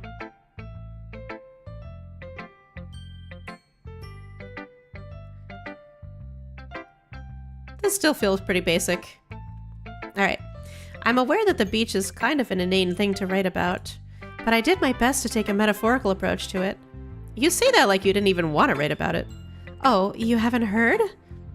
After yesterday, Natsuki and I, well... It was amusing that we wrote about something similar in such different ways. So Natsuki wanted us to write about the same topic as each other again. Well, I didn't even hear Natsuki's poem! I didn't get to hear Natsuki's poem because she didn't show it to me. Oh no! I wanted to read the pair of beach poems so that I could compare and contrast. Darn. I could always read it on the wiki. I see. Natsuki didn't even let me read her poem, so I don't have much to contribute. I suppose to better compare the differences in our writing styles, or thought processes. Anyway, it was her idea. Knowing her, it's no surprise that she'd want to do something like that. She probably just wants to show off. It's not like I have a particular interest in her writing style. I just went with her request. But, well, I suppose it's not so bad to write about something simple on occasion. Go, there are plenty of video essays to watch on the whole game, or like the 2 poems specifically, because that's actually a little fascinating. I love that so much thought went into the poetry, enough that it could possibly inspire video essays. It can be refreshing, you know? It's good for me to calm my thoughts once in a while. Yeah, I think I agree. Thanks for sharing. Alright, Sayori next. But, like, who made this game? This is free on Steam. Like, I got this game for free, but it has, like, decent art, which had to have been hand-drawn because this was way before the advent of AI. Like, this game came out in 2017. So this art has to be hand-drawn. There's tons of dialogue, a ridiculous amount of dialogue, and the writing is good. The music, apparently, like, a ton of attention was paid to the music. Like, who made this game? His name is Dan Salvato? It's made by one developer? That's crazy. This must have been a labor of love, because so much work had to have gone into this. Unbelievable. Go Dan! Dan the Man Salvato. The credits are at the end of the game. Tell me the credit is just like a blank screen with one name right in the middle of it. Or, okay, wait. It would be even better if the credits were like, music, Dan Salvato. Art, Dan Salvato. Background design, Dan Salvato. Writing, Dan Salvato. Have I worked my Riz yet, chat? Oh, I fed Yuri. I fed her chocolates, okay? I am the Riz god. Oh, the art and music were different people? Oh, okay. All right. Well, never mind then. I mean, Dan is still the man, but I thought he did everything. It's nice, I guess. Come on, I can already tell you don't like it. Well, you don't need to worry about what I think. After all, you wrote this for someone else, didn't you? Probably Yuri. Ah? I didn't write this for anyone specifically. Maybe that's not really what I meant, though. But it's okay. You're making new friends, just like I was hoping. That makes me really happy. And you're happy too, right? In this club? Well, of course I am. Good. That's all that matters to me. Thank you. Thank you, Gilly. Sayori, is there something wrong? Huh? No, nothing. I'm just a little tired today. All right. Just tell me if you need anything. I will. Don't worry about me, okay? You can go play with everyone else now, if you insist. Oh wait, she's not gonna let me read her poem either. I'm gonna go home a bit early today. Sayori, tell Monica I wasn't feeling well, okay? I'll see you tomorrow. Before I can say anything else, Sayori cheerfully walks out of the classroom humming to herself. She didn't even show me her poem? This is weird. Now I'm gonna listen most closely to Monica's music. Because she's the one who knows this is a game. So I think she's messing with things behind the scenes. Hi, Gilly. Have you thought about what you want to submit to perform at the festival? Well, being in this club is one thing, but performing in front of a bunch of people, I'll have to give it some more thought. Okay, no pressure. But whatever you do, I'm sure it'll turn out great. It would also make me happy to see. Ahaha. Anyway, let's take a look at today's poem. Sure. I let Monica take the poem I'm holding in my hands. This one's good. It feels like you're not only getting more comfortable with your style, but the imagery is better than the last one I read. Just wondering, but have you been finding inspiration in Yuri's writing style? I guess so. You can't deny that she's talented. Yeah, totally. I think her poems are the most romantic. That's the best way to describe it. She's like a totally different person when she picks up a pen. I noticed that too. Or when she's talking about literature, it's like a light turns on inside her. Sadly, it's hard to get much personal conversation out of her. Trust me, I've tried. Who knows what goes on in that head of hers? I hope you don't mean that in a bad way. Hi, Boshiki! Good morning, welcome to the stream. We are like, I don't know how far into the game we are, because I've been voice acting every single line, so I think I'm going excruciatingly slow. But we're some portion of the way into Doki Doki Literature Club. Hi, Bakun! Oh, I love you so much, too! Welcome to the stream, welcome. Okay, Thick says, don't worry, we're getting there. Good, I'm excited. I'm ready to get there. No, of course not. I just meant that I wish she didn't keep so much to herself. But still, defending her like that, you must be pretty into her. Huh? You completely misunderstood. Ah, calm down, I'm kidding. Besides, I'm pretty sure she's already got a boyfriend. Wait, really? Yeah, a fictional one anyway. Oh, she's into them 2D guys. Monica kind of whispers that last part to me. It's just a hunch, but... well, there's not really anything wrong with that. Oh, well, I know. I was just saying... Anyway, I'll share my poem with you now, alright? Yeah, I think her anime husbando. She's into those 2D husbandos. The Lady Who Knows Everything. An old tale tells of a lady who wanders Earth, the lady who knows everything, a beautiful lady who has found every answer, all meaning, all purpose, and all that was ever sought. And here I am, a feather. I'm so distracted by the music right now. So this is only piano. There's no longer any other instruments. There's no drums, there's no flutes, there's no violins. And it's like really... It's like a little, you know, it's more virtuosic, right? Clearly, the piano is improving. Lost adrift the sky, victim of the currents of the wind. Day after day I search with little hope, knowing legends don't exist. But when all else has failed me, when all others have turned away, the legend is all that remains, the last dim star glimmering in the twilight sky. Until one day the wind ceases to blow. I fall, and I fall and fall and fall even more, gentle as a feather, a dry quill, expressionless.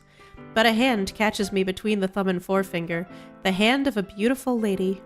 I look at her eyes and find no end to her gaze.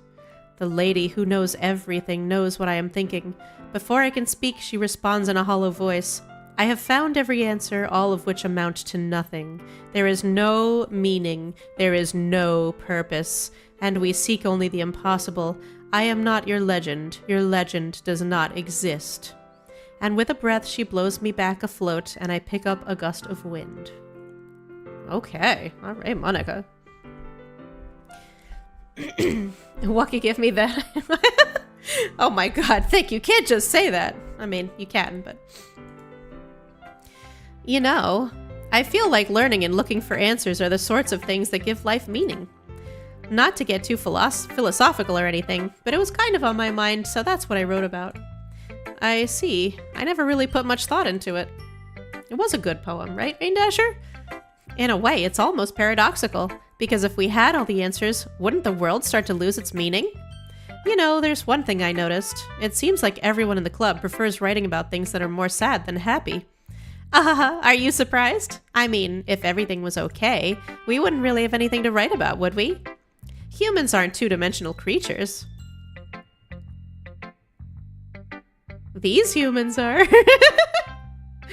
I mean, I'm three-dimensional, but you're two-dimensional. Or do you know that? Do you know more than you're letting on, Monica? I think you know that better than anyone! There it is, there it is! You mean one-dimensional? Yeah, that. Anyway, here's Monica's writing tip of the day. Are you ever too shy to share your writing because you're afraid it's not that good? It can be really disheartening to get a lukewarm response to something you put so much into. But if you find other people who enjoy writing, then sharing becomes a lot easier. Because instead of just telling you that your writing is good or okay or bad, they'll want to focus more on everything that went into it and the things you can work on. It's much more encouraging that way, and it will make you want to continue improving. It's almost like having your own little literature club, don't you think? That's my advice for today. Thanks for listening. Okay, you three. We're all done sharing poems, right? Why don't we start figuring out... Hold on a second. Is it just me, or did you say something strange just now? Something did sound a bit unusual. That's right. You deviated from your usual catchphrase when addressing the club. Catchphrase? I don't have a catchphrase. Jeez. Why is the mood so weird today? Look, even Yuri isn't immune to it. Stagnating air is common foreshadowing that something terrible is about to happen. In your books, maybe. Look, the only thing different is that Sayori isn't here. It seems you're right. Sayori always helps lighten the mood a little bit, doesn't she? It's almost like everyone's balance is thrown off a little when she's not around. Where the heck did she run off to anyway? I thought she just went to pee. Natsuki, please show some decency. Oh, come on. She actually wasn't feeling too well and went home early. Sayori has left the building. Not everyone is there. Oh, what is this about? Is it that bad? You mean she didn't just go home to rest like she said she was doing? Is that so? I hope she's all right. Seriously? Of all the times to not go home with her, you picked the time she's not feeling well? So much for you two being all lovey-dovey. No. First of all, stop misunderstanding my friendship with Sayori. And second, she's kind of been avoiding me today, so I didn't want to force it. Oh, that curious expression coming from Yuri of all people. Calm down, guys. I talked to her earlier and everything is fine. What did she say? Anyway, we need to figure out the rest of the festival preparations, so let's decide what everyone will be doing this weekend. I already know what I'm doing. That's right. Natsuki will be making cupcakes. But we might need a lot of them and different flavors. Can you handle that all by yourself, Natsuki? Challenge accepted. And as for myself, I'm going to be printing and assembling all the poetry pamphlets. Sayori will be helping me design them. And as for Yuri, you can... Guys, can you help me come up with something for Yuri? I'm useless. No, that's not it at all. You're the most talented person here, you know. Now Natsuki's pouting too? Jeez, even I can tell now. I guess I never gave Sayori enough credit, but I can tell things are even harder on you when she's not around. That may be the case. But if I can't also be a leader on my own, then I won't grow as a person. So, Yuri, you have beautiful handwriting, you know? So you should make some banners and decorations to help set the atmosphere. Atmosphere? About that. I love atmosphere. Yuri's expression suddenly changes as she stares at her desk in focus and starts nodding to herself. Oil up, girls. Oh my god. That comment made me choke, Naily. Oh my god. Okay. Your mind is already racing, I see. That's great. You'll be a wonderful help, Yuri. But anyway, that just leaves you, Gilly. the one who is truly useless. Oh wait, I called myself useless. Goodness. Don't say that. In fact, both Natsuki and Yuri have some pretty heavy tasks to handle. It would probably go a long way to give one of them a hand. You could always help me out as well. I would be really appreciative of that. Is Monica suggesting I spend the weekend with one of my club members? How on earth are they going to respond to a suggestion like that? I suppose I wouldn't mind a bit of help. Bye, Toad Lord. Have a good rest of your day. Thanks for staying and chatting for so long. Which will I pick, Rain? I'm already so deep in the Yuri track. I gotta keep going with Yuri, I think. I gotta keep going. Choose Monica. But, like, I've written so many poems for Yuri, and I put chocolate in her mouth. Like, how can I abandon Yuri at this point? She's my girl. It's not like Monica's gonna give me a choice, and you shouldn't be sitting on your butt anyway. Natsuki tries to mumble a bunch of excuses like that. Unlock the track? Oh, is this the point where I unlock the Monica track? Okay, alright. If I recall, Natsuki, you mentioned that you would like to handle the baking on your own. Gilly may not like to be around if you only make him out to be a nuisance. So therefore, he may be more suited to assisting with the decorations. Hey, they're fighting over me, I love it. Hold on, I never said that. How hard can it be to make a few decorations anyway? Sounds like you're making excuses for Gilly to... What are you saying? It will be extremely meticulous work. And baking isn't? Just what do you think? Guys. Let's settle down for a moment. In the end, I think it's up to Gilly to decide how he'd like to contribute. Besides, he hasn't really gotten the chance to spend any time with me yet, you know? So I'm sure he's interested in... You literally just said... I'm surprised as well. Sorry. I was just saying, though. Jeez. Can we just settle this already? Yeah. Gilly, you're okay with this, right? In the end, it's up to you. Of course. Hi, Sleepy. Welcome to the stream. Nearly looking like Chevron with the way they're obsessed with oil. Or maybe he's just making a really good salad. Like, every good salad dressing starts with olive oil. Very well. In that case, everyone looks straight at me. Oh no, Rain Dasher, don't put too much pressure on me. Choose. Naily, okay. Yuri has so much oil on her at this point that if she takes a single step, she's gonna go flying like a slip and slide. We got so many people voting for Yuri in the chat. But Joshi is telling me to go for Monica. Is this the point at which I unlock the Monica romance track? I did say that this would be a Monica run. But Yuri is best girl. You made that track thing up, Joshi? Wait, so are you saying that I should go for Yuri? Full send Yuri. Purple mixes with Joshi. I should pick Sayori. Oh, you're right. Wait, I didn't even realize for a second. Sayori's an option on here. Oh no, poor Sayori. Like, I could like go catch up with her and see if she's okay. That's probably the right thing to do, but I could also get with a busty purple-haired girl, so. Everybody knows that readers are the weirdest in the sheets too, so I probably should keep going with Yuri. Book talk girls. Book talk girls are freaks. What do I do? Just Monica. Monica, do the right thing. No, I can't do that. I don't want to do the right thing. Think of Yuri. I think book talk is scary. Book talk is only scary if you're not into book talk. Think of them cans, Monica. Gilly X Yuri is Yuri for real? Okay. I'm just gonna close my eyes. Okay, what did I pick? Okay, well, I guess I should probably be helping Monica. Wow. Yay, you picked me! Wow. Hold on 1 second.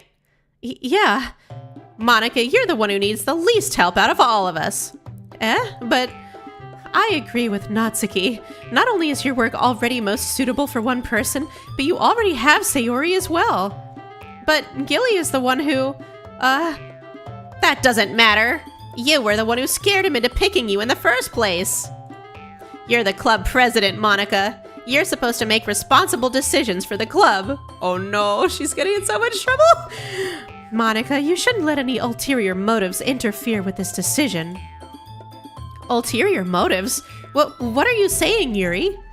In fact, it sounds like you guys are the ones with ulterior motives. Excuse me?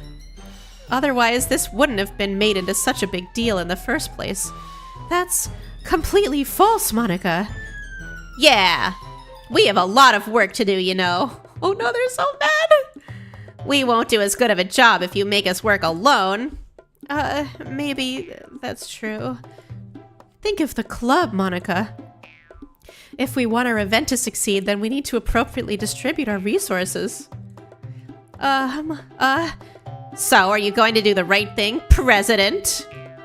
Okay, I get it. It's technically most logical for Gilly to help one of you two. So, I guess that's what we'll do. Do I have a preference? Hell yeah, I do. Now I can pick Yuri without guilt. That was kind of a cute conversation, though. I got Monica into hot water. Poor Monica. No root allowed. I guess I still haven't unlocked it then, but it was a little bit fun to get her into so much trouble with her club mates. Alright. Oil for Yuri. Oil for Yuri. Me? Are you serious? Why would you? Natsuki, I can already tell you're about to say something mean. No, I was just saying. Ugh. So, you'll be helping Yuri then, Gilly? Yeah, that's what I'm going to do. I'm glad. I have a bad habit of overthinking these sorts of things, so I think your assistance will be very useful. That's great to hear. Natsuki, will you be able to handle the baking yourself? I mean, yeah. I already said I would be fine. Okay. Everyone can tell that Natsuki is feeling a little sour. So, is that everything we needed to go over? Yeah, that should be about it. Are you guys excited? Well, excited may not be the right word, but I suppose I'm looking forward to it a little bit. Do you feel the same way, Gilly? Me? I guess you could say I'm interested to see how it'll turn out. That's good enough for me. What about you, Natsuki? Natsuki? What? Why is everyone yelling at me? I didn't even do anything. No, that's not what I meant at all. Yuri anxiously glances between everyone in the room. I'm sorry for this. I don't really know why Gilly picked me. And also, your cupcakes are the best cupcakes I've ever had. They go really well with my tea. And nothing that I do for the event will compare to that, so... I get it. I'm kind of surprised, though. Well, why? Well, I am the one acting immature. I already know that. But you're trying to cheer me up all of a sudden. I know I'm not very good at it. I'm sorry if I said something bad. Natsuki isn't the only one surprised. Monica and I are also taken aback by Yuri's words. When she already has trouble with words, trying to cheer someone up must be far out of her own comfort zone. But I begin to understand. Yuri was trying to sound like Sayori. Even if it didn't work perfectly, I can tell that she tried to say something Sayori would say at a time like this. Because Sayori always helped everyone smile and feel good about themselves. No, I kinda appreciated it. I'm sorry for making a big deal out of nothing. But I'm going to say this. You better bet that my cupcakes are going to be the best part of the whole event. I believe you. Yeah, I hope to see everyone do their best. But with that, there's nothing more for today, so I guess it's time for us to head out. All right, let's get out of here then. Phew, everyone packs up their things. Save.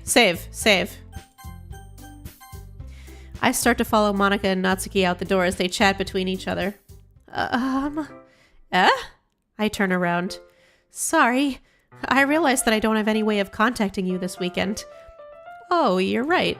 I can't believe that slipped my mind. Should I give you my phone number? I think that would be the best way, yes. All right then. Yuri and I exchange phone numbers. Hey, I got them digits. Can I get your number? Alright. Vic, what? Did you know Chevron sued a human rights lawyer for $33 billion for trying to sue them for poisoning the Amazon? They love oil so much, but still less than Neely? They really countersued a human rights lawyer? I mean, I guess I'm not surprised. Big companies use countersuits like that in order to scare people off from doing the right thing. So... Yuri and I exchanged phone numbers. Okay. Then I'll be stopping by your house on Sunday. Eh? My house? Is that a problem? No, not at all. I just thought that I would be the one going to your house since I'm the one helping you. I suppose that makes sense, but if you don't mind, I think I would prefer going to your house. Alright. In that case, it won't be a problem. I decide not to press Yuri for a reason. It's not like it should matter much either way, so I'll just need to make sure my room is clean. Yeah, Spider Lily, we're on the Yuri route! I hope I managed to make myself useful in some way. I'm not nearly as creative as you are. Don't underestimate yourself, Gilly. I think that we'll make a very productive team. Even if you only chose me because you felt bad or something. Wait, you don't actually think that, do you? I don't know. It's difficult to come up with any other reason you may have chosen me. You're forgetting the one reason with the most common sense. I chose to help you because that's what I want to do. But... Yuri thinks to herself with an extremely tense expression. Yuri, you're overthinking this. You wanted me to point out when you're overthinking, right? I didn't realize. I'm telling you, I want to. That's all there is to it. Do you believe me? Yuri thinks really hard again. She looks straight into my eyes for a long while. I believe you. As if it took her tremendous effort, Yuri finally says that and relaxes her expression. And I'm really looking forward to Sunday. Yeah, I am too. Yay! I make my way out the door and Yuri follows. I can't believe this! Yuri is going to be coming to my house on Sunday! My anxiety shoots through the roof, even though I've gotten pretty used to handling her at this point. Handling?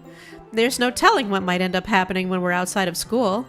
More than that, she told me what she was looking forward. Oh, she told me that she was looking forward to it. Is this the chance I have to make something happen between us? Or is it too early for that? Only time will tell. But until then, I won't be able to take my mind off of it. I seriously can't wait.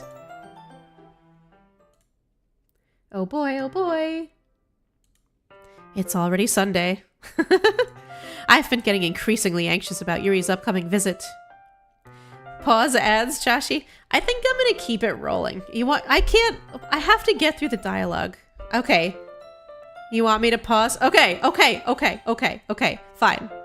I will pause. I will pause. That feels ominous. Okay, I'll hydrate. That feels ominous, though. The extreme, all caps, yelling at me to stop for the ads. It does feel like something is about to happen. Not fully spoilered. Hey, welcome back, Lynx! I hydrated. Okay. Thank you for the hydrate. Rain Dasher. What? Naily, what is... Let's get on to... Oh, that's funny. Let's get on top of Yuri. These nuts. We're gonna have alone time with Yuri. That's right. Okay, fine. I guess you wouldn't want to miss this very juicy romance scene that we're about to experience. I can't wait. I was too excited. I didn't want to wait for the ads to roll. When do things get juicy? Not in a weird way. How is there... Rogue? Oh no! How is there a non-weird way to get juicy? Thank you for the treats, Cannonball. Yuri. Ew, thick. What is that? Don't spoil anything. Okay, yes. Okay. Spores. Don't spoil anything.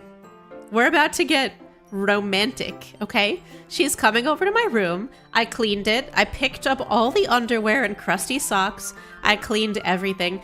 I put away all the nudie magazines, all right?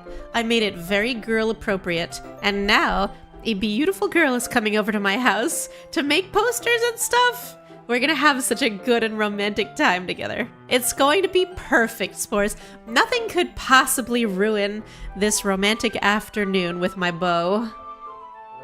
Crawling and drooling for Yuri.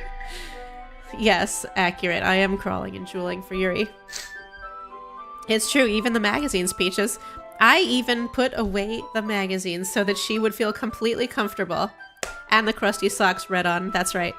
Alright, ad's over. I can go? Alright, I'm going. I'm going. Yuri is clearly an introvert and also an intimate person in general. Don't hide the magazines, those are literature. She did say that she had some weird hobbies. Maybe she is into that kind of literature. Huh? There's no doubt that she'll open a little bit when it's just the two of us. Meanwhile, we've even been texting occasionally. Ooh, look at me. I'm a naughty dog. She was extremely apprehensive at first, but it wasn't long before I was already learning more about her. Putting Yuri aside, I haven't heard a thing from Sayori since she left club early the other day. It's not like we text each other all the time or anything, but I've been worried about her in the back of my mind. Between what Sayori said and what Monica said... Is it really okay for me to put Sayori's feelings aside when she might need me? I decide to visit Sayori before Yuri comes over. Rather than asking, I simply tell her I'm coming over, much like we've done in the past. Once I reach Sayori's house, I knock on the door before entering it myself. Again, we used to play so often that we've made it a habit of simply entering each other's houses like we were family. The house is quiet. Sayori isn't anywhere on the first floor, so I assume she's up in her room. Does she not have a family? Like, where are her parents? It's already strange of her not to run down and greet me. I head up to her bedroom where I finally find her. Sayori? Hi, Gilly! Oh, she's fine. You guys scared me. You guys made me think it was gonna be weird. She's fine. Look, she's perfect. She's perfectly fine. I sit down in her room. Sayori forces a smile, but it's easy to tell that she's different. There's a minute of silence between us. You haven't come over like this in a long time, have you? Oh, I've gotta do the voice, sorry. I guess you're right. It has been a long time. Not much has really changed, has it? Sayori's room is as messy as it's always been. I also recognize the same stuffed animals and wall decorations that she's had for years now. If you came over more often, it wouldn't be such a mess. That's because I end up cleaning it for you. How come you suddenly wanted to come over today? Aren't you supposed to see Yuri today? How does she know that? She wasn't there for that. She left the club early and wasn't there for that whole debate, but whatever, I'll let that one slide. Unless Sayori is psychic too and also knows it's a game. Do all the characters know it's a game? Yeah, but... Oh no! I picked up on it! Okay, wait, how did you know that? Sayori had already left by the time we decided that last meeting. Monica told me. Oh, okay, that makes sense. It's only natural for her to keep me informed about the festival preparations, right? Random guy, are we in a game? That's the real question, isn't it? That's true. But what about you? Aren't you going to be helping Monica today? Of course! But I'm just helping her online. We didn't plan to meet up or anything. So it's just me and Yuri then. Yep. There's more silence between us. Sayori stares in a random direction. Everything about her behavior is really uncharacteristic. I finally get to the point. I just wanted to see how you were doing. After you left on Friday, when something's wrong, you can't hide it from me. I know you too well. So... Sayori smiles, shaking her head. That's no good, Gilly. Why can't it just be like it's always been? This is all my fault. If I didn't get so weak and accidentally express my feelings, if I didn't make that stupid mistake, then you wouldn't have been worried about me at all. You wouldn't have come here. You wouldn't have even been thinking about me right now. But this is just my punishment, isn't it? I'm getting punished for being so selfish. I think that's why the world decided to have you come over today. It just wants to torture me. Why does she laugh after saying that? Sayori? I grabbed Sayori by the shoulders. What on earth are you saying? Are you listening to yourself right now? I know something happened to you. There's no other explanation for you to be like this. So tell me already, until I know I won't be able to stop thinking about it. Sayori gives me an empty smile. You really put me in a trap, Gilly, but you're wrong. Nothing happened to me. I've always been like this. You're just seeing it for the first time. Seeing what? What are you talking about? What are you talking? No, that's me. That's my line. What are you talking about, Sayori? You're really just going to make me say it, aren't you, Gilly? I guess I have no choice this time. The thing is, I've had really bad depression my whole life. Oh no, Sayori! Did you know that? Why do you think I'm late to school every day? Because most days I can't even find a reason to get out of bed. What reason is there to do anything when I fully know how worthless I am? Why go to school? Why eat? Why make friends? Why make other people put their energy and caring to waste by having them spend it on me? That's what it feels like. And that's why I just want to make everyone happy, without anyone worrying about me. I'm in shock. I can't even figure out how to respond. How is it possible that Sayori kept this from me the entire time that I've known her? Did she really want so badly for me to just not think about her? Why, Sayori? Why is it that you've never told me about this? It almost feels like I've been betrayed as your close friend. Oh, why would I? Am I trying to make her feel guilty?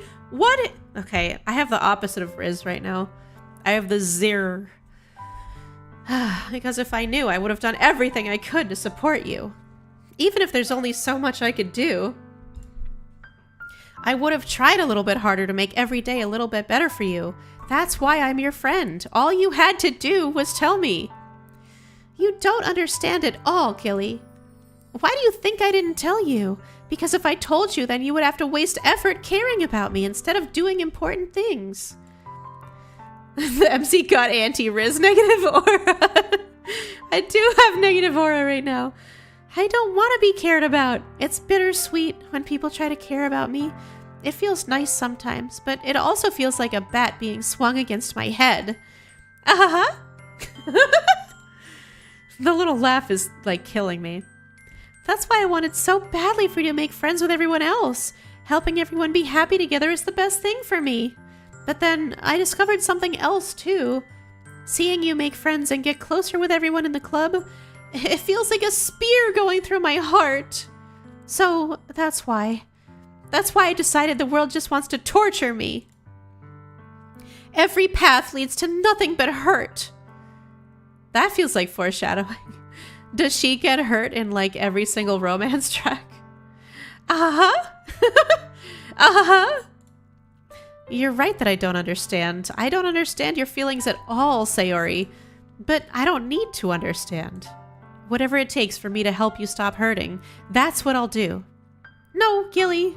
There's nothing. Nothing at all. The only thing that could have helped is if everything could be like it always was. But I was selfish. I finally showed you what a horrible person I am. No, Sayori, tears streaked down Sayori's face. I made you join the literature club because I was selfish, and I was punished by my heart hurting in a way that I couldn't understand. And now you came here and I made you hurt too. I'm just weak and selfish. That's all I am. And that's why I'm going to accept these punishments.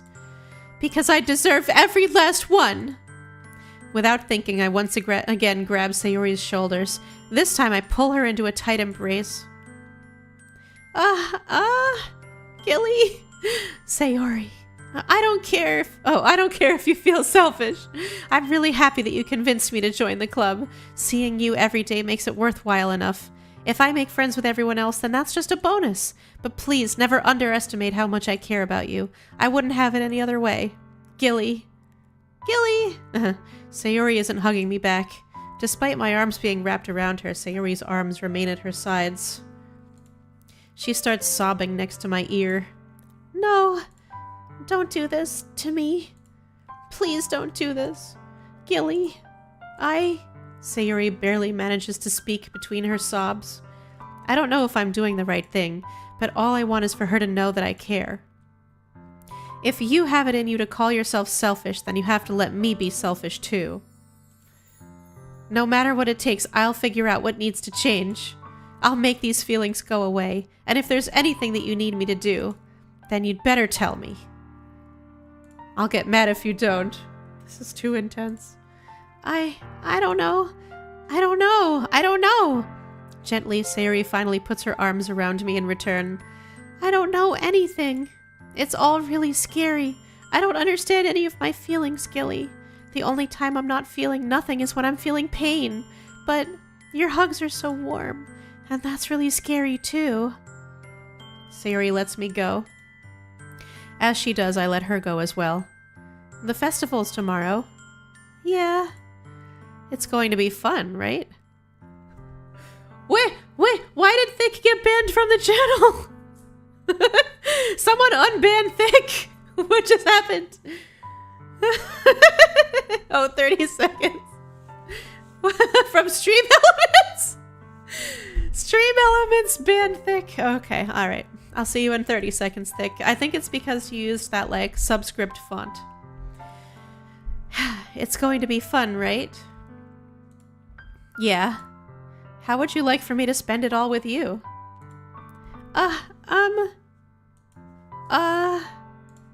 It's what I want. I promise. I think that would be nice then. Yeah. Sayori wipes her eyes. If I could spend the whole day here, I would. Of all days, this has to be the one where I have other plans. Maybe I should cancel. No, don't! Please don't. If you did that, then I really wouldn't forgive you. But it's almost time for Yuri to meet me at my house. At the very least, do you want to come along and help out? It would be fun. To my surprise, Sayori shakes her head. I'm sorry, I don't know if that would be very good for me today. You understand, right? It's kind of hard for me to fully understand. But I'm trying my hardest. It's okay. Don't worry too much about it. I'll see you tomorrow, okay? Alright, I look forward to it. Alright, here we go. Super fun time. On my way home, I find myself still feeling uneasy. But it's hard for me to keep thinking about it when Yuri is about to come over too. I think Sayori is right. I shouldn't be worrying too much, and we're definitely going to have a great time tomorrow. I should just focus on what's ahead of me. As I approach my house, I see something that makes me feel a moment of panic. Yuri? Look at that turtleneck sweater, a woman after my own heart. I have a sweater almost exactly like that. I feel compelled to change into a different outfit. Wait, I want to match. Can I twin with her? I'm gonna twin with her. I'm doing it. It's irresponsible for me to do this, like, while on stream, but you know what?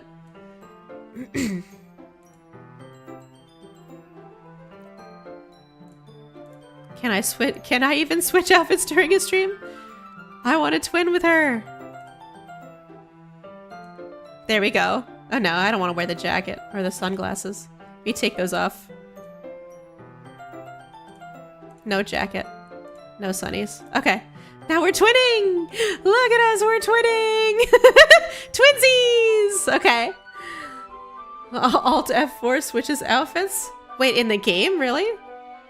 Look, we're matching! We're twins! We have matching gray turtlenecks. Alright. Wait. Does Alt F4 not? Okay. If Joshi thinks that I can't press Alt F4, I won't press Alt F4. No, I don't know. Is there really? It closes everything.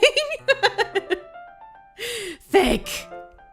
I know about as much about computers as I know about rizzing high school girls, which is to say, not very much. So, yeah. You almost put one over on me, Thick. Yippee! I almost fell for it! Well, thank God for Joshy looking out for me. I'm sorry. I'm a shortcut baby. How do you guys all know this stuff? Only thing that I know is Shift Control Escape. That opens up the task manager. That's about it. Oh, and Windows Shift S lets you take a screenshot. I almost got F4 to... You almost put it over on me, Thick. Good job. Good job. All right, let's do our romantic date with our best girl. Thank goodness. You're a little early. I'm sorry I wasn't home yet. Were you waiting for a long time? No, I just got here. But I started to get really nervous when nobody answered the doorbell. You always could have texted me. If I had known, I would have reassured you and hurried more on my way home. I suppose that's true. I didn't think of that for some reason. It should be common sense to do that, but I decide to ignore it. Anyway, let's go inside. I see you brought a lot of stuff with you. That's right. And did you manage to find everything I asked you to buy as well? Yeah, pretty much. At least I hope I got everything right. I'm sure it'll be fine. Ooh, there's a girl in my room! I take Yuri to my room! The first thing she does is glance around curiously, which makes me feel anxious. Don't worry, I already put away the magazines. You won't see anything, Yuri. It's so clean. I cleaned it before you came over, so... That's very considerate of you to do. No, I would be really embarrassed for my room to be a mess while you were here. Well, I do enjoy cleaning. I would have gladly helped you clean. That would be even more embarrassing. Wait, don't look in there! I snatched Yuri's wrist, which was in the process of opening up a desk drawer of mine. Never do that! Never do that! Why are you going into other people's rooms and opening drawers, Yuri? You're just asking for trouble. Don't look in the drawer. That's where I keep the magazines and the crusty socks. I'm sorry. I wasn't thinking for some reason. Bye, Lily. Have a good rest of your day. I was just spacing out. It's fine, it's fine. I let go of Yuri's wrist. She puts both of her hands firmly in her lap as if making sure she's keeping track of them. So, should we get started? Yes. I have a few things planned that you can help with. Decorations and other atmospheric enhancements. I love enhancements. Atmospheric enhancements. You know, mood lighting, aromatherapy candles. Oh, wow. I didn't know you planned on taking it that far. Of course. I want to help take our guests to a faraway place, although many will stop by just out of curiosity. And for cupcakes, I guess. I'm determined to provide an experience that will leave them wanting more. That's great. It's so easy to forget that you're a pretty intense person. Intense? I guess that's the best way to put it. What's in the drawer, Raven King? We don't ask what's in the drawer, Raven King. We never ask what's in the drawer. No, not at all. It's something that I like about you, actually. Is that so? That makes me feel relieved. And kind of happy. Yeah, no need to be so anxious. You can relax a little. Relax. I brought some things for relaxation. I was going to use them during the poetry event. Oh yeah? Like what? Let's see. Yuri rummages through her bag. She pulls out a few candles and a wooden cylinder-shaped object. I did some shopping on the way here, so I happen to have these in my bag. I plan to cover the windows in black paper and use the candles to light the room. I think that would be amazing, don't you? Yeah, that would be really neat. What's that wooden thing, though? Oh, this? It's a diffuser for essential oils. How familiar are you with aromatherapy? Oh, it's oil. It's oil. Where's Naily? Where's my oil guy? She's busting out the oils. Not familiar at all. Is that so? There you are, Naily. I thought that the siren's call of oil would bring you back to the chat. Yippee! Yippee! It's one of my favorite contributors to a positive atmosphere. Whew! Not the oil. Depending on the oils or herbs you choose, you can change the mood of the air itself. You can even feel it permeate through your body. Relaxation, positive energy, romance, reflection. It's almost like magic. Yuri takes the cylinder and pushes a switch on the bottom. In just a moment, a thin ray of vapor begins to spout through a small hole on the top. Wow, that smells wonderful. What kind of mood is that one for? This is a jasmine essential oil. It smells a little sweet and flowery, right? Yeah, that's a good way to describe it. I chose jasmine for the event because it provides more than just relaxation. Jasmine enhances your emotions and helps you feel them flow through your body. You feel warmer and your heart pounds more heavily. Don't you think that will be perfect for sharing our poems? It does sound suitable. Gambit, permeate is a word you never use. I like permeate. It's a good word. It sounds a little like grotesque, but has a nice definition. Hi Beetlejuice, it's best girl. Yeah, I agree. I like her. She's my best girl for sure. I wanted to date Monica, but like even after I chose to help Monica with the school festival, they made me pick another girl, so oh well, I guess. Monica's loss. My gain? Yuri's gain? Gilly having a Yuri moment? Yes, I'm so excited for some girl-on-girl action. But you seem to know a lot about this, so I'll trust your opinion with anything. Yuri smiles gently, clearly enjoying herself. She again reaches into her bag and pulls out several spools of thin ribbon. What are those for? Well, did you purchase the origami paper I asked you to get? Yeah, I have it over here. We won't be using the paper for folding origami. What I'd like to do is write a different word on each paper. We'll need about 100 of them. Oh yeah? What will those be used for? Well, I'm going to cut pieces of ribbon to hang from the doorway of the classroom. Then we can fasten the paper onto the ribbons to create a doorway curtain. Wouldn't that be beautiful? It would also catch the eye of those passing by the room. It may attract some to peek inside. That's really creative! I had no idea you'd be so good at this, Yuri. Is that so? Well, I suppose I do get a little intense, as you'd put it. Oh, Yuri giggles with red cheeks. Is it just me, or is she more relaxed when it's just the two of us? Or maybe it's the excitement she feels from sharing something that she enjoys. Here's a marker, Gilly. You can write any characters you want. I'll help you once I finish cutting the ribbons. All right. Sitting on the floor together, the two of us get to work. I carefully draw a different character on each paper, doing my best to manage my bad handwriting. Yuri unravels a long strand of red ribbon to her desired length. Then she reaches into her bag once more and pulls out a pocket knife. The knife is strangely beautiful. The silver handle has an intricate pattern of waves etched into it. The blade itself is gently tinted blue. That's no ordinary pocket knife. It looks really fancy. Well... Embarrassed, Yuri looks away. What is it? You're going to think it's weird. Yuri, whatever it is, I have no reason to judge. To each their own, you know? If you promise you won't be weirded out. Yeah, I promise. Alright. The thing is, I'm kind of into knives. Oh! I picked the yandere route! Oh no! Oh no, she's the yandere. What have I done? What have I done?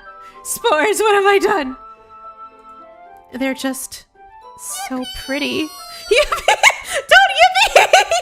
Don't yippee! I'm terrified! I'm terrified! I can't help it.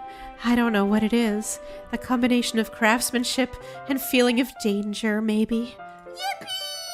Yippee! What am I saying? Oh my god! That's why you guys kept saying she's a cut above her!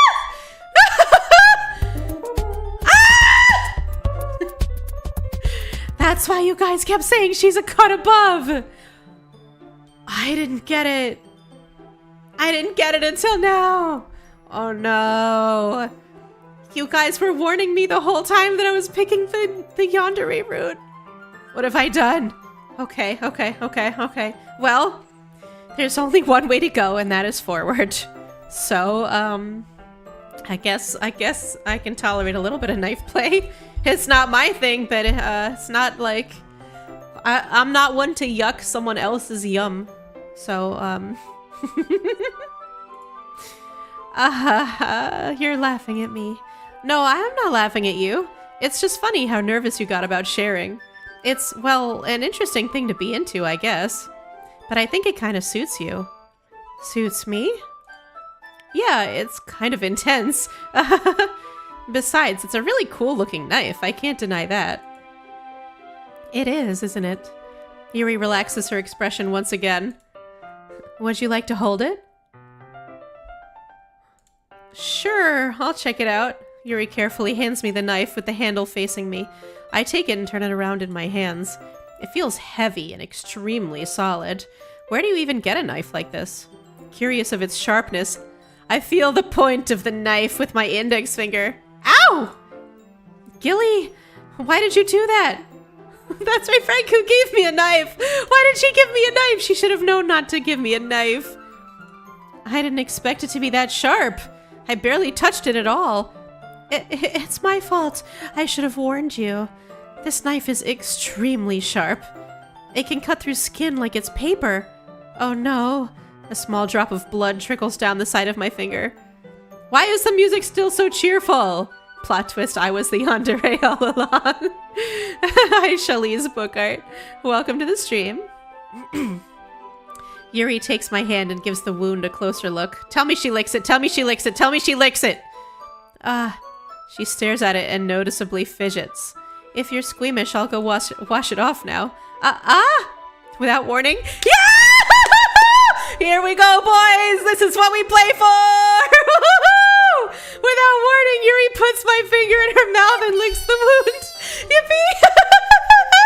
Okay. Calm down. Everything's good. I feel her tongue.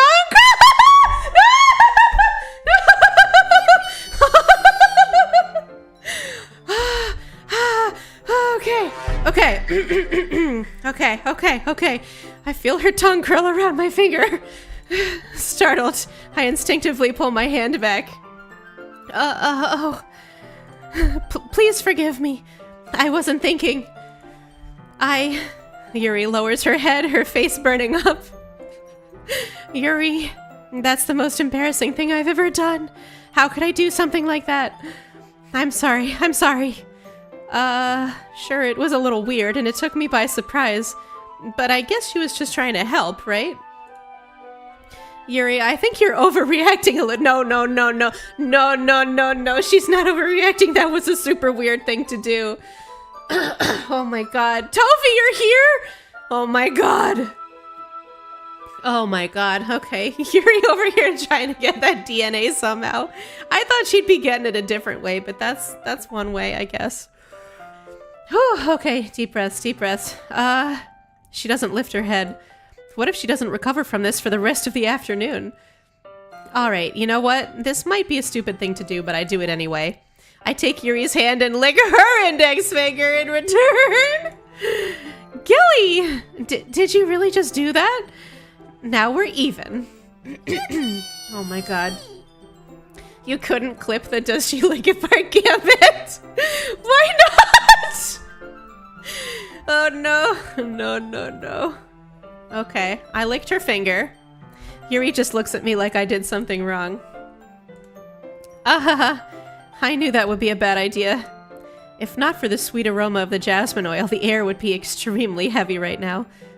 You're so weird, Gilly. Yuri giggles shyly. Yuri calling me weird? I have no response to that. Where do you keep your bandages? Asking the real questions now. Thank God. Okay. That's what we need in this situation, not finger licking. My blood is not finger licking good, okay? We need a band-aid. This is insanity.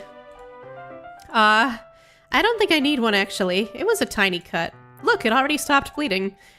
I see. That's relieving. Ads. Okay, I'll take an ad break. I'll take it. Why would you lick a finger without blood? Fucking weirdo! You're so right, Joshi.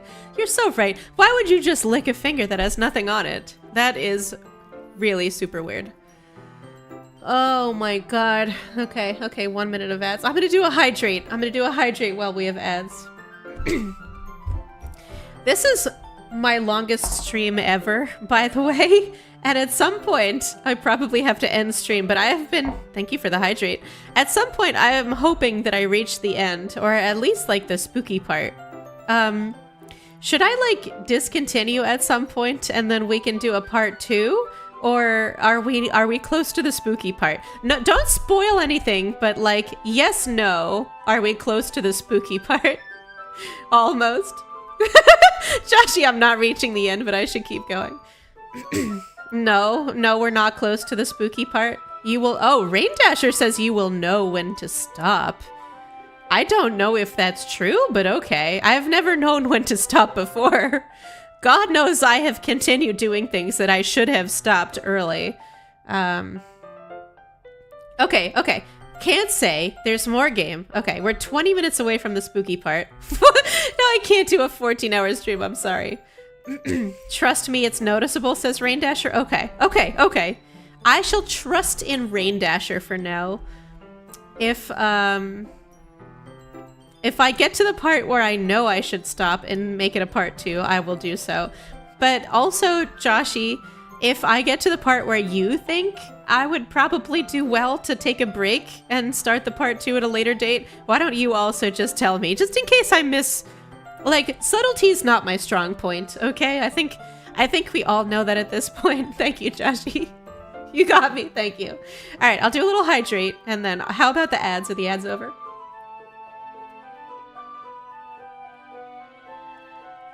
This stream has been far too exciting for my blood. Okay.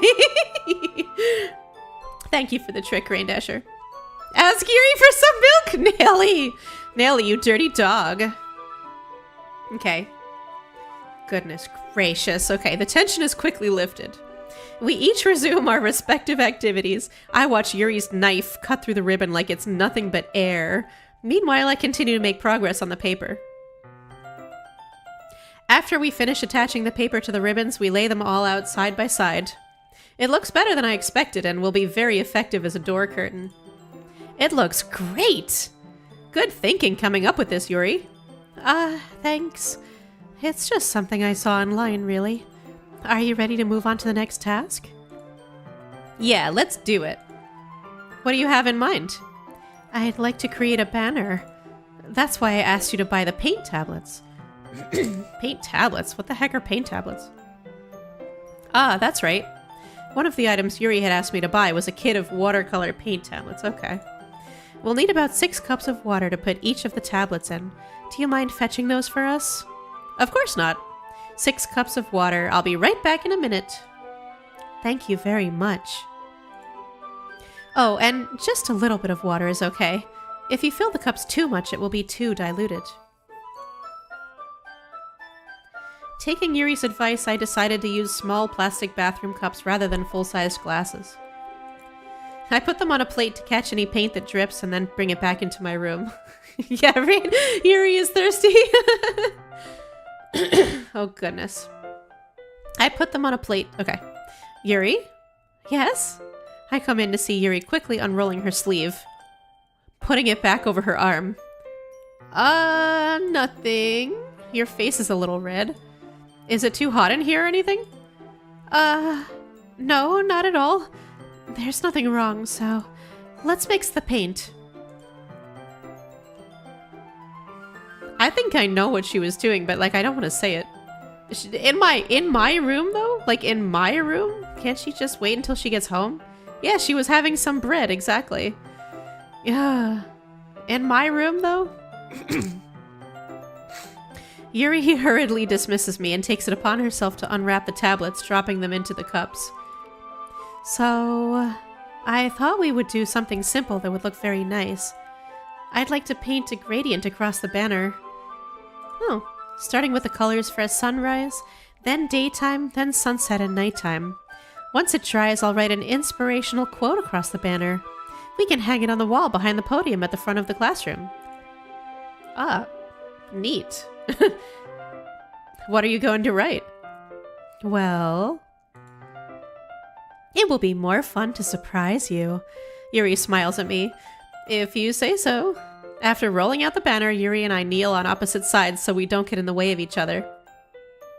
No, Nelly. None of us think that she was fingering herself. That is not what any of us thought was going on, Nelly. Rain Dasher put it perfectly. She was slicing bread for the raccoon. Yuri uses a brush and adds a few dots of different colors across the banner to serve as a color guide when we paint. This kind of reminds me of elementary school. Hey, thank you for the follow, Raven King. Yeah, I get it, Rain Dasher. I'm picking up what you're putting down. Painting on a banner with watercolors feels a lot like the art class projects we had back then. It's relaxing. I'm sorry if this feels too childish. No, how does she know what I'm thinking, though? That's weird. No, I didn't mean that at all. It's kind of fun, you know? Yeah, it is fun. I'm glad you feel that way, too. Yuri stops painting for a moment, thinking to herself, for me, I don't need to go out and do crazy things to have fun. I'm not like those other girls. That was such a pick-me thing to say. Girl. I was in love with you. I might be falling out of love with you now. That was the most pick-me-est thing I've ever heard. I'm not like those other girls. I don't need to go out to have fun. I can have fun just by myself at home. Party of one. In fact, I usually don't even want to. I just like when I can spend some time with one other person. Even if it's something simple like reading. It doesn't even matter if we don't talk much. Just having a friend next to me makes things feel a little bit nicer. I think that's all it takes for me to be happy. Is that so? Hey, Rogue! Congrats on getting off work. Hope the rest of your days are looking up. Even if Yuri and I are quite different, I can understand where she's coming from. I feel that way about things like anime and games, where simply sharing the experience with someone can make me happy. I think I feel the same way. Yuri smiles gently. I knew you'd understand. Yuri leans over the banner to grab an unused paintbrush, but I move at the same time, causing my head to bump into hers. Classic romance trope. Yeah! Sorry! Yuri reels back and I quickly lift my hands in surprise. She is waifu material, Steven, except that, like, she wants to lick my blood. Like, other than that, she's waifu material. Are you hurt? No, I'm not hurt. It just startled me, that's all. Sorry, I should have asked you to get it for me. It's not your fault. Your face. There are droplets of paint on Yuri's face and neck. Is there something on my face? Lick it, lick it, lick it, lick it, lick it. Wait, I take that back. Watercolors are, toxic. Yeah, I accidentally got paint on you. Sorry, it's totally my fault. I know, right, Pandia? The jasmine aroma is going crazy right now. It's that jasmine aromatherapy causing our emotions to course through our bodies. I'll get a towel right away. I rush out and fetch a small towel and then I dampen it with hot water. Joshi! Paint her face. You guys are so gross. With watercolors. Paint her face with watercolors. I return to my room and kneel back down in front of her. Oh, look at this cute art. Wait, no, I'm like blocking it. I should move myself real quick. Can I move myself? There we go. Look how cute she looks. Here. I pat down Yuri's face and neck with the towel. Is something wrong? It's hot. I just didn't expect it. Sorry. I didn't want to use cold water. Having finished, I start to retract my hand. But Yuri suddenly holds my wrist. Honorable Hunter, you vote for oil paint instead. How many? Okay. We're gonna get her oiled up one way or another. One way or another, Spores. Whether it's olive oil, baby oil, or oil paint. But Yuri suddenly holds my wrist. Wait. Just for a little longer. It feels really nice. I keep my hand still against Yuri's neck. Motor oil! Steven, I think that's the one oil we're probably not going to put on her, but I don't know. Maybe we could get her under a car. If she comes at me with a knife, I'm going to put her under the car for sure, because I'm going to run her over. She looks into my eyes. It's an intense expression that I recognize from when she reads her books. almost as if she's lost in a daze, enveloped by her own thoughts. She breathes gently half through slightly parted lips. What is happening? Is the aroma of the jasmine oil giving me this dizzy feeling? Oh, yeah, thank you, Joshy. I'm always glad to clarify my jokes for you. I know they're so cerebral and highbrow that they'll just go right over your heads if I don't make it obvious, so I like to make it obvious for you, Joshy, so you don't miss anything. Yuri's gentle fingers wrapped around my wrist send a tingling sensation through my arm, and suddenly her face seems to be much closer to mine than it was just a moment ago. Yuri slowly pulls away. No! Don't pull away! Sorry. I've been feeling a little lightheaded today. I didn't mean to space out. It's fine. Okay. I'm putting myself back. Ooh, wrong. Okay. Try to move myself back over to the proper side now. There we go. Perfect. Her movements seem clumsier, like she's unable to focus. I remain silent, forced to ignore the event that just transpired. Why didn't we kiss? We were so close to kissing. I was wiping the paint off of her face with a warm towel. We were like rebreathing each other's air. Why didn't I just kiss her? I missed a huge opportunity. I hesitantly I didn't cut my lip. If I cut my lip, she'd try to suck my blood. I love that. Okay, I'll try that next. If I go on another date with her, I'll do it. I messed up the button prompt? Oh, wait, what? There was a button? Oh, no, when I click... Oh, no, I haven't saved in such a long time. No, there was a button. Oh, you're joking, Sheena? Damn it, Sheena! I believed you. I thought when I was messing around in OBS trying to put my model back in the bottom right corner, I messed up the buttons. Okay, I'll cut my lip next. Let's see if she gives me the knife. Give me the knife. But no, do I have to wait until the ads are over? Okay, ads. Hydrate, then go. There is a history button? Oh, okay. Oh yeah, okay, there's no decision point here. I think I'm fine. Oh! I hesitantly retrieve my own brush and continue following Yuri's example. That should do it. I finished filling the night sky with white dots that look like stars. Looking at the banner as a whole, it's very pretty and natural looking. I think it came out better than I expected. I'm really happy with the results. Yeah, me too. Are you going to add the lettering now? Not yet. It needs to dry first. That's true, but won't that take a while? Well, perhaps it would be best to leave it here, then have you bring it in the morning. I can do the lettering in the classroom before our event starts. Is that okay?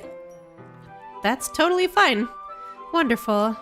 In that case, I don't think there's anything more for us to do here. Phew! You say that like you're glad it's over.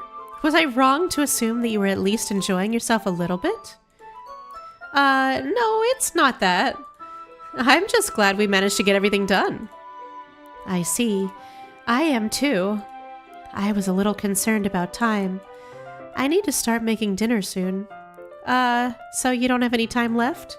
I was secretly hoping we would have extra time after finishing the work.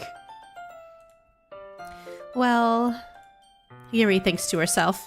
I think it would be too irresponsible of me to wait much longer. I'm sorry. I was hoping there would be more time as well. It's probably my fault.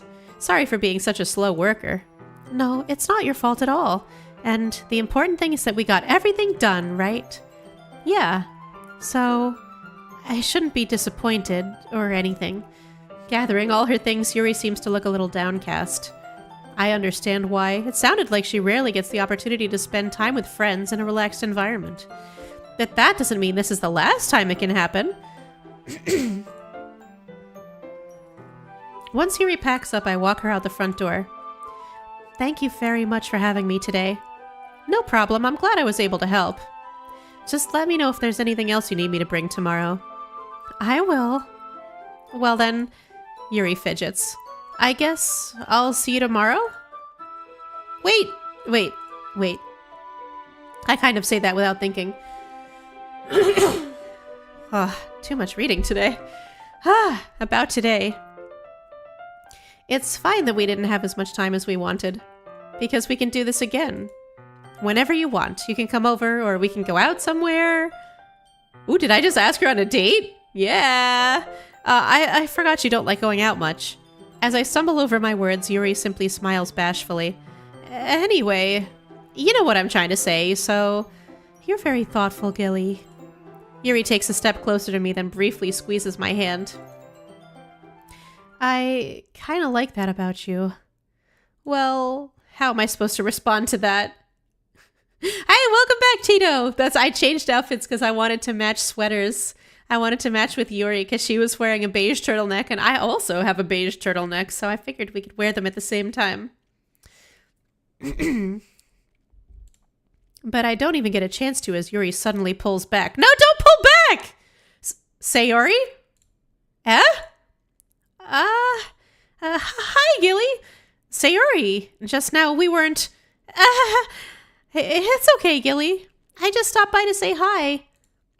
Wow, I got, Sayori blocked this time. Usually it's a monocoque block, but this time it's a Sayori block. Well, it's nice to see... Oh, wait, which girl is it? Well, it's nice to see you. I'm sorry, but I'm already on my way to leave. Oh, really? That's too bad. I'm sorry, but we'll all be together at the festival tomorrow, so that's fine, right? Of course, Sayori beams. Yeah, so I'll see you tomorrow. Clearly embarrassed. That was the fastest I've ever seen a character depart from the screen. She didn't even slowly fade away. She was like, vroom. Clearly embarrassed, Yuri hurries off. Sayori waves goodbye after her. Sayori. Oh wait, I'm saying Sayori. Sayori, I thought you didn't want to come over today. Well, I tried staying in my room, but my imagination was being really mean to me, so I had to come here and see it for myself. See what? What are you talking about? You know, how much fun you were having with Yuri, and how close you got to her. It makes me really happy. Look, she has tears in her eyes. Look at the tears. I'm dying. That you've made such good friends. That's all that matters to me. Tears start to fall down Sayori's face. This is the ultimate boner killer. Childhood friend getting cucked. Oh no. This is the biggest boner killer I've ever experienced in my life. I was about to get it with a hot girl with a knife, and my childhood friend shows up and starts crying. Save! Tito, save! Okay. I'm saving. Okay. That's all that matters to me. Why am I feeling this way, Gilly? I'm supposed to be happy for you. Why does it feel like my heart is splitting in half? It hurts so much. Everything hurts so much. This would be so much better if I could just disappear. Sayori, don't say that. It's true, Gilly. It's true, Gilly. If I wasn't here, then you wouldn't have to waste your sympathy on me. You wouldn't have to put up with me being selfish. Monica was right. I should just... Monica? Monica? Monica was right about what? Sayori. What I said before is true. I'm not going to let this continue. Caring about you like this isn't the burden your mind is making it out to be. It's something that makes me happy. It's something that I wouldn't trade for anything else. So even if it takes an entire lifetime, I'm going to be by your side until you don't feel any more pain. But... Sayori looks away. I put a hand on her shoulder to reassure her. I'm scared, Gilly. I'm really scared. What are you scared of, Sayori? I'm scared that I might like you more than you like me. Sayori? It's true, isn't it? I was weak and started to like you too much. I did this to myself. Gilly. I like you so much that I want to die! That's how I feel. And that's enough, Sayori. I don't want you to hurt anymore. I slide my hand down Sayori's arm and squeeze her hand in my own. Do you remember how I said I always know what's best for you? Do you still believe me? Wordlessly, Sayori nods. Even if you don't understand all of your own feelings, I know what you need the most right now, and that's what I'm going to give you. What am I going to give her? What am I going to give her?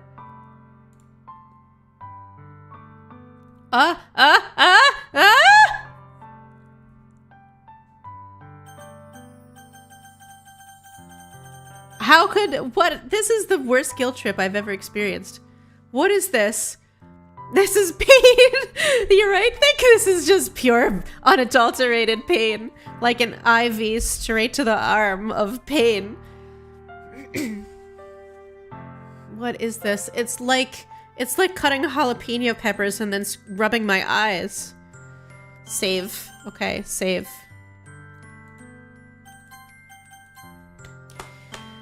Well, I guess I save here and then like... It's okay to backseat saving. Saving's fine. Do I love her, or will she always be my dearest friend? The choice is obviously love. Hi, Ultra Andrew. I'm sorry. I've never played this game before. This is an absolutely blind, unspoiled playthrough. Prepare myself, Toby? Prepare myself for what? You love her, Thick? She's better than Yuri? What am I supposed to do? Guys! She said she wants to die. She's crying. She's my childhood friend. Oh my god. Oh my god. What am I gonna do? What am I gonna do? Okay, Sayo is the best girl. Commit to Yuri? After playing through Burn It. All of the girls are a good time. Oh my god, listen to my heart. Well, my heart... Listen, okay. I don't love Sayori. I love her like a sister. I love Yuri.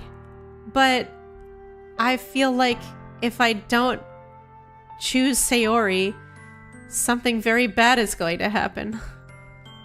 Why not both? Oh my god. You'll always be my dearest friend. Oh my god. Oh my god. Oh my god. What have I done? What have I done? What have I done? What have I done, Spores? What you need most is for things to be like they've always been. Monica told me the truth. She told me how much happier you seemed after I joined the club. I know you're struggling with some really difficult feelings right now, but please trust me that I know what's best and what will make you happy in the end. Oh no. Oh no. There's too many crying emotes in chat right now. I promise I'll help get things back to the way they were. I see. Sayori forces a smile through an incredibly pained expression. Is this what it feels like?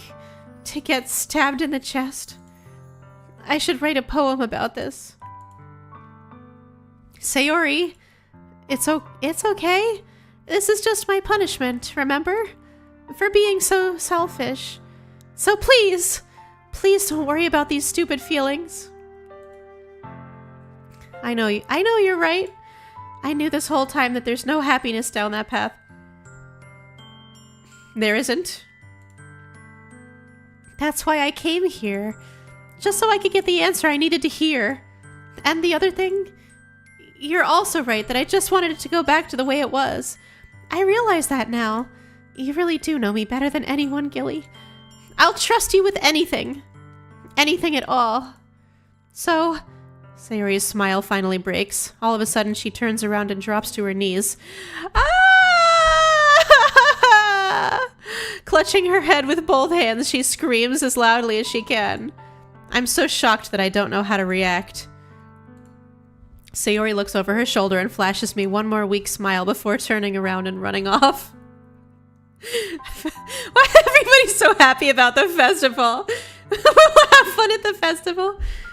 Funny very soon. Okay, good. Sayori! I'm left helplessly standing in the front of my house. Why am I feeling so horrible about this? There's nothing more that I could have done. I feel like there's something I could have done, but okay. The most I can do is support Sayori through her feelings and help her on the path that's right. But I'm having as much trouble understanding Sayori's feelings as she is. Even though I can comfort her, I keep wondering if I should be doing something more or something different. I know these thoughts will continue to plague me until things are back to the way they were. I'm going to give it everything I've got. Sayori will always be my dearest friend. Oh no, Frazzles, I did make a girl cry. Wouldn't be the first time. Probably also won't be the last. I'll do whatever it takes to put a smile on her face every day. Whew, that was loaded. Oh my god, it's the day of the festival! Yes, we made it. Okay, I'm gonna do a little savey save. In the empty slot. It's the day of the festival. Of all days, I expected this to be the one where I'd be walking to school with Sayori, but Sayori isn't answering her phone. I considered going to her house to wake her up, but decided that's a little too much. Meanwhile, the preparations for the event should be nearly complete. The banner Yuri and I painted is dry, and I gently rolled it up to take with me. She sent me a pleasant text reminding me not to forget anything, and I reassured her. Funnily enough, I probably feel the same way as Natsuki about the event. I'm more excited for it to be over so I can spend time with Sayori and Yuri at the festival. But knowing Monika, I'm sure the event will be great too. I did make it, Scorgy. Scorgy37, I made it to the festival, finally. Okay. Gilly, you're the first one here. Thanks for being early. That's funny. I thought at least Yuri would be here by now. Monika is placing little booklets on top of each of the desks in the classroom. They must be the ones she prepared that have all the poems we're performing. In the end, I found a random poem online that I thought Monika would like, and I submitted it. So that's the one I'll be performing. I'm surprised you didn't bring Sayori with you. Yeah, she overslept again. That dummy. That dummy! Oh no, that's so mean. I should be nicer to her. She is my childhood friend. That baka. Hey, Redman, how's the game? Hi, I'm so glad you could catch a stream too. The game is pretty good so far. I've been playing it for hours and I haven't gotten to the spooky part, but I think that's just because I'm like voice acting every line. I think if you weren't reading out loud, you could play this game in probably under 3 hours, and then there's me, voice acting every line. You'd think that on days this important, she'd try a little harder. I say that, but I suddenly remember what Sayori told me yesterday, and I suddenly feel awful, knowing it's not nearly that simple for her. I only said it because it's the way I'm used to thinking. But maybe I should have gone to wake her up after all. You should take a little responsibility for her, Gilly. I mean, especially after your exchange with her yesterday. What, Monika? What do you know about the exchange I had with her yesterday?